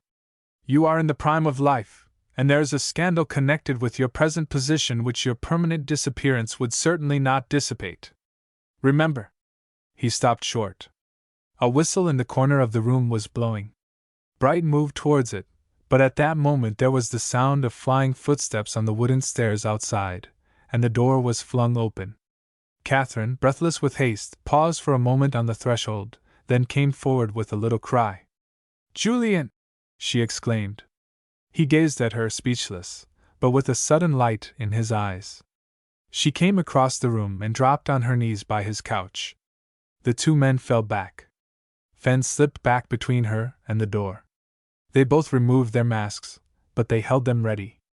"Oh, how dared they?" she went on. "The beasts! Tell me, are you ill?" "Weak as a kitten," he faltered. "They've poisoned me with their beastly gases." Catherine rose to her feet. She faced the two men, her eyes flashing with anger. "The council will require an explanation of this, Mr. Fenn," she declared passionately. "Barely an hour ago you told us that Mr. Orden had escaped from Hampstead." "Julian Orden," Fenn replied, "has been handed over to our Secret Service by the unanimous vote of the council. We have absolute liberty to deal with him as we think fit." "Have you liberty to tell lies as to his whereabouts?" Catherine demanded. "You deliberately told the council he had escaped, yet, entirely owing to Mr. Furley, I find you down here at Bermondsey with him. What were you going to do with him when I came in?" "Persuade him to restore the packet, if we could," Fenn answered sullenly. "Rubbish!" Catherine retorted. "You know very well that he is our friend. You have only to tell him the truth, and your task with him is at an end." "Steady!" Julian muttered. "Don't imagine that I have any sympathy with your little nest of conspirators. That is only because you do not understand," Catherine assured him. "Listen, and you shall hear the whole truth. I will tell you what is inside that packet and whose signatures you will find there. Julian gripped her wrist suddenly. His eyes were filled with a new fear. He was watching the two men, who were whispering together. "Catherine," he exclaimed warningly. "Look out! These men mean mischief. That devil Bright invents a new poisonous gas every day. Look at Fenn buckling on his mask. Quick! Get out if you can!" Catherine's hand touched her bosom. Bright sprang towards her, but he was too late. She raised a little gold whistle to her lips, and its pealing summons rang through the room. Fenn dropped his mask and glanced towards Bright. His face was livid. "Who's outside?" he demanded. "The bishop and Mr. Furley. Great though my confidence is in you both, I scarcely ventured to come here alone." The approaching footsteps were plainly audible. Fenn shrugged his shoulders with a desperate attempt at carelessness. "I don't know what is in your mind, Miss Abaway," he said. "You can scarcely believe that you, at any rate, were in danger at our hands." "I would not trust you a yard," she replied fiercely. "In any case, it is better that the others should come. Mr. Orden might not believe me. He will at least believe the bishop." "Believe whom?" Julian demanded. The door was opened. The bishop and Miles Furley came hastily in. Catherine stepped forward to meet them. "I was obliged to whistle," she explained, a little hysterically. "I do not trust either of these men. That fiend Bright has a poisonous gas with him in a pocket cylinder. I am convinced that they meant to murder Julian." The two newcomers turned towards the couch and exchanged amazed greetings with Julian. Fenn threw his mask onto the table with an uneasy laugh. "Miss Abway," he protested, "is inclined to be melodramatic. The gas which Bright has in that cylinder is simply one which would produce a little temporary unconsciousness. We might have used it, we may still use it, but if you others are able to persuade Mr. Orden to restore the packet, our task with him is at an end. We are not his jailers, or perhaps you would say his torturers, for pleasure. The council has ordered that we should extort from him the papers you know of and has given us carte blanche as to the means. If you others can persuade him to restore them peaceably, why do it. We are prepared to wait." Julian was still staring from one to the other of his visitors. His expression of blank astonishment had scarcely decreased. "Bishop," he said at last, "unless you want to see me go insane before your eyes, please explain. It can't be possible that you have anything in common with this nest of conspirators." The bishop smiled a little wanly. He laid his hand upon his godson's shoulder. "Believe me, I have been no party to your incarceration, Julian," he declared. "But if you will listen to me, I will tell you why I think it would be better for you to restore that packet to Miss Abway. Tell that blackguard to give me another sniff of his restorative gas," Julian begged. "These shocks are almost too much for me." The bishop turned interrogatively towards Bright, who once more leaned over Julian with the tube in his hand. Again the little mist, the pungent odor. Julian rose to his feet and sat down again. "I am listening," he said. "First of all," began the bishop earnestly, as he seated himself at the end of the couch on which Julian had been lying, "let me try to remove some of your misconceptions. Miss Abaway is in no sense of the word a German spy. She and I, Mr. Furley here, Mr. Fenn and Mr. Bright, all belong to an organization leagued together for one purpose. We are determined to end the war." "Pacifists," Julian muttered. "An idle word," the bishop protested, "because at heart we are all pacifists. There is not one of us who would willfully choose war instead of peace. The only question is the price we are prepared to pay. Why not leave that to the government?" "The government," the bishop replied, "are the agents of the people. The people in this case wish to deal direct." "Again why?" Julian demanded. "Because the government is composed wholly of politicians who, in far too many speeches, have pledged themselves to too many definite things. Still, the government will have its chance." "Explain to me," Julian asked, "why, if you are a patriotic society, you are in secret and illegal communication with Germany?" "The Germany with whom we are in communication," the bishop assured his questioner, "is the Germany who thinks as we do." "Then you are on a wild goose chase," Julian declared, Because the Germans who think as you do are in a hopeless minority. The bishop's forefinger was thrust out. I have you, Julian, he said. That very belief which you have just expressed is our justification, because it is the common belief throughout the country. I can prove to you that you are mistaken, can prove it, with the help of that very packet which is responsible for your incarceration here. Explain, Julian begged. That packet, the bishop declared, contains the peace terms formulated by the Socialist and Labor parties of Germany. Worth precisely the paper it is written on? Julian scoffed. And ratified, the bishop continued emphatically, by the three great men of Germany, whose signatures are attached to that document, the Kaiser, the Chancellor, and Hindenburg. Julian was electrified. Do you seriously mean, he asked, that those signatures are attached to proposals of peace formulated by the Socialist and Labor parties of Germany? I do indeed, was the confident reply. If the terms are not what we have been led to expect, or if the signatures are not there, the whole affair is at an end. You are telling me wonderful things, sir, Julian confessed, after a brief pause. I am telling what you will discover yourself to be the truth, the bishop insisted.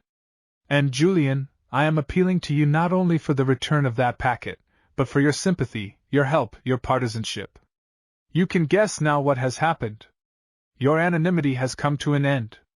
The newly formed Council of Labor, to which we all belong, is eager and anxious to welcome you. Has anyone given me away? Julian asked. Catherine shook her head.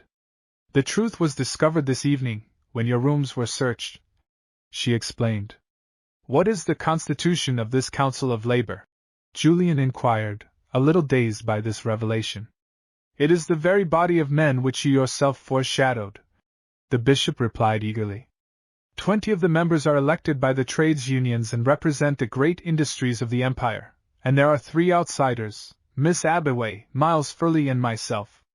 If you, Julian, had not been so successful in concealing your identity, you would have been the first man to whom the council would have turned for help. Now that the truth is known, your duty is clear. The glory of ending this war will belong to the people, and it is partly owing to you that the people have grown to realize their strength. My own position at the present moment, Julian began, a little grimly. You have no one to blame for that but yourself, Catherine interrupted. If we had known who you were, do you suppose that we should have allowed these men to deal with you in such a manner? Do you suppose that I should not have told you the truth about that packet? However, that is over. You know the truth now. We 5 are all members of the council who are sitting practically night and day, waiting, you know what for. Do not keep us in suspense any longer than you can help. Tell us where to find this letter. Julian passed his hand over his forehead a little wearily. I am confused, he admitted. I must think. After all, you are engaged in a conspiracy. Stenson's cabinet may not be the strongest on earth, or the most capable, but Stenson himself has carried the burden of this war bravely. If the terms offered, the bishop pointed out, are anything like what we expect, they are better than any which the politicians could ever have mooted, even after years more of bloodshed. It is my opinion that Stenson will welcome them, and that the country, generally speaking, will be entirely in favor of their acceptance. Supposing, Julian asked, that you think them reasonable, that you make your demand to the Prime Minister, and he refuses. What then? That, Fenn intervened, with the officious air of one who has been left out of the conversation far too long, is where we come in. At our word, every coal pit in England would cease work, every furnace fire would go out, every factory would stand empty. The trains would remain on their sidings, or wherever they might chance to be when the edict was pronounced. The same with the buses and cabs, the same with the underground. Not a ship would leave any port in the United Kingdom, not a ship would be docked. 48 hours of this would do more harm than a year's civil war. 48 hours must procure from the Prime Minister absolute submission to our demands. Ours is the greatest power the world has ever evolved. We shall use it for the greatest cause the world has ever known, the cause of peace. This, in a way, was inevitable, Julian observed. You remember the conversation, Bishop, he added. Down at Maltenby? Very well indeed, the latter acquiesced. The country went into slavery, Julian pronounced, in August 1915. That slavery may or may not be good for them. To be frank, I think it depends entirely upon the constitution of your council. It is so much to the good, Bishop, that you are there. Our council, such as it is, Fenn remarked acidly, consists of men elected to their position by the votes of a good many millions of their fellow toilers. The people may have chosen wisely, was the grave reply, or they may have made mistakes. Such things have been known. By the by, I suppose that my durance is at an end? It is at an end, whichever way you decide, Catherine declared. Now that you know everything, though, you will not hesitate to give up the packet? You shall have it, he agreed. I will give it back into your hands. The sooner the better, Fenn exclaimed eagerly. And Mr. Orden, one word. Julian was standing amongst them now, very drawn and pale in the dim halo of light thrown down from the hanging lamp. His answering monosyllable was cold and restrained. Well? I trust you will understand, Fenn continued.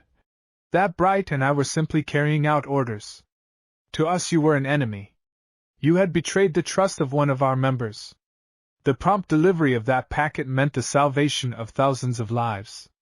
It meant a cessation of this ghastly world tragedy.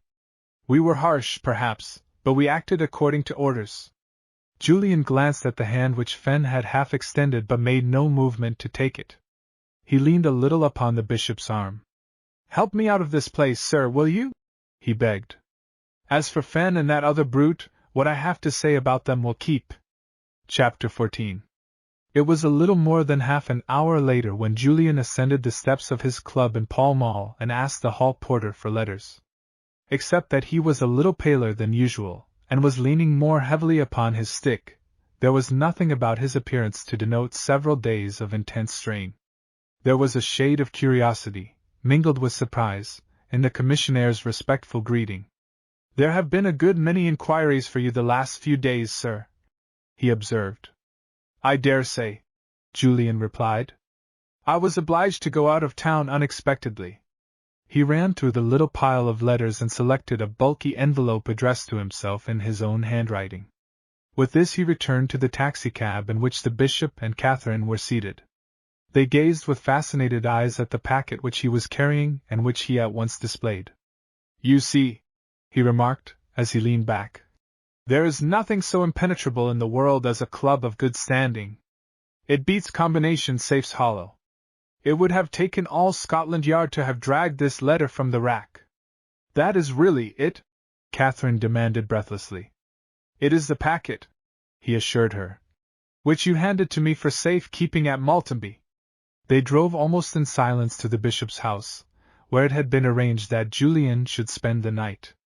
The bishop left the two together before the fire in his library, while he personally superintended the arrangement of a guest room. Catherine came over and knelt by the side of Julian's chair. Shall I beg forgiveness for the past? She whispered. Or may I not talk of the future, the glorious future? Is it to be glorious? He asked a little doubtfully. It can be made so, she answered with fervor. By you more than by anybody else living. I defy you, Paul Fiske, to impugn our scheme, our aims, the goal towards which we strive. All that we needed was a leader who could lift us up above the localness, the narrow visions of these men. They are in deadly earnest, but they can't see far enough, and each sees along his own groove. It is true that at the end the same sun shines, but no assembly of people can move together along a dozen different ways and keep the same goal in view. He touched the packet. We do not yet know the written word here, he reminded her. I do, she insisted. My heart tells me. Besides, I have had many hints.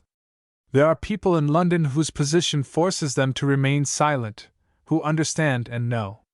Foreigners? Julian asked suspiciously. Neutrals, of course, but neutrals of discretion are very useful people. The military party in Germany is making a brave show still, but it is beaten, notwithstanding its victories. The people are gathering together in their millions. Their voice is already being heard. Here we have the proof of it. But even if these proposed terms are as favorable as you say, Julian objected, how can you force them upon the English cabinet? There is America, France. Yours is purely a home demand. A government has other things to think of and consider.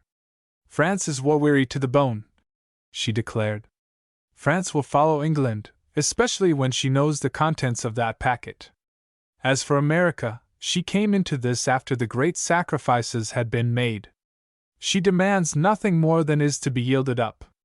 It is not for the sake of visionary ideas, not for diplomatic precedents that the humanitarians of the world are going to hesitate about ending this brutal slaughter. He studied her curiously.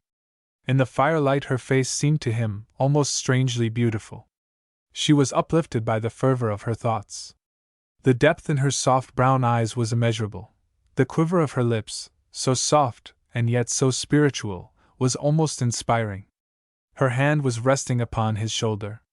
She seemed to dwell upon his expression, to listen eagerly for his words. Yet he realized that in all this there was no personal note. She was the disciple of a holy cause, aflame with purpose. It will mean a revolution, he said thoughtfully. A revolution was established 2 years ago, she pointed out, and the people have held their power ever since. I will tell you what I believe today, she went on passionately. I believe that the very class who was standing the firmest, whose fingers grasped most tightly the sword of warfare, will be most grateful to the people who will wrest the initiative from them and show them the way to an honorable, inevitable peace. When do you propose to break those seals? He inquired. Tomorrow evening, she replied. There will be a full meeting of the council. The terms will be read. Then you shall decide. What am I to decide? Whether you will accept the post of spokesman, whether you will be the ambassador who shall approach the government. But they may not elect me, he objected. They will, she replied confidently. It was you who showed them their power. It is you whose inspiration has carried them along. It is you who shall be their representative. Don't you realize, she went on, that it is the very association of such men as yourself and Miles Furley and the bishop with this movement which will endow it with reality in the eyes of the bourgeoisie of the country and parliament. Their host returned, followed by his butler carrying a tray with refreshments, and the burden of serious things fell away from them. It was only after Catherine had departed, and the two men lingered for a moment near the fire before retiring, that either of them reverted to the great subject which dominated their thoughts. You understand, Julian, the bishop said, with a shade of anxiety in his tone, that I am in the same position as yourself so far as regards the proposals which may lie within that envelope? I have joined this movement, or conspiracy, as I suppose it would be called, on the one condition that the terms pronounced there are such as a Christian and a law-loving country, whose children have already made great sacrifices in the cause of freedom, may honorably accept. If they are otherwise, all the weight and influence I may have with the people go into the other scale. I take it that it is so with you? Entirely, Julian acquiesced. To be frank with you, he added, my doubts are not so much concerning the terms of peace themselves as the power of the German democracy to enforce them. We have relied a good deal, the bishop admitted, upon reports from neutrals. Julian smiled a little grimly. We have wasted a good many epithets criticizing German diplomacy, he observed, but she seems to know how to hold most of the neutrals in the hollow of her hand. You know what that Frenchman said? Scratch a neutral and you find a German propaganda agent. The bishop led the way upstairs. Outside the door of Julian's room, he laid his hand affectionately upon the young man's shoulder. My godson, he said, as yet we have scarcely spoken of this great surprise which you have given us, of Paul Fiske. All that I shall say now is this. I am very proud to know that he is my guest tonight. I am very happy to think that from tomorrow we shall be fellow workers. Catherine, while she waited for her tea in the Carlton lounge on the following afternoon, gazed through the drooping palms which sheltered the somewhat secluded table at which she was seated upon a very brilliant scene. It was just 5 o'clock, and a packed crowd of fashionable Londoners was listening to the strains of a popular band, or as much of it as could be heard above the din of conversation. This is all rather amazing, is it not? She remarked to her companion. The latter, an attaché at a neutral embassy, dropped his eyeglass and polished it with a silk handkerchief, in the corner of which was embroidered a somewhat conspicuous coronet. It makes an interesting study, he declared. Berlin now is madly gay, Paris decorous and sober. It remains with London to be normal, London because its hide is the thickest, its sensibility the least acute, its selfishness the most profound.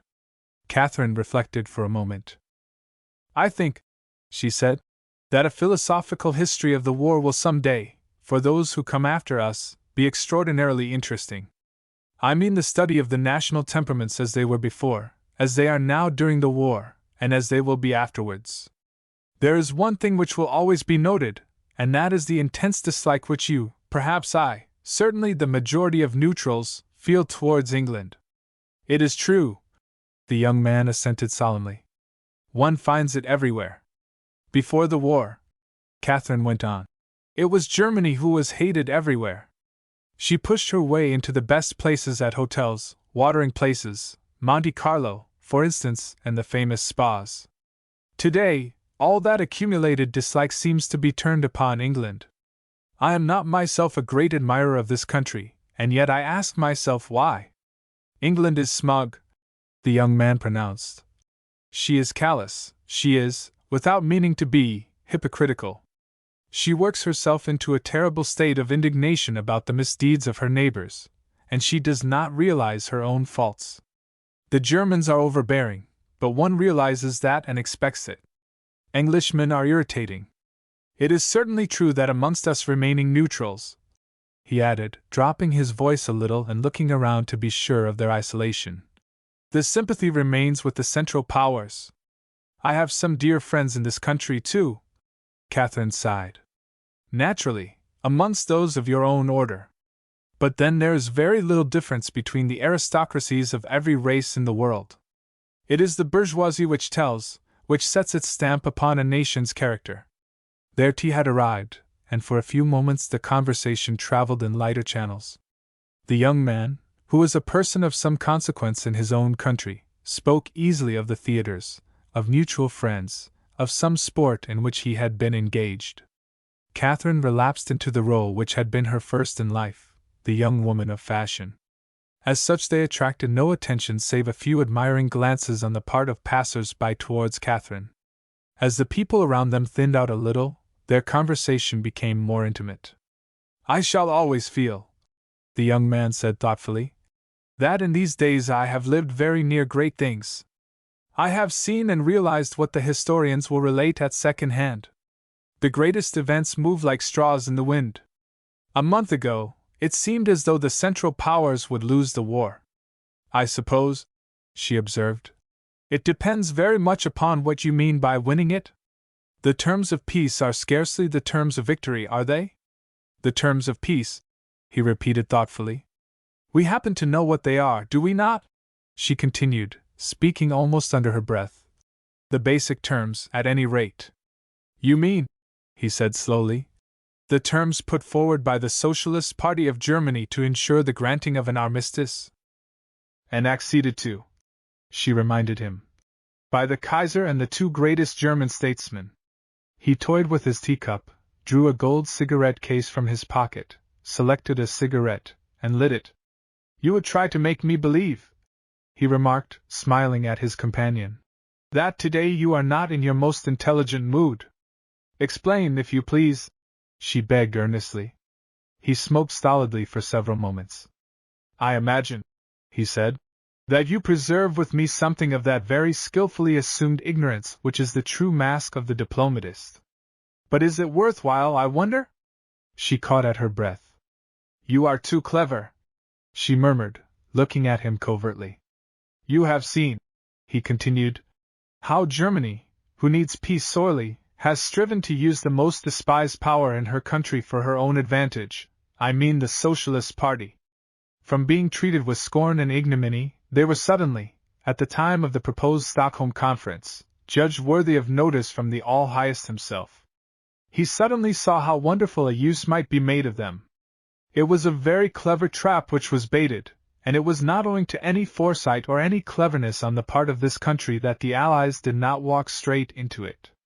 I say again, he went on, that it was a mere fluke which prevented the Allies from being represented at that conference, and the driving in of the thin end of the wedge. You are quite right, Catherine agreed. German diplomacy, he proceeded, may sometimes be obtuse, but it is at least persistent. Their next move will certainly rank in history as the most astute, the most cunning of any put forward since the war commenced. Of course, the young man went on, fitting his cigarette into a long, amber holder. We who are not Germans can only guess, but even the guessing is fascinating. Go on, please, dear Baron, she begged. It is when you talk like this and show me your mind that I seem to be listening to a second Bismarck. You flatter me, Countess, the young man said. But indeed these events are interesting. Trace their course for yourself after the failure of Stockholm. The Kaiser has established certain relations with the Socialist Party.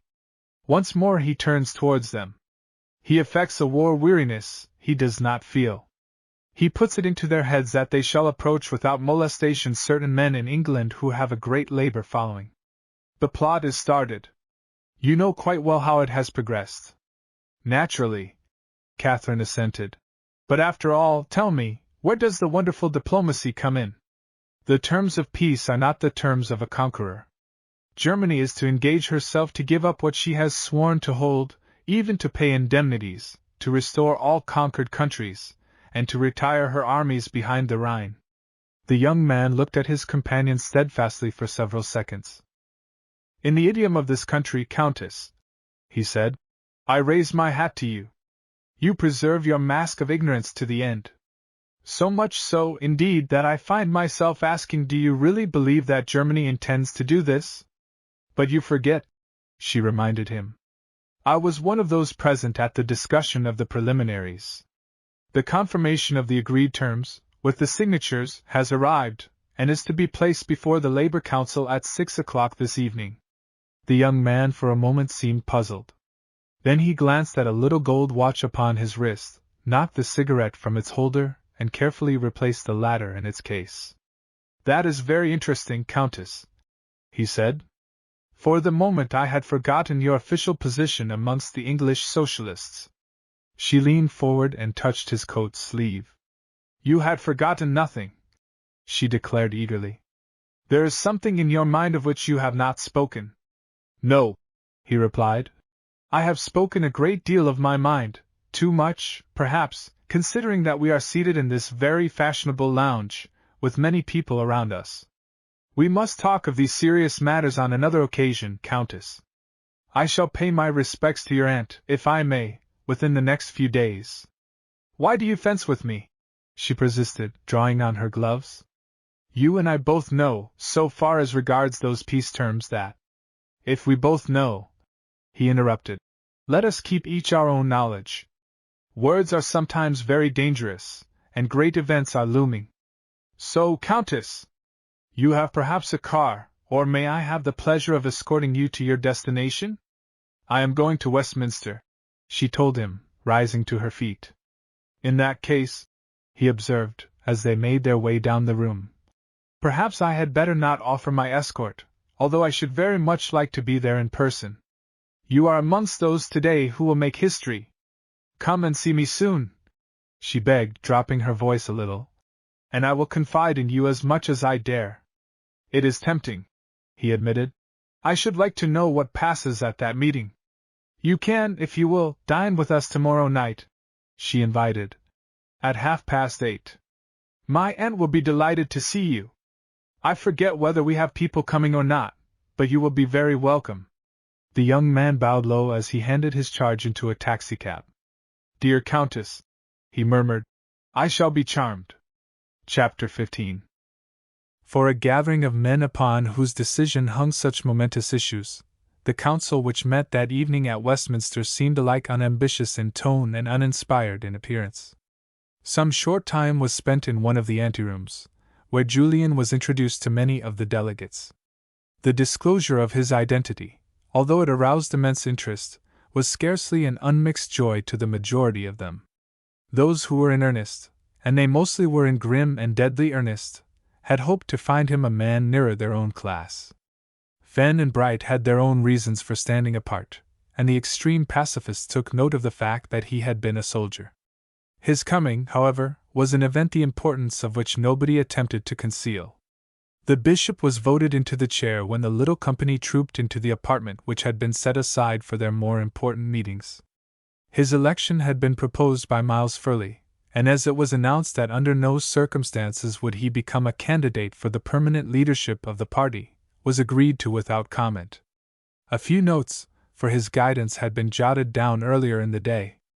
The great subject of discussion was, of course, the recently received communication from an affiliated body of their friends in Germany, copies of which had been distributed amongst the members.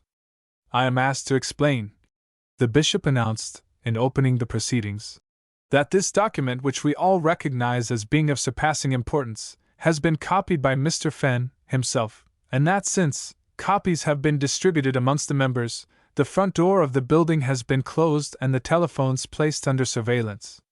It is not, of course, possible that any of you could be mistrusted, but it is of the highest importance that neither the press, the government, nor the people should have any indication of what is transpiring, until the delegate whom you choose takes the initial step. It is proposed that until after his interview with the Prime Minister, no delegate shall leave the place.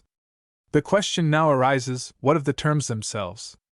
I will ask each one of you to state his views, commencing with Miss Abaway." Every one of the 23, or 24 now, including Julian, had a few words to say, and the tenor of their remarks was identical. For a basis of peace terms, the proposals were entirely reasonable, nor did they appear in any case to be capable of misconstruction. They were laid down in 8 clauses. 1. The complete evacuation of northern France and Belgium, with full compensation for all damage done. 2. Alsace and Lorraine to determine their position by vote of the entire population. 3. Servia and Romania to be re-established as independent kingdoms, with such rectifications and modifications of frontier as a joint committee should decide upon. 4. The German colonies to be restored. 5. The conquered parts of Mesopotamia to remain under the protection of the British government. 6. Poland to be declared an independent kingdom. 7. Trieste and certain portions of the Adriatic seaboard to be ceded to Italy. 8. A World Committee to be at once elected for the purpose of working out a scheme of international disarmament. We must remember, Miles Furley pointed out, that the present government is practically pledged not to enter into peace negotiations with the Hohenzollern. That, I contend, the bishop observed, is a declaration which should never have been made. Whatever may be our own feelings with regard to the government of Germany, the Kaiser has held the nation together and is at the present moment its responsible head. If he has had the good sense to yield to the demands of his people, as is proved by this document, then it is very certain that the declaration must be forgotten. I have reason to believe, however, that even if the negotiations have been commenced in the name of the Kaiser, an immediate change is likely to take place in the constitution of Germany. Germany's new form of government, I understand, Fenn intervened, will be modeled upon our own, which, after the abolition of the House of Lords, and the abnegation of the King's prerogative, will be as near the ideal democracy as is possible. That change will be in itself our most potent guarantee against all future wars. No democracy ever encouraged bloodshed. It is, to my mind, a clearly proved fact that all wars are the result of court intrigue. There will be no more of that. The passing of monarchical rule in Germany will mean the doom of all autocracies. There was a little sympathetic murmur. Julian, to whom Catherine had been whispering, next asked a question. "I suppose," he said, "that no doubt can be cast upon the authenticity of the 3 signatures attached to this document?" "That's been in my own mind, Mr. Fiske, leastwise, Mr. Orden," Phineas Cross, the Northumbrian, remarked from the other side of the table. "They're up to any mortal dodge, these Germans. Are we to accept it as beyond all doubt that this document is entirely genuine? How can we do otherwise?" Fenn demanded. "Freisner, who is responsible for it, has been in unofficial correspondence with us since the commencement of the war. We know his handwriting, we know his character, we've had 100 different occasions to test his earnestness and trustworthiness. This document is in his own writing and accompanied by remarks and references to previous correspondence which render its authenticity indisputable. Granted that the proposals themselves are genuine, there still remain the 3 signatures, Julian observed. Why should we doubt them? Fenn protested. Freisner guarantees them, and Freisner is our friend, the friend and champion of labor throughout the world. To attempt to deceive us would be to cover himself with eternal obloquy. Yet these terms, Julian pointed out, differ fundamentally from anything which Germany has yet allowed to be made public. There are 2 factors here which may be considered, Miles Furley intervened. The first is that the economic condition of Germany is far worse than she has allowed us to know. The second, which is even more interesting to us, is the rapid growth and influence, power, and numbers of the Socialist and Labour Party in that country. Of both these factors, the bishop reminded them, we have had very frequent hints from our friends, the neutrals. Let me tell you all what I think. I think that those terms are as much as we have the right to expect, even if our armies had reached the Rhine. It is possible that we might obtain some slight modifications, if we continued the war, but would those modifications be worth the loss of a few more 100,000s of human lives, of a few more months of this hideous, pagan slaughter and defilement of God's beautiful world?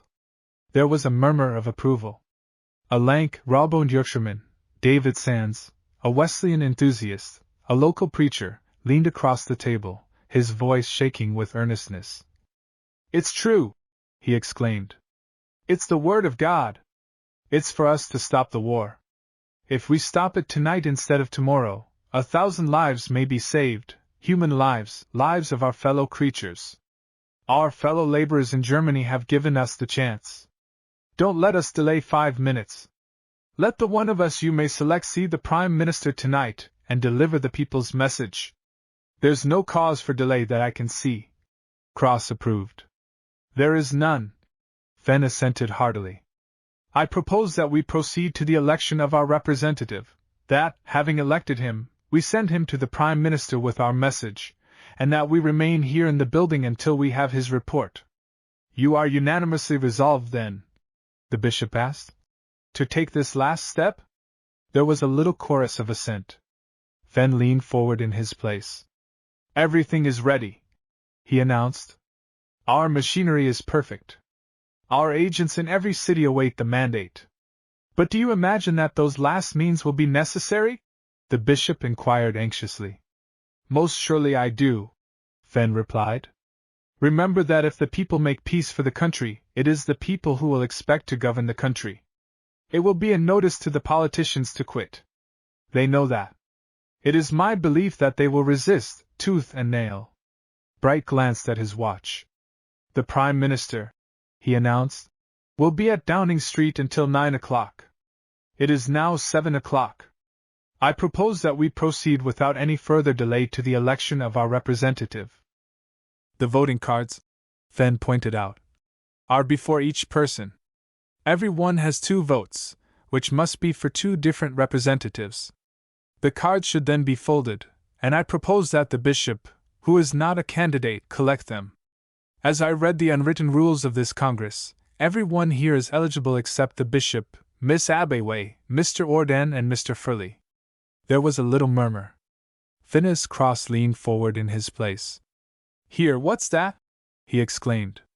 The bishop and Miss Abbeway, we all know, are outside the running. Mr. Furley, too, represents the educated socialists, and though he is with us in this, he is not really labor. But Mr. Orden, Paul Fiske, That's a different matter, isn't it? Mr. Orden, Fenn pronounced slowly, is a literary man. He is a sympathizer with our cause, but he is not of it. If any man has read the message which Paul Fiske has written with a pen of gold for us, Phineas Cross declared, and can still say that he is not one of us, why, he must be beside himself. I say that Mr. Orden is the brains and the soul of our movement. He brought life and encouragement into the north of England with the first article he ever wrote. Since then there has not been a man whom the Labour Party that I know anything of has looked up to and worshipped as they have done him. It's true, David Sands broke in. Every word of it. There's no one has written for labor like him. If he isn't labor, then we none of us are. I don't care whether he is the son of an earl, or a plasterer's apprentice, as I was. He's the right stuff, he has the gift of putting the words together, and his heart's where it should be. There is no one, Fenn said, his voice trembling a little, who has a greater admiration for Paul Fisk's writings than I have, but I still contend that he is not labor. Sit down, lad, Cross enjoined. We'll have a vote on that. I'm for saying that Mr. Julian Orden here, who has written them articles under the name of Paul Fisk, is a full member of our council and eligible to act as our messenger to the Prime Minister. I asked the bishop to put it to the meeting. 18 were unanimous in agreeing with the motion. Fenn sat down, speechless. His cheeks were pallid. His hands, which rested upon the table, were twitching. He seemed like a man lost in thought, and only remembered to fill up his card when the bishop asked him for it. There was a brief silence whilst the latter, assisted by Cross and Sands, counted the votes. Then the bishop rose to his feet. Mr. Julian Orden, he announced, better known to you all under the name of Paul Fisk, has been chosen by a large majority as your representative to take the people's message to the Prime Minister. I protest, Fenn exclaimed passionately. This is Mr. Orden's first visit amongst us. He is a stranger. I repeat that he is not one of us. Where is his power? He has none. Can he do what any one of us can, stop the pulse of the nation? Can he still its furnace fires? Can he empty the shipyards and factories, hold the trains upon their lines, bring the miners up from under the earth? Can he? He can do all these things, Finis Cross interrupted, because he speaks for us, our duly elected representative. Sit thee down, Fenn. If you wanted the job, well, you haven't got it, and that's all there is about it, and though you're as glib with your tongue as any here, and though you've as many at your back, perchance, as I have, I tell you I'd never have voted for you if there hadn't been another man here. So put that in your pipe and smoke it, lad. All further discussion, the bishop ruled, is out of order. Julian Orden, do you accept this mission? Julian rose to his feet. He leaned heavily upon his stick. His expression was strangely disturbed. Bishop, he said, and you, my friends, this has all come very suddenly. I do not agree with Mr. Fenn. I consider that I am one with you. I think that for the last 10 years I have seen the place which labor should hold in the political conduct of the world. I have seen the danger of letting the voice of the people remain unheard too long. Russia today is a practical and terrible example of that danger. England is, in her way, a free country, and our government a good one, but in the world's history there arrive sometimes crises with which no stereotyped form of government can cope, when the one thing that is desired is the plain, honest mandate of those who count for most in the world, those who, in their simplicity and in their absence from all political ties and precedents and liaisons, see the truth. That is why I have appealed with my pen to labor, to end this war. That is why I shall go willingly as your representative to the Prime Minister tonight. The bishop held out his hand. There was a little reverent hush, for his words were in the nature of a benediction. And may God be with you, our messenger, he said solemnly. Chapter 16. Julian, duly embarked upon his mission, was kept waiting an unexpectedly short time in the large but gloomy apartment into which Mr. Stenson's butler had somewhat doubtfully ushered him. The Prime Minister entered with an air of slight hurry. He was also somewhat surprised. My dear Orden, he exclaimed, holding out his hand. What can I do for you? A great deal, Julian replied gravely. First of all, though, I have an explanation to make. I am afraid, Mr. Stenson regretted, that I am too much engaged this evening to enter into any personal matters. I am expecting a messenger here on very important official business. I am that messenger, Julian announced. Mr. Stenson started. His visitor's tone was serious and convincing. I fear that we are at loggerheads. It is an envoy from the Labour Party whom I am expecting. I am that envoy. You, Mr. Stenson exclaimed, in blank bewilderment. I ought to explain a little further, perhaps. I have been writing on labor questions for some time under the pseudonym of Paul Fisk. Paul Fisk? Mr. Stenson gasped. You, Paul Fisk? Julian nodded assent. You are amazed, of course, he proceeded, but it is nevertheless the truth. The fact has just come to light, and I have been invited to join this new emergency council, composed of 1 or 2 socialists and writers, amongst them a very distinguished prelate, labor members of parliament, and representatives of the various trades unions, a body of men which you doubtless know all about. I attended a meeting at Westminster an hour ago, and I was entrusted with this commission to you. Mr. Stenson sat down suddenly. God bless my soul! He exclaimed. You, Julian Orden! There was a moment's silence. Mr. Stenson, however, was a man of immense recuperative powers. He assimilated the new situation without further protest. You have given me the surprise of my life, Orden, he confessed. That, however, is a personal matter. Hannaway Wells is in the study. You have no objection, I suppose, to his being present? None whatever. Mr. Stenson rang the bell, and in a few minutes they were joined by his colleague. The former wasted no time in explanations.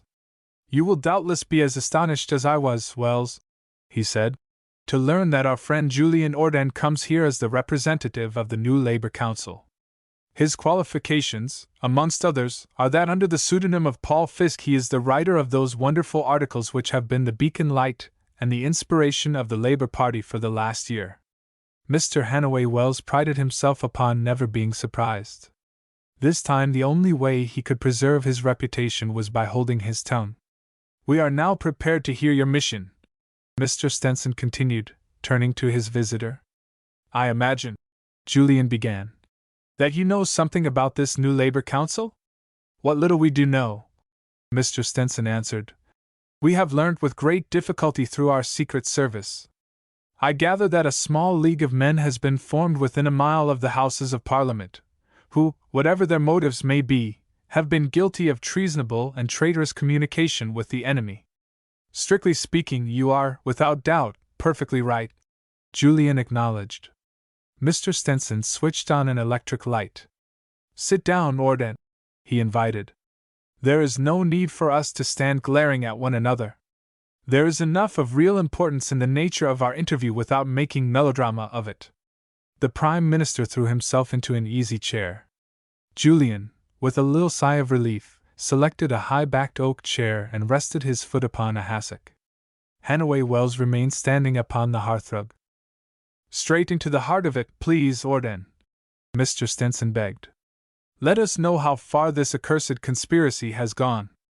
It has gone to very great lengths, Julian declared. Certain members of this newly formed Council of Labor have been in communication for some months with the Socialist Party in Germany. From these latter they have received a definite and authentic proposal of peace, countersigned by the 3 most important men in Germany. That proposal of peace I am here to lay before you, with the request that you act upon it without delay. Julian produced his roll of papers. The 2 men remained motionless. The great issue had been reached with almost paralyzing rapidity.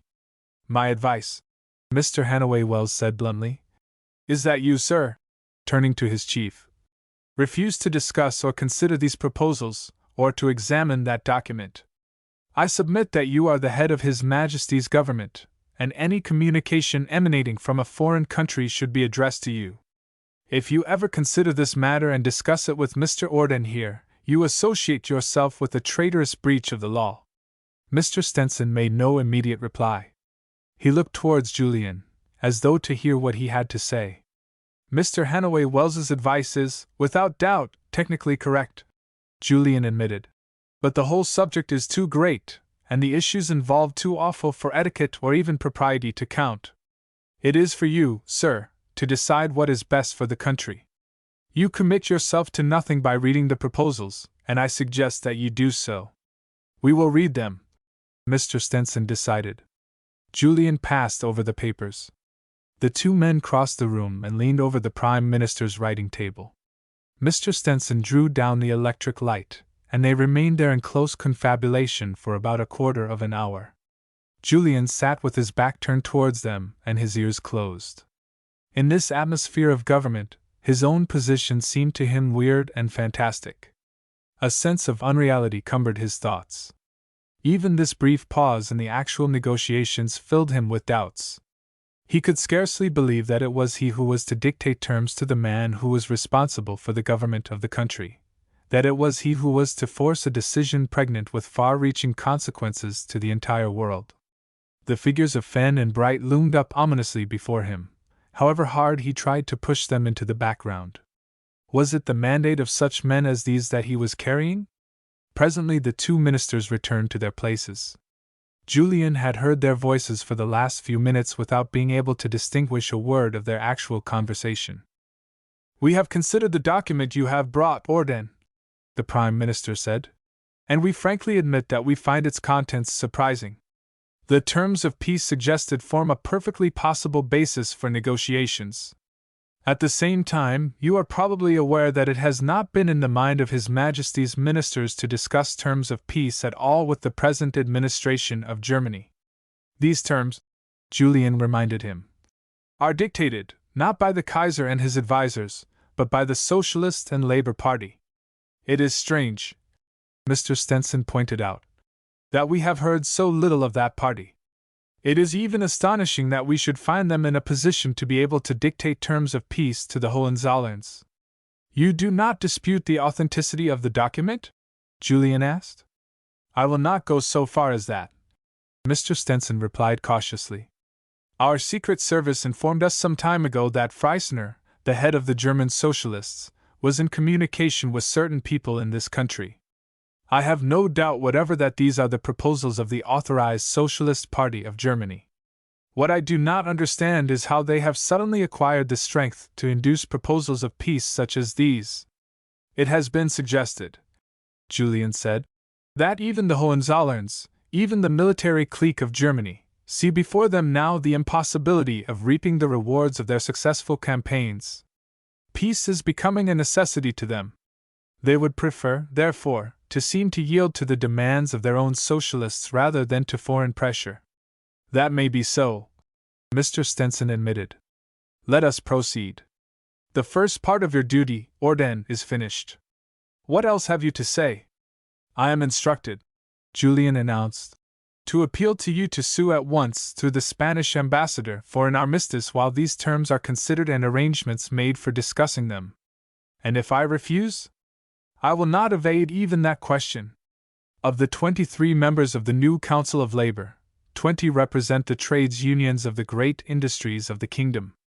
Those 20 will unanimously proclaim a general strike if you should refuse the proposed armistice. In other words," Mr. Stenson observed drily, "they will scuttle the ship themselves. Do you approve of these tactics?" "I decline to answer that question," Julian said. "But I would point out to you that when you acknowledged yourself defeated by the miners of South Wales, you pointed the way to some such crisis as this." "That may be true," Mr. Stenson acknowledged. "I have only at this moment, however, to deal with the present condition of affairs." "Do you seriously believe that, if I make the only answer which at present seems to me possible, the Council of Labor, as they call themselves, will adopt the measures they threaten?" "I believe that they will," Julian declared gravely. "I believe that the country looks upon any continuation of this war as a continuation of unnecessary and ghastly slaughter. To appreciably change the military situation would mean the sacrifice of millions more lives, would mean the continuation of the war for another 2 years. I believe that the people of Germany who count are of the same opinion. I believe that the inevitable change of government in Germany will show us a nation freed from this hideous lust for conquest, a nation with whom, when she is purged of the poison of these last years, we can exist fraternally and with mutual benefit." "You are a very sanguine man, Mr. Orden," Hannaway Wells remarked. "I have never found," Julian replied, "that the pessimist walks with his head turned towards the truth." "How long have I?" the Prime Minister asked, after a brief pause. "For my reply?" 24 hours, Julian told him. "During which time it is hoped that you will communicate with our allies and pave the way for a further understanding." The Council of Labor asks you for no pledge as to their safety. We know quite well that all of us are, legally speaking, guilty of treason. On the other hand, a single step towards the curtailment of our liberties will mean the paralysis of every industry in the United Kingdom. I realize the position perfectly, Mr. Stenson observed drily. I do not exactly know what to say to you personally, Orden, he added. Perhaps it is as well for us that the Council should have chosen an ambassador with whom discussion, at any rate, is possible. Nevertheless, I feel bound to remind you that you have taken upon your shoulders, considering your birth and education, one of the most perilous loads which any man could carry. I have weighed the consequences, Julian replied, with a sudden and curious sadness in his tone. I know how the name of pacifist stinks in the nostrils. I know how far we are committed as a nation to a peace won by force of arms. I know how our British blood boils at the thought of leaving a foreign country with as many military advantages as Germany has acquired. But I feel, too, that there is the other side. I have brought you evidence that it is not the German nation against whom we fight, man against man, human being against human being. It is my belief that autocracy and the dynasty of the Hohenzollerns will crumble into ruin as a result of today's negotiations, just as surely as though we sacrifice God knows how many more lives to achieve a greater measure of military triumph. The Prime Minister rang the bell. You are an honest man, Julian Orden, he said, and a decent emissary. You will reply that we take the 24 hours for reflection. That means that we shall meet at 9 o'clock tomorrow evening. He held out his hand in farewell, an action which somehow sent Julian away a happier man. Chapter 17. Julian, on the morning following his visit to the Prime Minister, was afflicted with a curious and persistent unrest. He traveled down to the Temple and found Miles Furley in a room hung with tobacco smoke and redolent of a late night. Miles, Julian declared, as the two men shook hands. I can't rest. I am in the same fix, Furley admitted. I sat here till 4 o'clock. Finnis Cross came around, and half a dozen of the others. I felt I must talk to them, I must keep on hammering it out. We're right, Julian. We must be right. It's a ghastly responsibility. I wonder what history will have to say. That's the worst of it, Furley groaned. They'll have a bird's-eye view of the whole affair, those people who write our requiem or our eulogy. You noticed the press this morning? They're all hinting at some great move in the West. It's about in the clubs. Why, I even heard last night that we were in Ostend. It's all a rig, of course. Stenson wants to gain time. Who opened these negotiations with Freisner? Julian asked. Then. He met him at the Geneva Conference, the year before the war. I met him, too, but I didn't see so much of him. He's a fine fellow, Julian, as unlike the typical German as any man you ever met. He's honest, I suppose? As the day itself, was the confident reply. He has been in prison twice, you know, for plain speaking. He is the one man in Germany who has fought the war, tooth and nail, from the start. Julian caught his friend by the shoulder.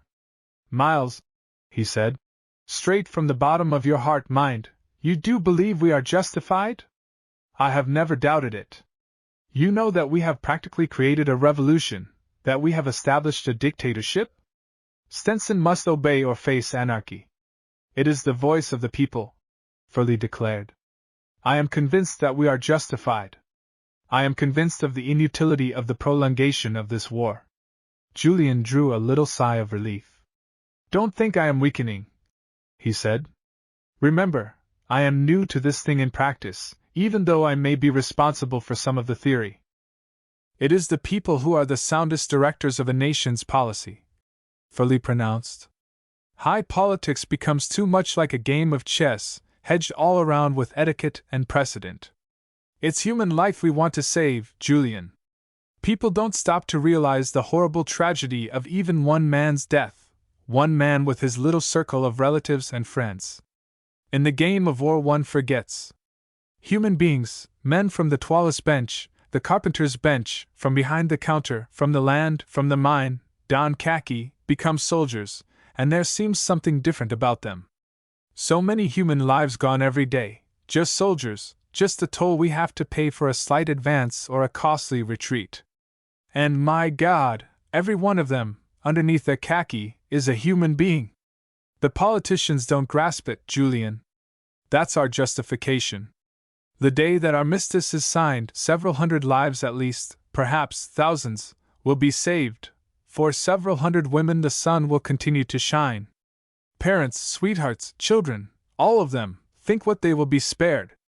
I am a man again, Julian declared. Come along round to Westminster. There are many things I want to ask about the executive. They drove round to the great building which had been taken over by the different members of the Labor Council. The representative of each trades union had his own office, staff of clerks and private telephone. Fenn, who greeted the two men with a rather excessive cordiality, constituted himself their cicerone. He took them from room to room and waited while Julian exchanged remarks with some of the delegates whom he had not met personally. Every one of our members, Fenn pointed out, is in direct communication with the local secretary of each town in which his industry is represented. You see these? He paused and laid his hand on a little heap of telegraph forms, on which one word was typed. These, he continued, are all ready to be dispatched the second that we hear from Mr. Stenson, that is to say, if we should hear unfavorably. They are divided into batches, and each batch will be sent from a different post office, so that there shall be no delay. We calculate that in 7 hours, at the most, the industrial pulse of the country will have ceased to beat. How long has your organization taken to build up? Julian inquired. Exactly 3 months, David Sands observed, turning around in his swing chair from the desk at which he had been writing. The scheme was started a few days after your article in the British Review. We took your motto as our text: coordination and cooperation. They found their way into the clubroom, and at luncheon, later on, Julian strove to improve his acquaintance with the men who were seated around him.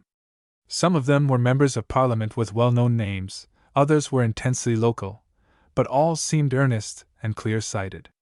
Phineas Cross commenced to talk about war generally.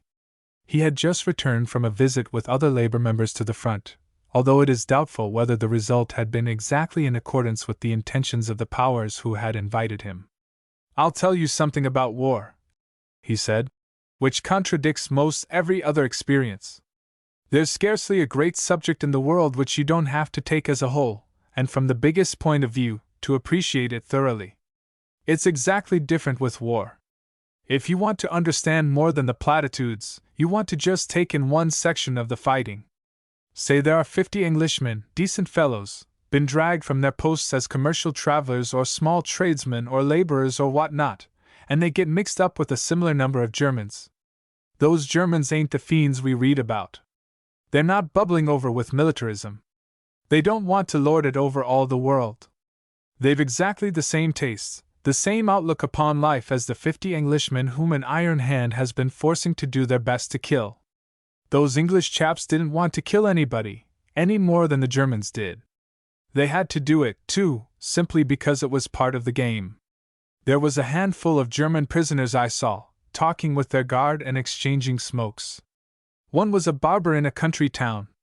The man who had him in tow was an English barber. Bless you, they were talking like 1 o'clock. That German barber didn't want anything in life except plenty to eat and drink, to be a good husband and good father, and to save enough money to buy a little house of his own. The Englishman was just the same. He'd as soon have had that German for a pal for a day's fishing or a walk in the country, as anyone else. They neither of them got anything against the other. Where the hell is this spirit of hatred? You go down the line, mile after mile, and most little groups of men facing one another are just the same. Here and there, there's some bitter feeling, through some fighting that seemed unfair, but that's nothing. The fact remains that those millions of men don't hate one another, that they've got nothing to hate one another about, and they're being driven to slaughter one another like savage beasts. For what? Mr. Stenson might supply an answer. Your great editors might. Your great generals could be glib about it. They could spout volumes of words, but there's no substance about them. I say that in this generation there's no call for fighting, and there didn't ought to be any. You are not only right, But you are splendidly right, Mr. Cross, Julian declared. It's human talk, that. It's just a plain man's words and thoughts, was the simple reply. And yet, Fenn complained in his thin voice, if I talk like that, they call me a pacifist. A lot of rowdies get up and sing Rule Britannia, and try to chivy me out of the hall where I'm speaking. You see, there's a difference, lad, Cross pointed out, setting down the tankard of beer from which he had been drinking. You talk sometimes that white-livered stuff about not hitting a man back if he wants to hit you, and you drag in your conscience, and prate about all men being brothers, and that sort of twaddle. A full-blooded Englishman don't like it, because we are all of us out to protect what we've got, any way and anyhow. But that doesn't alter the fact that there's something wrong in the world when we're driven to do this protecting business wholesale and being forced into murdering on a scale which only devils could have thought out and imagined. It's the men at the top that are responsible for this war, and when people come to reckon up, they'll say that there was blame up at the top in the government of every power that's fighting, but there was a damned sight more blame amongst the Germans than any of the others. And that's why many 100,000 of our young men who've loathed the war and felt about it as I do have gone and done their bit and kept their mouths shut. You cannot deny, Fenn argued, that war is contrary to Christianity. I dunno, lad, Cross replied, winking across the table at Julian. Seems to me there was a powerful lot of fighting in the Old Testament, and the Lord was generally on one side or the other. But you and I ain't going to bicker, Mr. Fenn. The first decision this council came to, when it embraced more than a dozen of us of very opposite ways of thinking, was to keep our mouths shut about our own ideas and stick to business. So give me a fill of bocce from your pipe, and we'll have a cup of coffee together. Julian's pouch was first upon the table, and the Northumbrian filled his pipe in leisurely fashion. Good stuff, sir, he declared approvingly as he passed it back. After dinner I am mostly a man of peace, even when Fenn comes yapping around, he added, looking after the disappearing figure of the secretary. But I make no secret of this. I tumbled to it from the first that this was a great proposition, this amalgamation of labor. It makes a power of us, even though it may, as you, Mr. Orden, said in one of your articles, bring us to the gates of revolution. But it was all I could do to bring myself to sit down at the same table with Fenn and his friend Bright. You see, he explained, there may be times when you are forced into doing a thing that fundamentally you disapprove of and you know is wrong. I disapprove of this war, and I know it's wrong. It's a foul mess that we've been got into by those who should have known better. But I ain't like Fenn about it. We're in it, and we've got to get out of it, not like cowards but like Englishmen, and if fighting had been the only way through, then I should have been for fighting to the last gasp. Fortunately, we've got into touch with the sensible folk on the other side. If we hadn't, well, I'll say no more but that I've got 2 boys fighting and 1 buried at Ypres, and I've another, though he's over young, doing his drill. Mr. Cross, Julian said, you've done me more good than anyone I've talked to since the war began. That's right, lad, Cross replied. You get straight words from one, and not only that, you get the words of another million behind me, who feel as I do. But, he added, glancing across the room and lowering his voice, keep your eye on that artful devil, Fenn. He doesn't bear you any particular goodwill. He wasn't exactly a hospitable jailer, Julian reminiscently observed. I'm not speaking of that only, Cross went on. There wasn't one of us who didn't vote for squeezing that document out of you one way or the other, and if it had been necessary to screw your neck off for it, I don't know as one of us would have hesitated, for you were standing between us and the big thing. But he and that little skunk Bright ain't to be trusted, in my mind, and it seems to me they've got a down on you. Fenn counted on being heart of this council, for one thing, and there's a matter of a young woman, for another? A young woman? Julian repeated. Cross nodded. The Russian young person, Miss Abeway, she calls herself. Fenn's been her lapdog round here, takes her out to dine and that. It's just a word of warning, that's all. You're new amongst us, Mr. Orden, and you might think us all honest men. Well, we ain't, that's all there is to it. Julian recovered from a momentary fit of astonishment. I am much obliged to you for your candor, Mr. Cross, he said. And never you mind about the Mr., sir, the Northumbrian begged. Nor you about the sir, Julian retorted, with a smile. Middle stump, Cross acknowledged. And since we are on the subject, my new friend, let me tell you this. To feel perfectly happy about this council, there's just three as I should like to see out of it, Fan Bright, and the young lady. Why the young lady? Julian asked quickly. You might as well ask me, why Fen and Bright? The other replied. I shouldn't make no answer. We're superstitious, you know, we North Country folk, and we are all for instincts. All I can say to you is that there isn't one of those three I'd trust around the corner. Miss Abbeway is surely above suspicion, Julian protested. She has given up a great position and devoted the greater part of her fortune towards the causes which you and I and all of us are working for. There'd be plenty of work for her in Russia just now, Cross observed. No person of noble birth, Julian reminded him, has the slightest chance of working effectively in Russia today. Besides, Miss Abbeway is half English.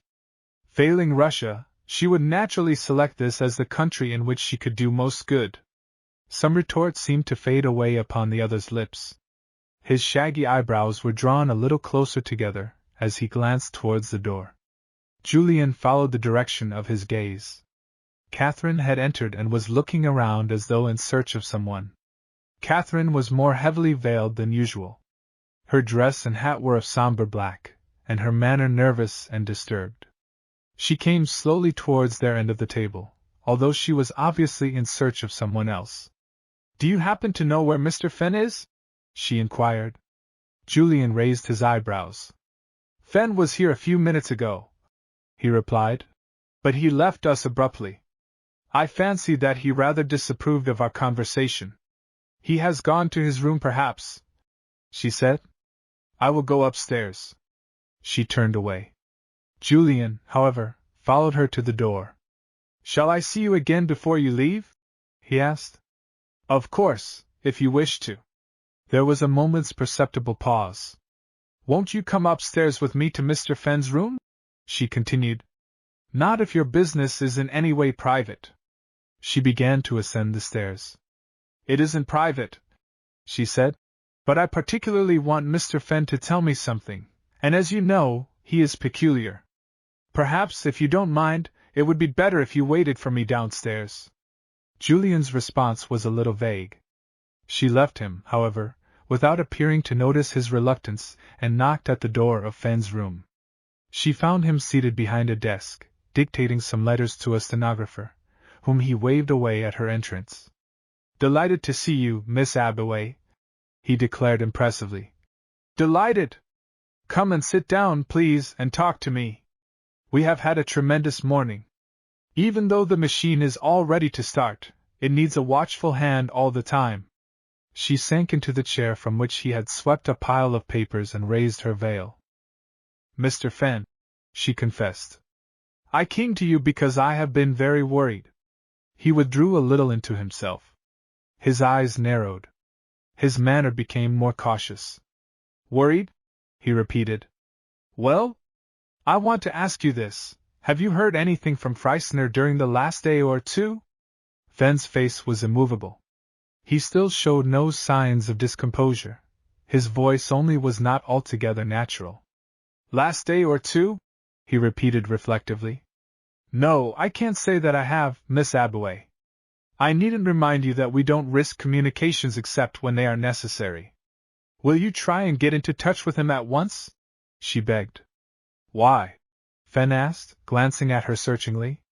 One of our Russian writers, she said, once wrote that there are 1,000 eddies in the winds of chance.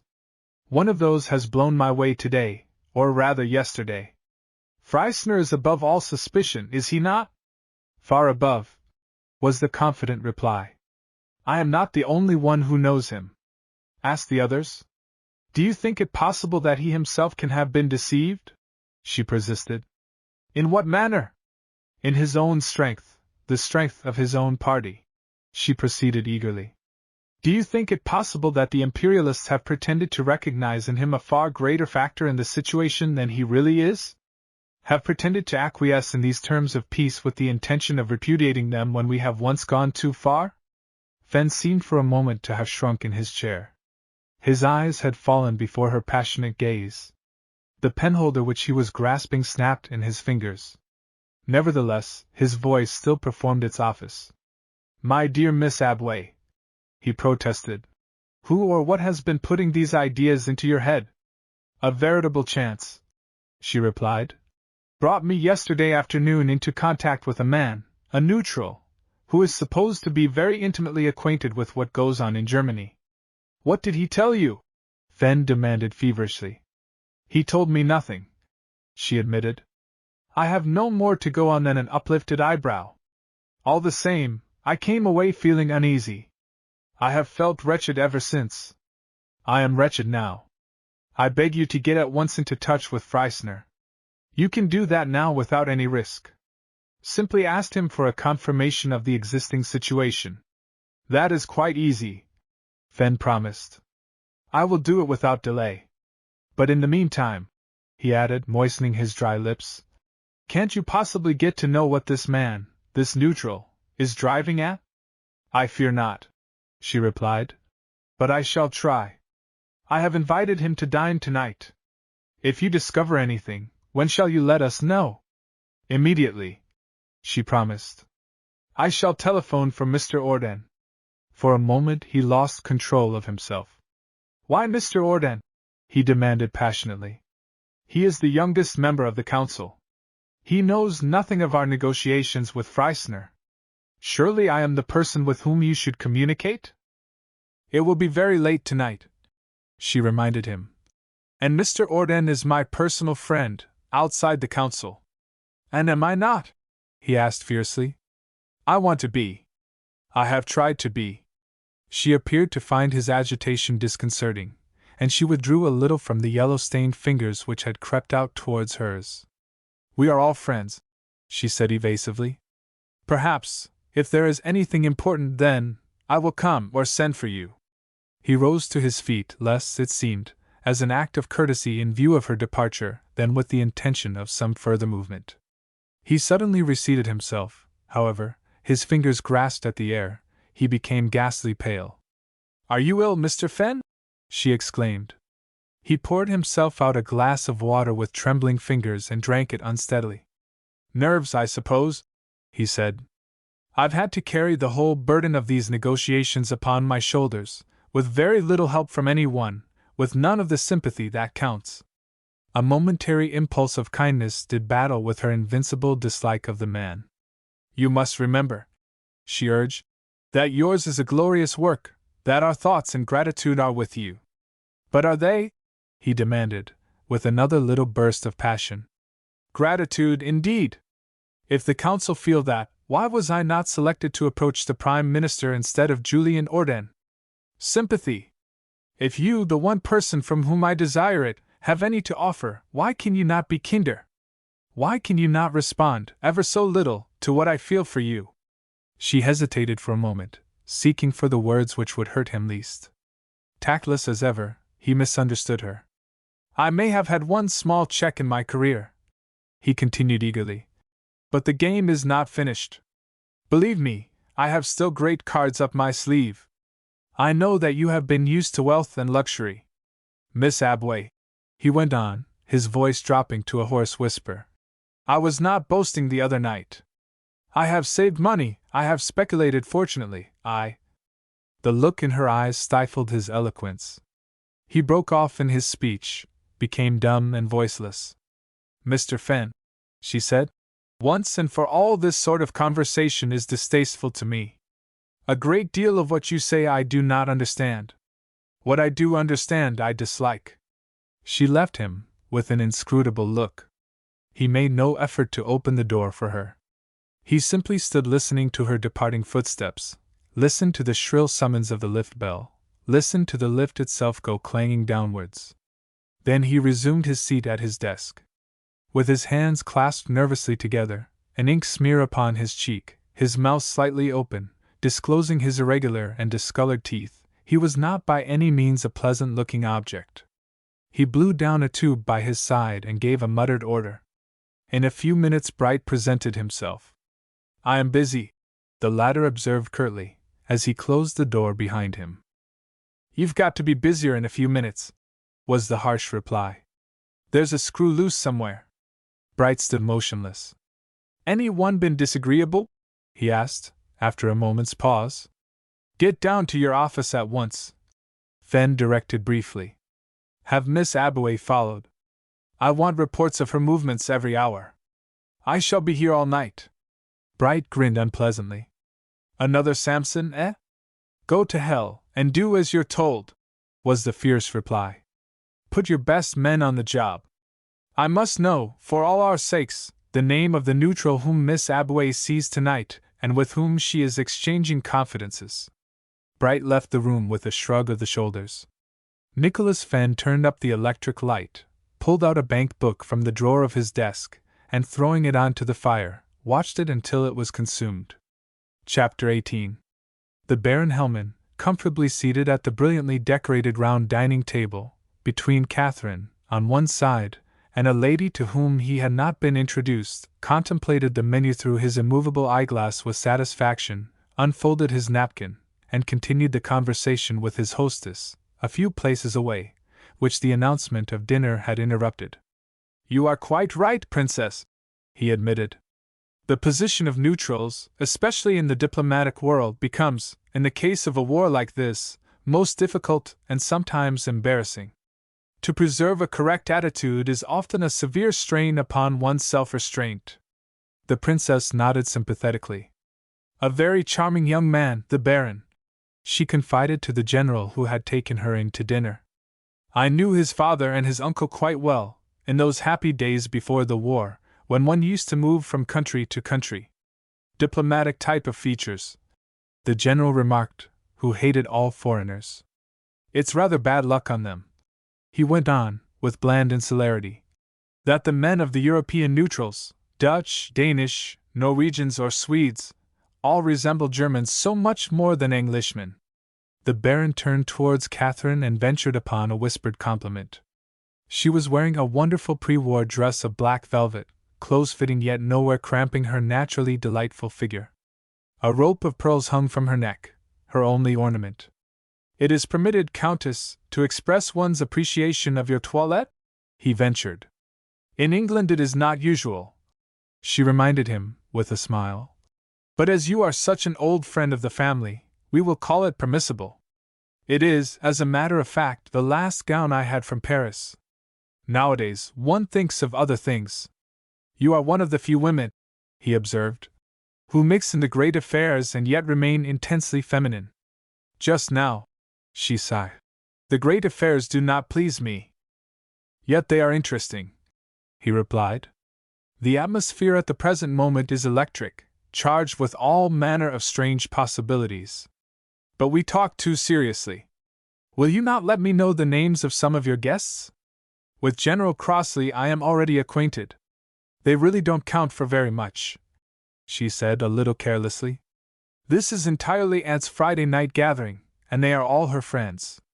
That is Lady Maltenby opposite you, and her husband on the other side of my aunt." "Maltenby," he repeated.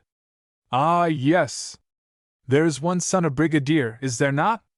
And another one sees sometimes about town, a Mr. Julian Orden. He is the youngest son. Am I exceeding the privileges of friendship, Countess?"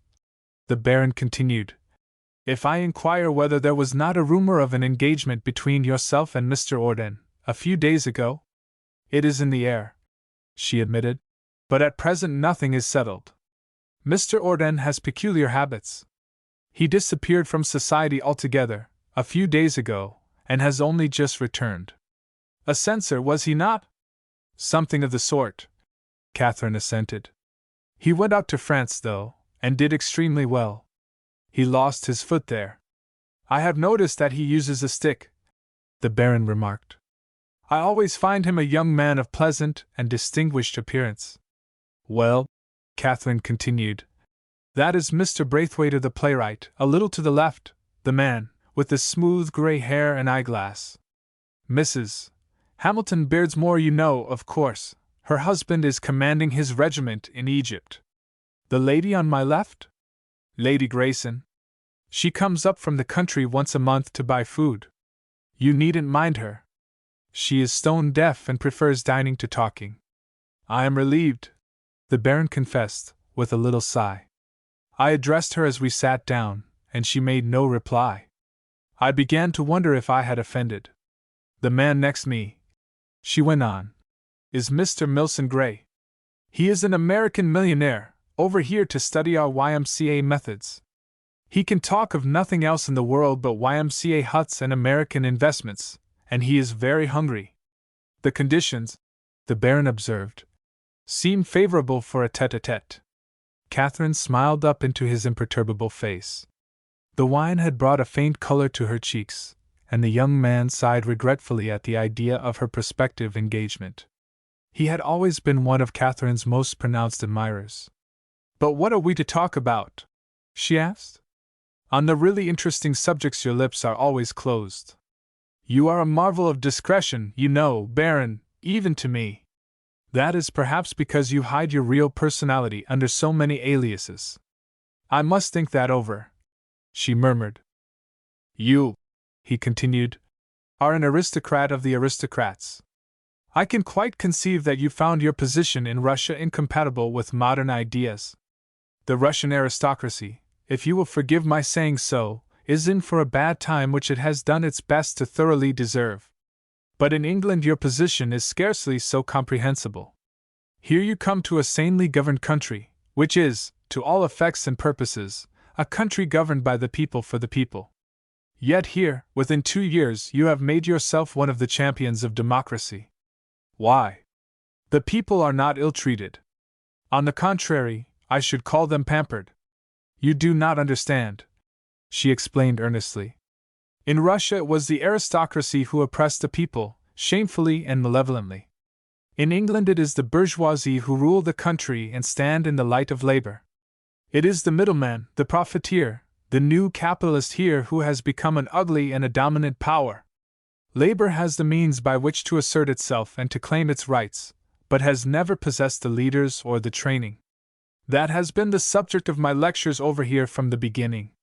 I want to teach the people how to crush the middleman. I want to show them how to discover and to utilize their strength. Is not that a little dangerous? He inquired. You might easily produce a state of chaos. For a time, perhaps, she admitted, but never for long. You see, the British have one transcendental quality: they possess common sense. They are not idealists like the Russians. The men with whom I mix either walk with their heads turned to the clouds nor do they grope about amongst the mud. They just look straight ahead of them, and they ask for what they see in the path. I see, he murmured.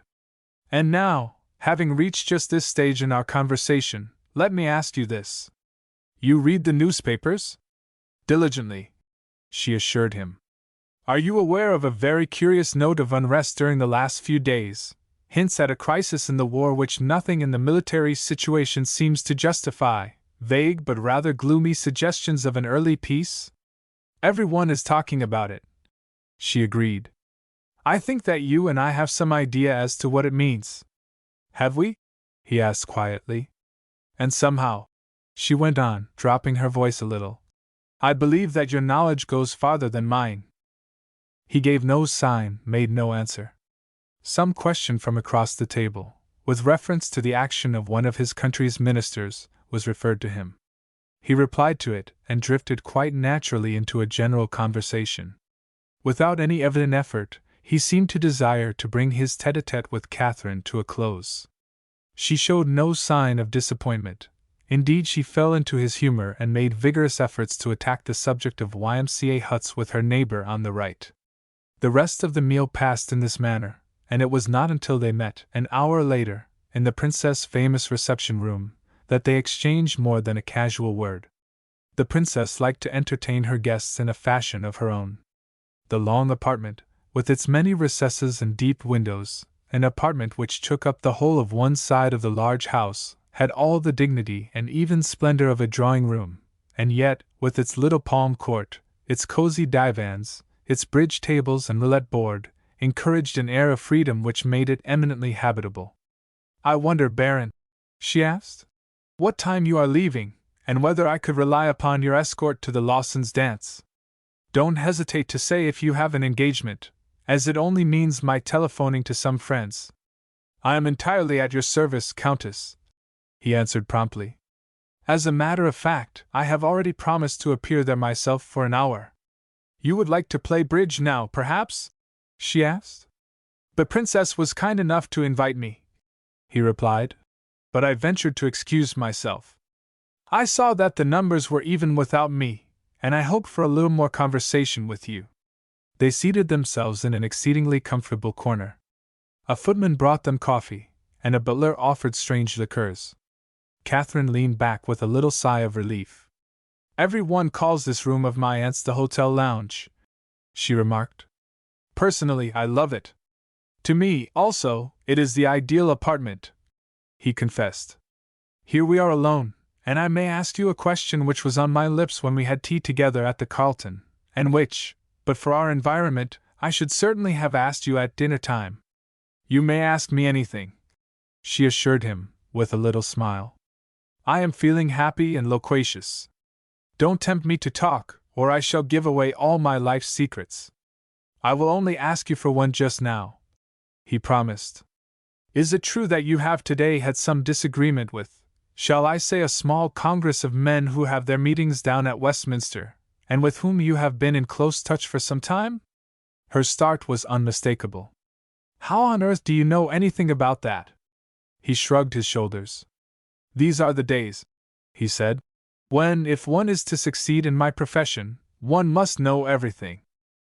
She did not speak for a moment. His question had been rather a shock to her.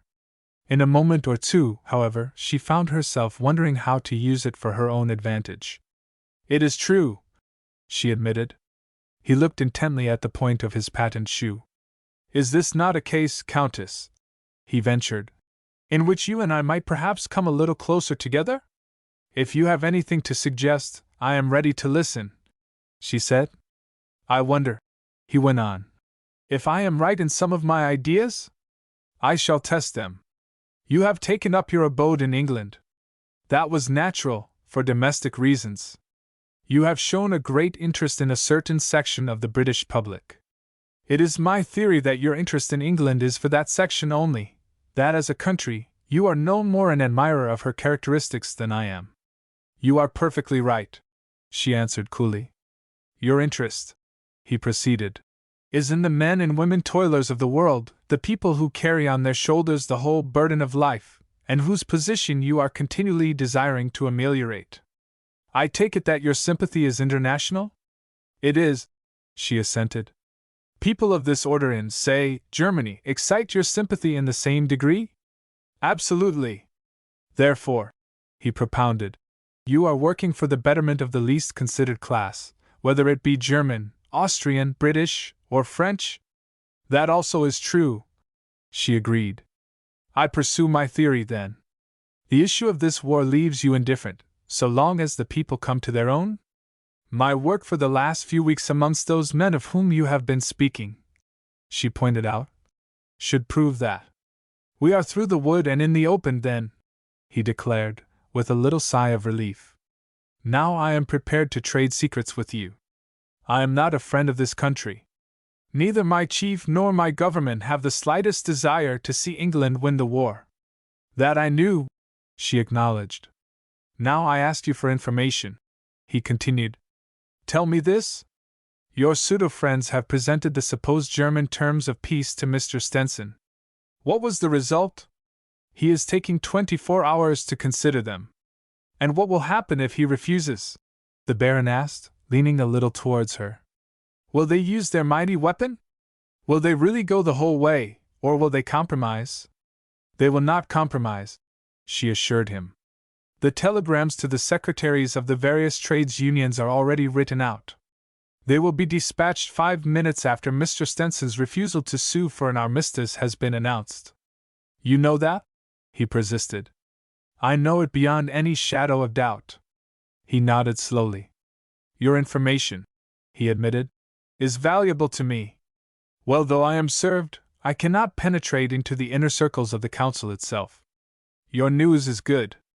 And now, she said, I expect the most amazing revelations from you. You shall have them, with pleasure, he replied.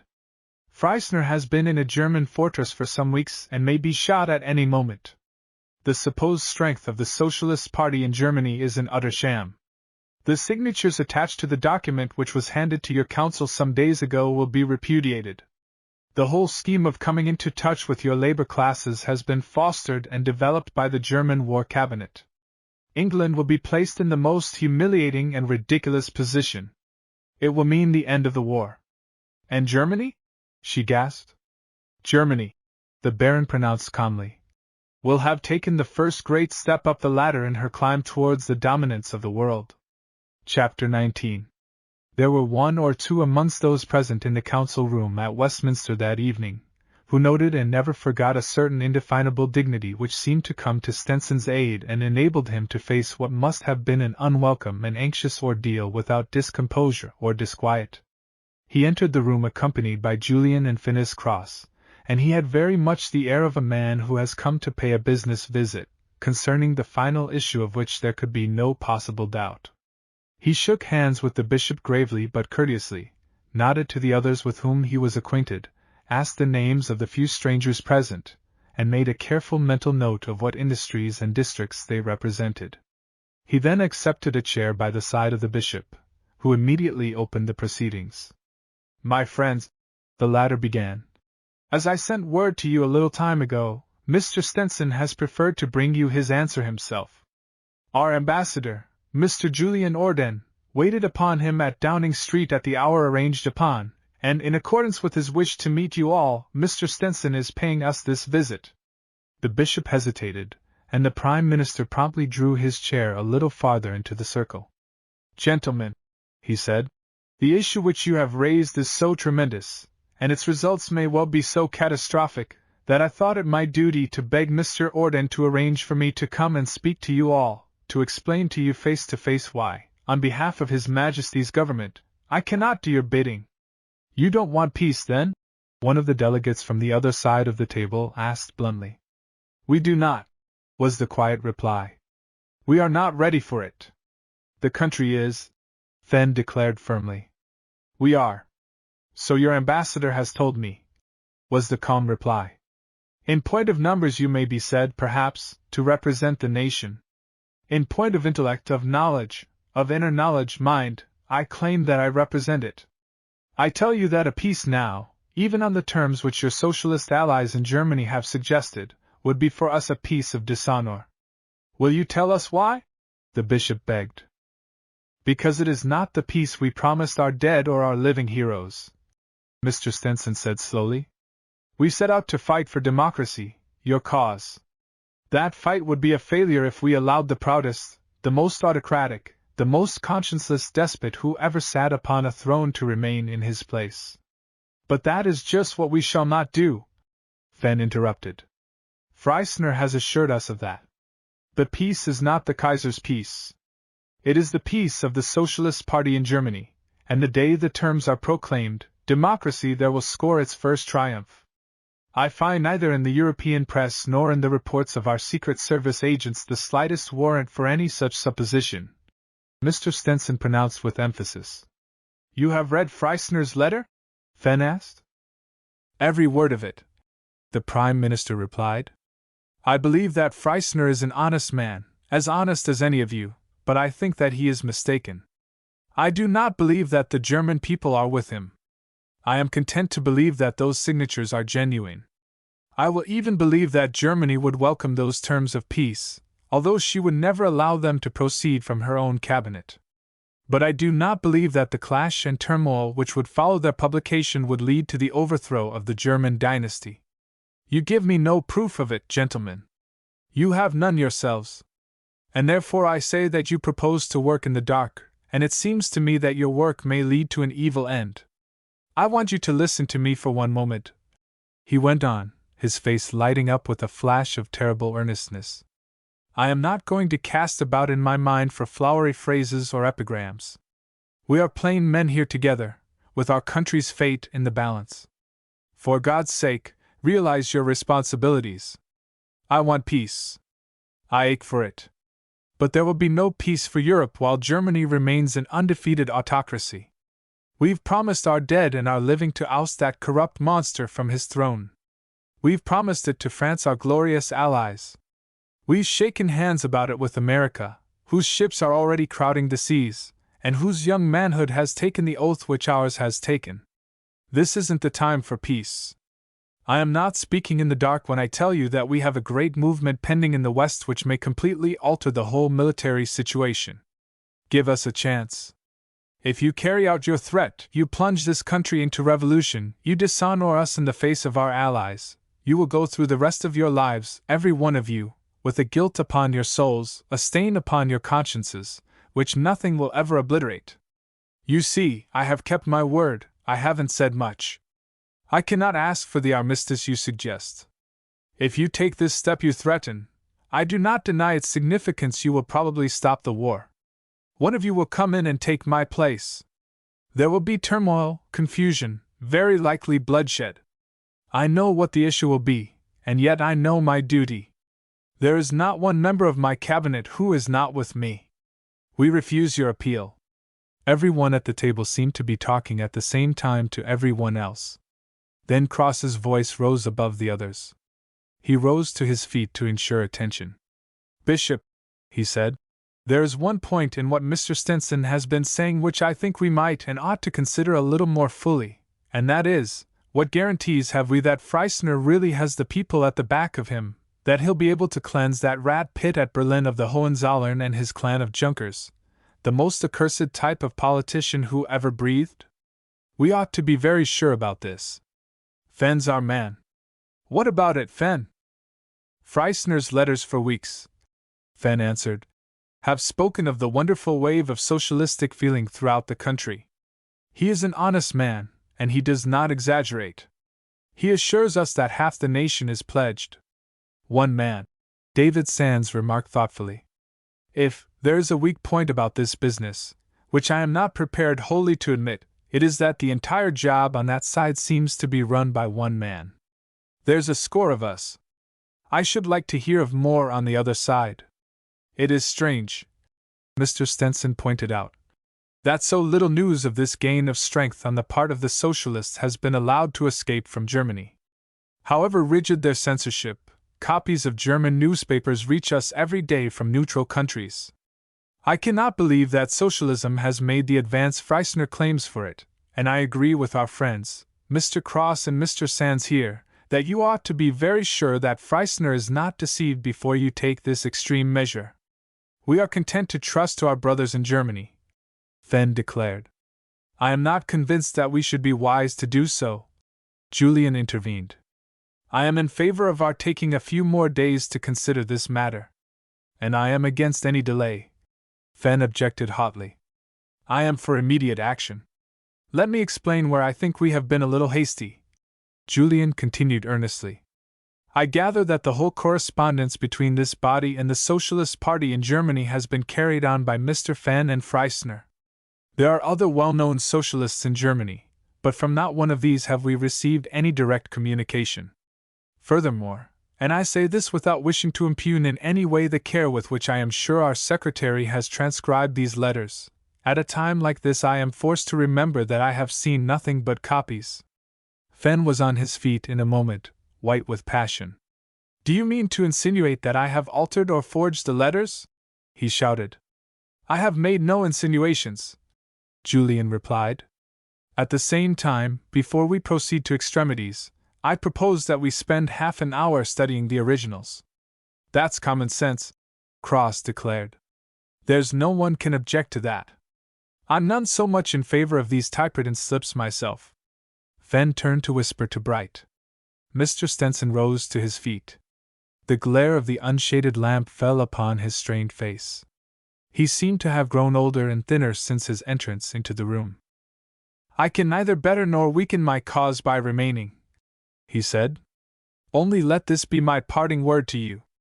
Upon my soul as an Englishman, I believe that if you send out those telegrams tonight, if you use your hideous and deadly weapon against me and the government, I believe that you will be guilty of this country's ruin, as you certainly will of her dishonor. You have the example of Russia before you. And I will tell you this, too, which take into your hearts. There isn't one of those men who are marching, perhaps tonight, perhaps tomorrow, to a possible death, who would thank you for trying to save their lives or bodies at the expense of England's honor. Those about to die would be your sternest critics. I can say no more. Julian walked with the Premier towards the door. Mr. Stenson, he declared, you have said just what could be said from your point of view, and God knows, even now, who is in the right. You are looking at the future with a very full knowledge of many things of which we are all ignorant. You have, quite naturally, too, the politicians' hatred of the methods these people propose. I myself am inclined to think that they are a little hasty. Orden, Mr. Stenson replied sternly, I did not come to you tonight as a politician. I have spoken as a man and an Englishman, as I speak to you now. For the love of your country and her honor, use your influence with these people. Stop those telegrams. Work for delay at any cost. There's something inexplicable, sinister, about the whole business. Freisner may be an honest man, but I'll swear that he hasn't the influence or the position that these people have been led to believe. And as for Nicholas Fenn, the Prime Minister paused. Julian waited anxiously. It is my belief, the former concluded deliberately, that 30 seconds in the courtyard of the tower, with his back to the light, would about meet his case. They parted at the door, and Julian returned to his seat, uneasy and perplexed. Around the council table voices were raised in anger. Fenn, who was sitting moodily with folded arms, his chair drawn a little back from the table, scowled at him as he took his place. Furley, who had been whispering to the bishop, turned towards Julian. It seems, he announced, that the originals of most of Freisner's communications have been destroyed. And why not? Fenn demanded passionately. Why should I keep letters which would lay a rope around my neck any day they were found? You all know as well as I do that we've been expecting the police to raid the place ever since we took it. I am a late comer, Julian observed. But surely some of you others have seen the original communications? Thomas Evans spoke up from the other end of the table, a small, sturdily built man, a great power in South Wales. To be frank, he said, I don't like these insinuations. Fenn's been our secretary from the first. He opened the negotiations, and he's carried them through. We either trust him, or we don't. I trust him. And I'm not saying you're not right, lad, Cross declared. I'm for being cautious, but it's more with the idea that our German friends themselves may be a little too sanguine. I will pledge my word, Fenn pronounced fiercely, to the truth of all the facts I have laid before you. Whatever my work may have been, today it is completed. I have brought you a people's peace from Germany. This very council was formed for the purpose of imposing that peace upon the government. Are you going to back out now, because a dilettante writer, an aristocrat who never did a stroke of work in his life, casts sneering doubts upon my honesty? I've done the work you gave me to do. It's up to you to finish it. I represent 1 million working men. So does David Sands there, Evans and Cross, and you others. What does Orden represent? Nobody and nothing. Miles Furley? A little band of socialists who live in their gardens and keep bees. My Lord Bishop? Just his congregation from week to week. Yet it's these outsiders who've come in and disturbed us. I've had enough of it and them. We've wasted the night, but I propose that the telegrams go out at 8 o'clock tomorrow morning. Hands up for it.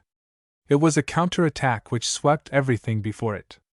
Every hand in the room except the bishop's, Furley's, Cross's, and Julian's was raised. Fenn led the way towards the door. We've our work to do, chaps, he said. We'll leave the others to talk till daylight if they want to. Chapter 20. Julian and Furley left the place together. They looked for the bishop but found that he had slipped away.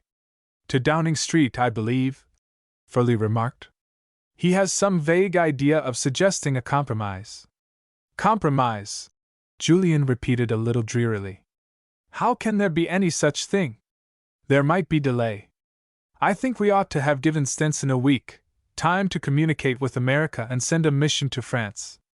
We are like all theorists. Furley declared moodily, stopping to relight his pipe. We create and destroy on Palto with amazing facility. When it comes to practice, we are funks. Are you funking this? Julian asked bluntly. How can anyone help it? Theoretically, we are right, I am sure of it. If we leave it to the politicians, this war will go dragging on for God knows how long. It's the people who are paying. It's the people who ought to make the peace. The only thing that bothers me is whether we are doing it the right way. Is Freisner honest? Could he be self-deceived? Is there any chance that he could be playing into the hands of the Pangermans? Fenn is the man who has had most to do with him, Julian remarked. I wouldn't trust Fenn a yard, but I believe in Freisner. So do I, Furley assented. But is Fenn's report of his promises and the strength of his followers entirely honest? That's the part of the whole thing I don't like, Julian acknowledged. Fenn's practically the cornerstone of this affair. It was he who met Freisner in Amsterdam and started these negotiations, and I'm damned if I like Fenn, or trust him. Did you see the way he looked at Stenson out of the corners of his eyes, like a little ferret? Stenson was at his best, too. I never admired the man more. He certainly kept his head, Furley agreed. His few straight words were to the point, too. It wasn't the occasion for eloquence, Julian declared. That'll come next week. I suppose he'll try and break the trades unions. What a chance for an Edmund Burke. It's all right, I suppose, but I wonder why I'm feeling so damned miserable. The fact is, Furley confided, you and I and the Bishop and Miss Abaway are all to a certain extent out of place on that council. We ought to have contented ourselves with having supplied the ideas. When it comes to the practical side, our other instincts revolt.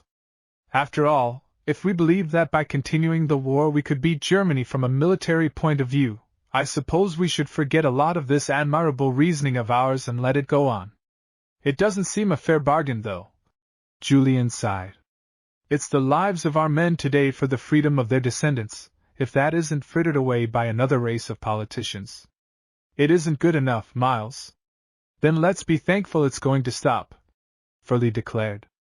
We've pinned our colors to the mast, Julian. I don't like Fenn any more than you do, nor do I trust him, but I can't see, in this instance, that he has anything to gain by not running straight. Besides, he can't have faked the terms, and that's the only document that counts. And so good night and to bed, he added, pausing at the street corner, where they parted. There was something curiously different about the demeanor of Julian's trusted servant, as he took his master's coat and hat.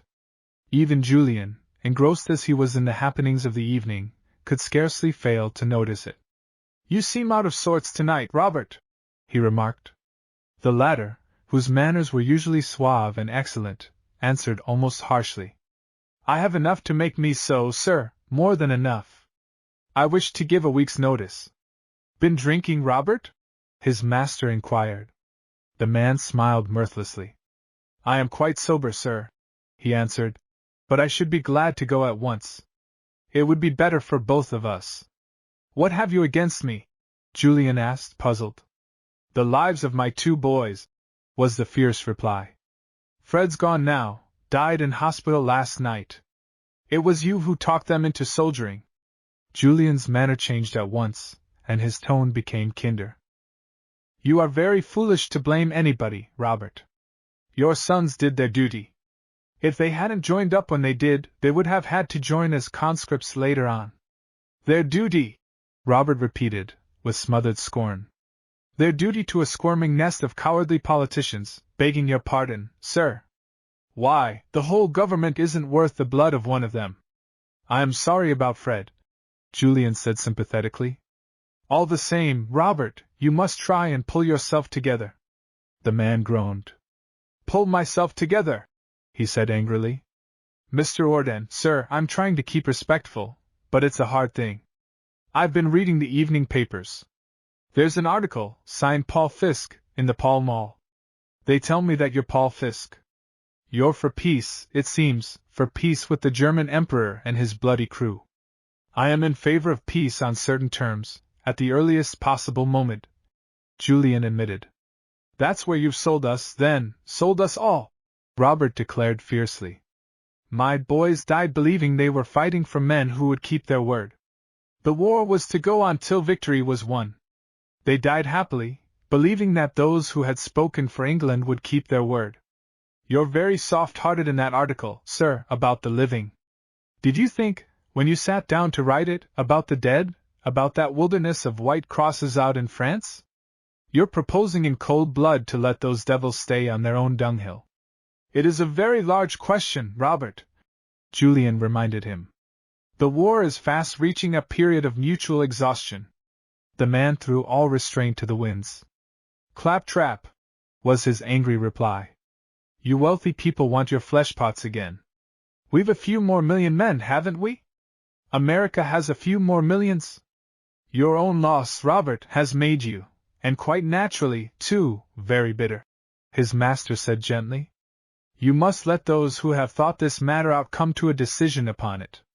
Beyond a certain point, the manhood of the world must be conserved. That sounds just like fine talk to me, sir, and no more. The sort of stuff that's printed in articles and that no one takes much stock of. Words were plain enough when we started out to fight this war. We were going to crush the German military spirit and not leave off fighting until we'd done it. There was nothing said then about conserving millions of men. It was to be fought out to the end, whatever it cost. And you were once a pacifist. Pacifist, the man repeated passionately. Every human being with common sense was a pacifist when the war started. But the war was forced upon us, Julian reminded him. You can't deny that. No one wishes to, sir. It was forced upon us all right, but who made it necessary? Why, our rotten government for the last 20 years. Our politicians, Mr. Julian, that are prating now of peace before their job's done. Do you think that if we'd paid our insurance like men and been prepared, this war would ever have come? Not it. We asked for trouble, and we got it in the neck. If we make peace now, we'll be a German colony in 20 years, thanks to Mr. Stenson and you and the rest of them. A man can be a pacifist all right until his head has been punched. Afterwards, there's another name for him. Is there anything more I can get you tonight before I leave, sir? Nothing, thanks. I'm sorry about Fred. Julian, conscious of an intense weariness, undressed and went to bed very soon after the man's departure. He was already in his first doze when he awoke suddenly with a start. He sat up and listened. The sound which had disturbed him was repeated, a quiet but insistent ringing of the front door bell. He glanced at his watch. It was barely midnight, but unusually late for a visitor. Once more the bell rang, and this time he remembered that Robert slept out, and that he was alone in the flat. He thrust his feet into slippers, wrapped his dressing gown around him, and made his way to the front door. Julian's only idea had been that this might be some messenger from the council. To his amazement, he found himself confronted by Catherine. Close the door, she begged. Come into your sitting room.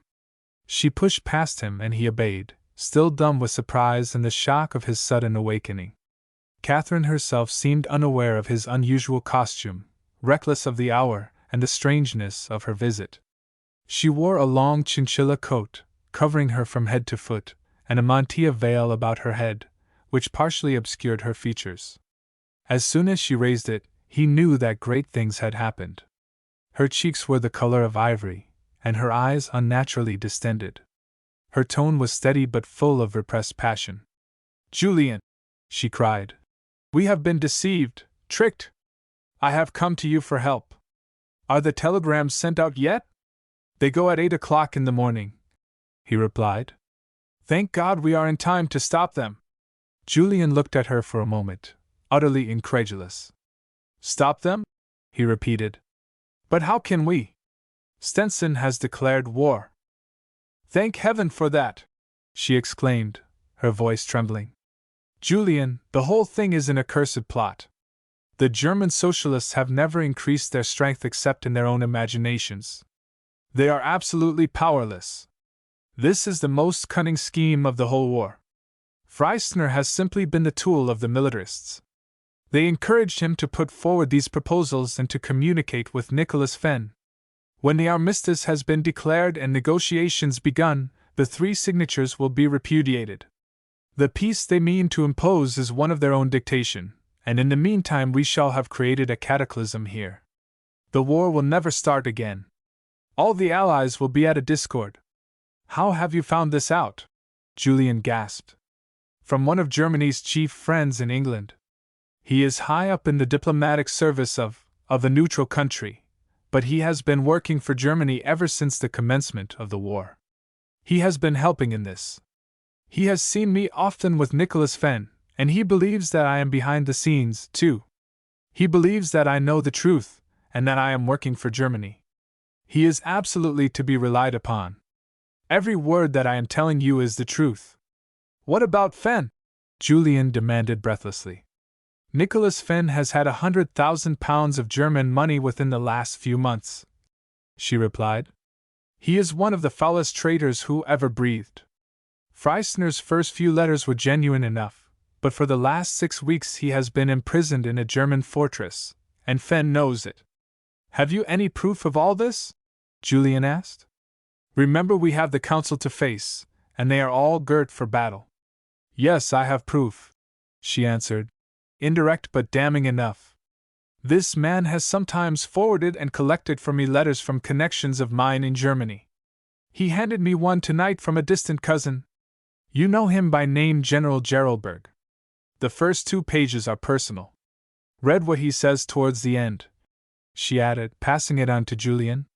Julian turned up the lamp and read the few lines to which she pointed.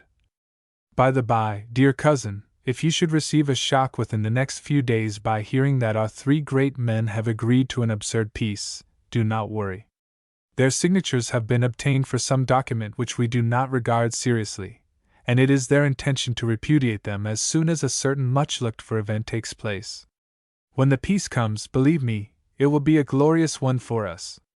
What we have won by the sword we shall hold, and what has been wrested from us by cunning and treachery, we shall regain. That man, Catherine declared, is one of the Kaiser's intimates. He is one of the 12 iron men of Germany. Now I will tell you the name of the man with whom I have spent the evening. It is Baron Hellman. Believe me, he knows, and he has told me the truth. He has had this letter by him for a fortnight, as he told me frankly that he thought it too compromising to hand over. Tonight he changed his mind. Julian stood speechless for a moment, his fists clenched, his eyes ablaze. Catherine threw herself into his easy chair and loosened her coat. Oh, I am tired, she moaned. Give me some water, please, or some wine. He found some hock in the sideboard, and after she had drunk it they sat for some few minutes in agitated silence. The street sounds outside had died away. Julian's was the topmost flat in the block, and their isolation was complete. He suddenly realized the position. Perhaps, he suggested, with an almost ludicrous return to the commonplace, the first thing to be done is for me to dress. She looked at him as though she had noticed his dishabille for the first time. For a moment their feet seemed to be on the earth again. I suppose I seem to you crazy to come to you at such an hour, she said. One doesn't think of those things somehow. You are quite right, he agreed. They are unimportant. Then suddenly the sense of the silence, of their solitude, of their strange, uncertain relations to one another, swept in upon them both. For a moment the sense of the great burden she was carrying fell from Catherine's shoulders. She was back in a simpler world. Julian was no longer a leader of the people, the brilliant sociologist, the apostle of her creed. He was the man who during the last few weeks had monopolized her thoughts to an amazing extent, the man for whose aid and protection she had hastened, the man to whom she was perfectly content to entrust the setting right of this ghastly blunder. Watching him, she suddenly felt that she was tired of it all, that she would like to creep away from the storm and rest somewhere. The quiet and his presence seemed to soothe her. Her tense expression relaxed, her eyes became softer. She smiled at him gratefully. Oh, I cannot tell you, she exclaimed, how glad I am to be with you just now. Everything in the outside world seems so terrible. Do you mind? It is so silly, but after all a woman cannot be as strong as a man, can she? Would you mind very much just holding my hand for a moment and staying here quite quietly? I have had a horrible evening, and when I came in, my head felt as though it would burst. You do not mind?" Julian smiled as he leaned towards her.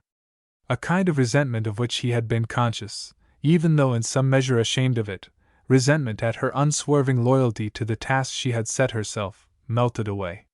He suddenly knew why he had kissed her, on that sunny morning on the marshes, an ecstatic and incomprehensible moment which had seemed sometimes, during these days of excitement, as though it had belonged to another life and another world. He took both her hands in his, and stooping down, kissed her on the lips. "Dear Catherine," he said, "I am so glad that you came to me. I think that during these last few days we have forgotten to be human, and it might help us, for after all, you know, we are engaged. But that," she whispered, "was only for my sake. At first, perhaps," he admitted, "but now for mine." Her little sigh of content, as she stole nearer to him, was purely feminine.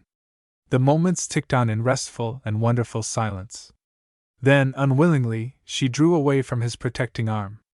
"My dear," she said, "you look so nice as you are, and it is such happiness to be here, but there is a great task before us." "You are right," he declared, straightening himself. "Wait for a few minutes, dear.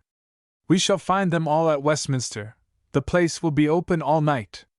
Close your eyes and rest while I am away." "I am rested," she answered softly. "But do not be long. The car is outside, and on the way I have more to tell you about Nicholas Fenn." Chapter 21. If the closely drawn blinds of the many windows of Westminster buildings could have been raised that night and early morning, the place would have seemed a very hive of industry. 20 men were hard at work in 20 different rooms. Some went about their labors doubtfully, some almost timorously, some with jubilation, one or two with real regret. Under their fingers grew the more amplified mandates which, following upon the bombshell of the already prepared telegrams, were within a few hours to paralyze industrial England, to keep her ships idle in the docks, her trains motionless upon the rails, her mines silent, her forges cold, her great factories empty.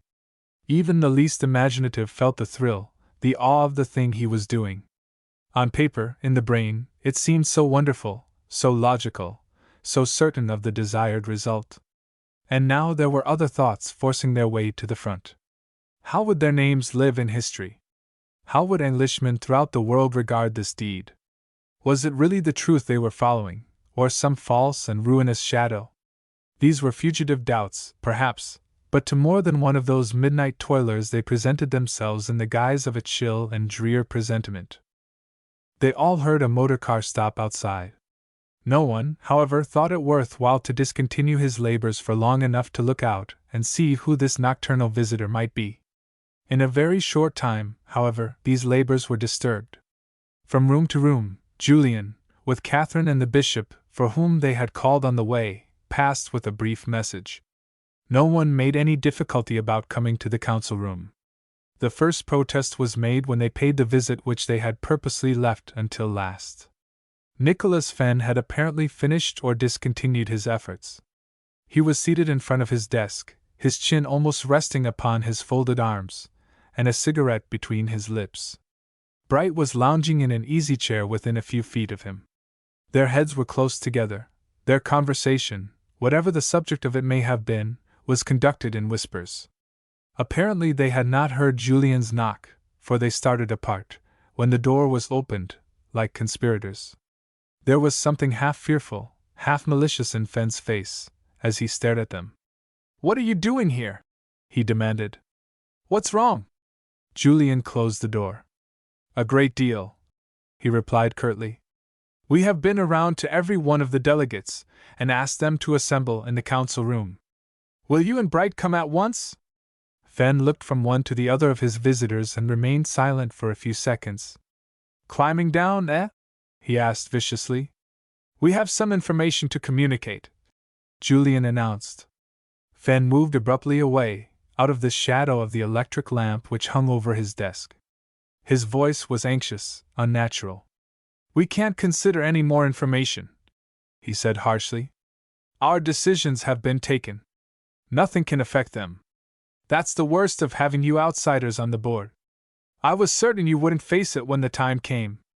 As you yourself, Julian remarked, are somewhat concerned in this matter, I think it would be well if you came with the others.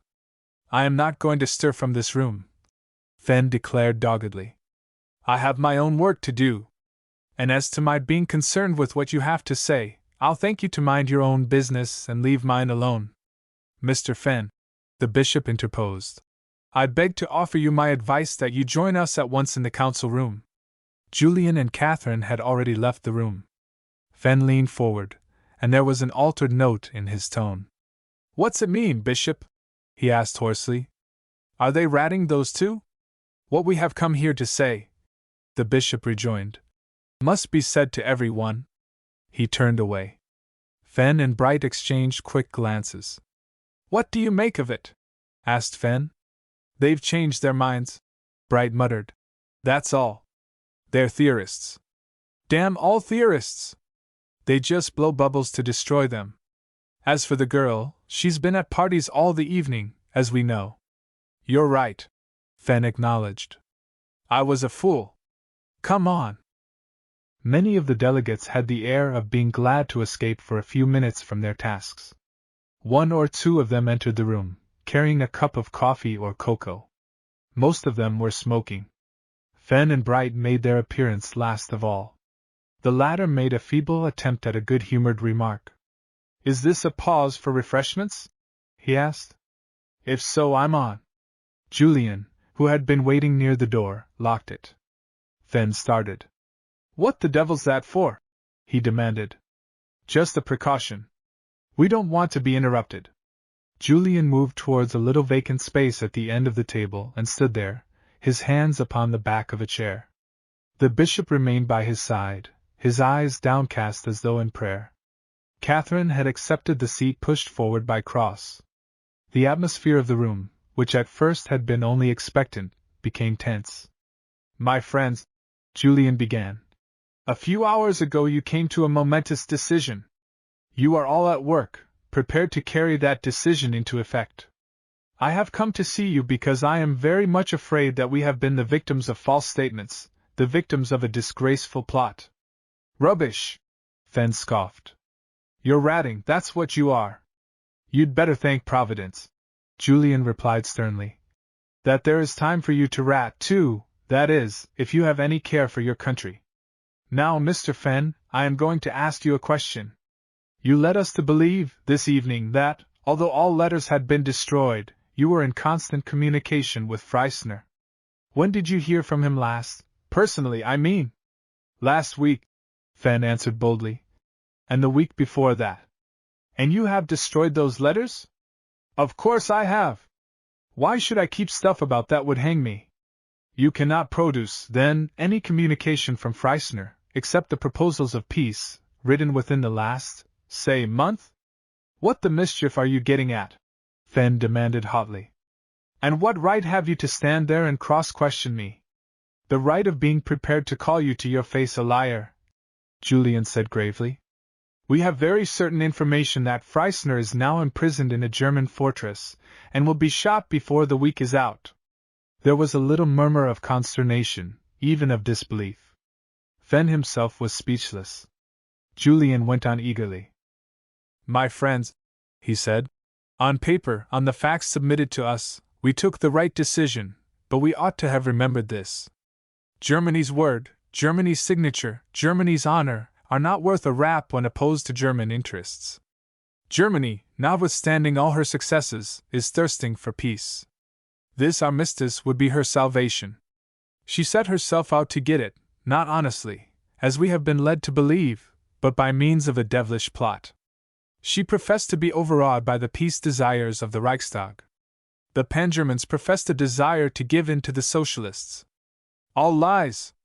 They encouraged Freissner to continue his negotiations here with Fenn. Freissner was honest enough. I am not so sure about Fenn. Fenn sprang to his feet. A blasphemous exclamation broke from his lips. Julian faced him, unmoved. The atmosphere of the room was now electric. I am going to finish what I have to say, he went on. I know that everyone will wish me to. We are all here to look for the truth and nothing else, and thanks to Miss Abaway, we have stumbled upon it. These peace proposals, which look so well on paper, are a decoy.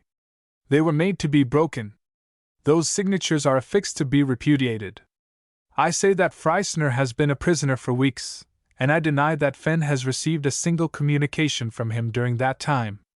Fenn asserts that he has, but has destroyed them. I repeat that he is a liar. That's plain speaking, Cross declared. Now then, Fenn, lad, what have you to say about it? Fenn leaned forward, his face distorted with something which might have been anger, but which seemed more closely to resemble fear. This is just part of the ratting, he exclaimed. I never keep a communication from Freisner. I have told you so before. The preliminary letters I had you all saw, and we deliberated upon them together. Since then, all that I have had have been friendly messages, which I have destroyed. There was a little uncertain murmur. Julian proceeded. You see, he said, Mr. Fenn is not able to clear himself from my first accusation. Now let us hear what he will do with this one. Mr. Fenn started life, I believe, as a schoolmaster at a parish school, a very laudable and excellent occupation. He subsequently became manager to a firm of timber merchants in the city and commenced to interest himself in labor movements.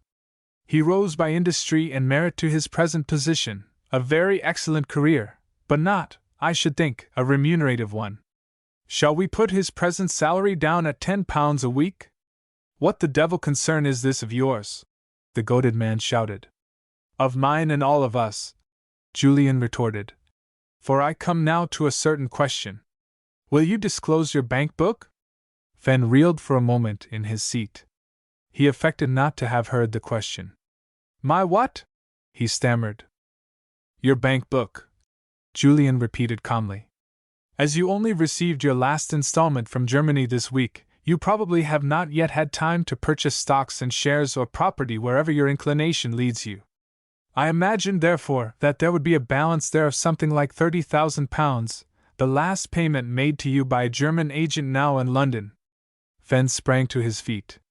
He had all the appearance of a man about to make a vigorous and exhaustive defense.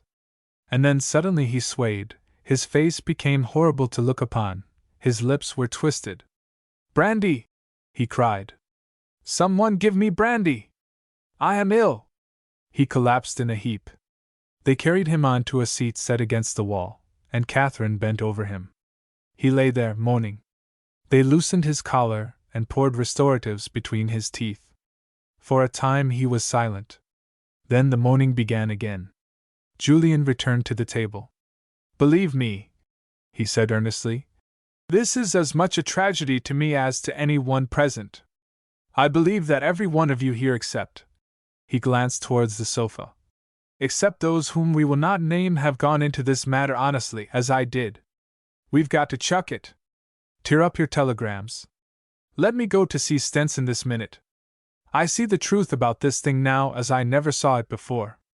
There is no peace for us with Germany until she is on her knees, until we have taken away all her power to do further mischief.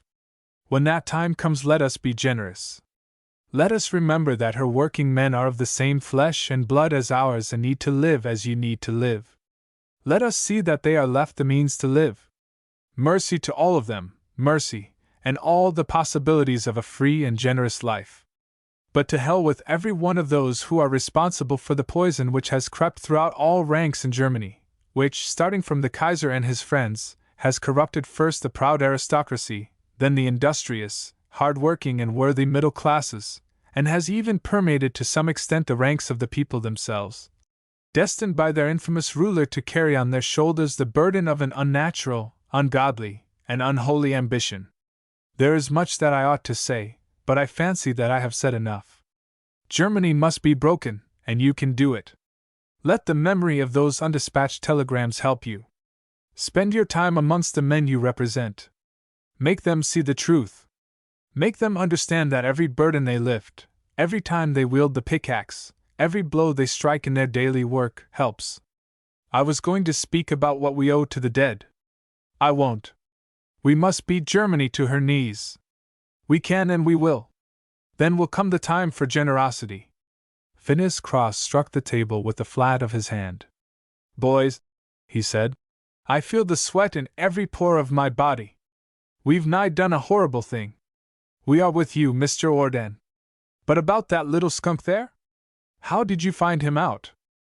Through Miss Abway, Julian answered. You have her to thank. I can assure you that every charge I have made can be substantiated. There was a little murmur of confidence. Everyone seemed to find speech difficult. One word more, Julian went on. Don't disband this council. Keep it together, just as it is.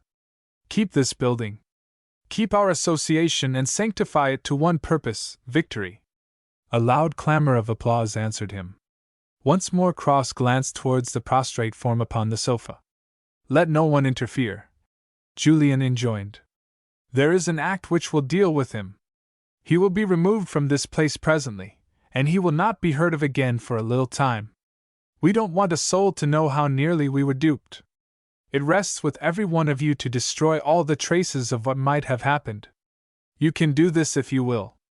Tomorrow call a meeting of the council. Appoint a permanent chairman, a new secretary, draw out a syllabus of action for promoting increased production, for stimulating throughout every industry a passionate desire for victory. If speaking, writing, or help of mine in any way is wanted, it is yours. I will willingly be a disciple of the cause. But this morning let me be your ambassador. Let me go to the Premier with a message from you. Let me tell him what you have resolved. Hands up all in favor! Cross exclaimed. Every hand was raised. Bright came back from the couch, blinking underneath his heavy spectacles but meekly acquiescent. Let us remember this hour, the bishop begged, as something solemn in our lives. The Council of Labor shall justify itself, shall voice the will or the people, fighting for victory. For the peace which comes through victory, Julian echoed. Chapter 22. The bishop and Catherine, a few weeks later, walked side by side up the murky length of St. Pancras platform.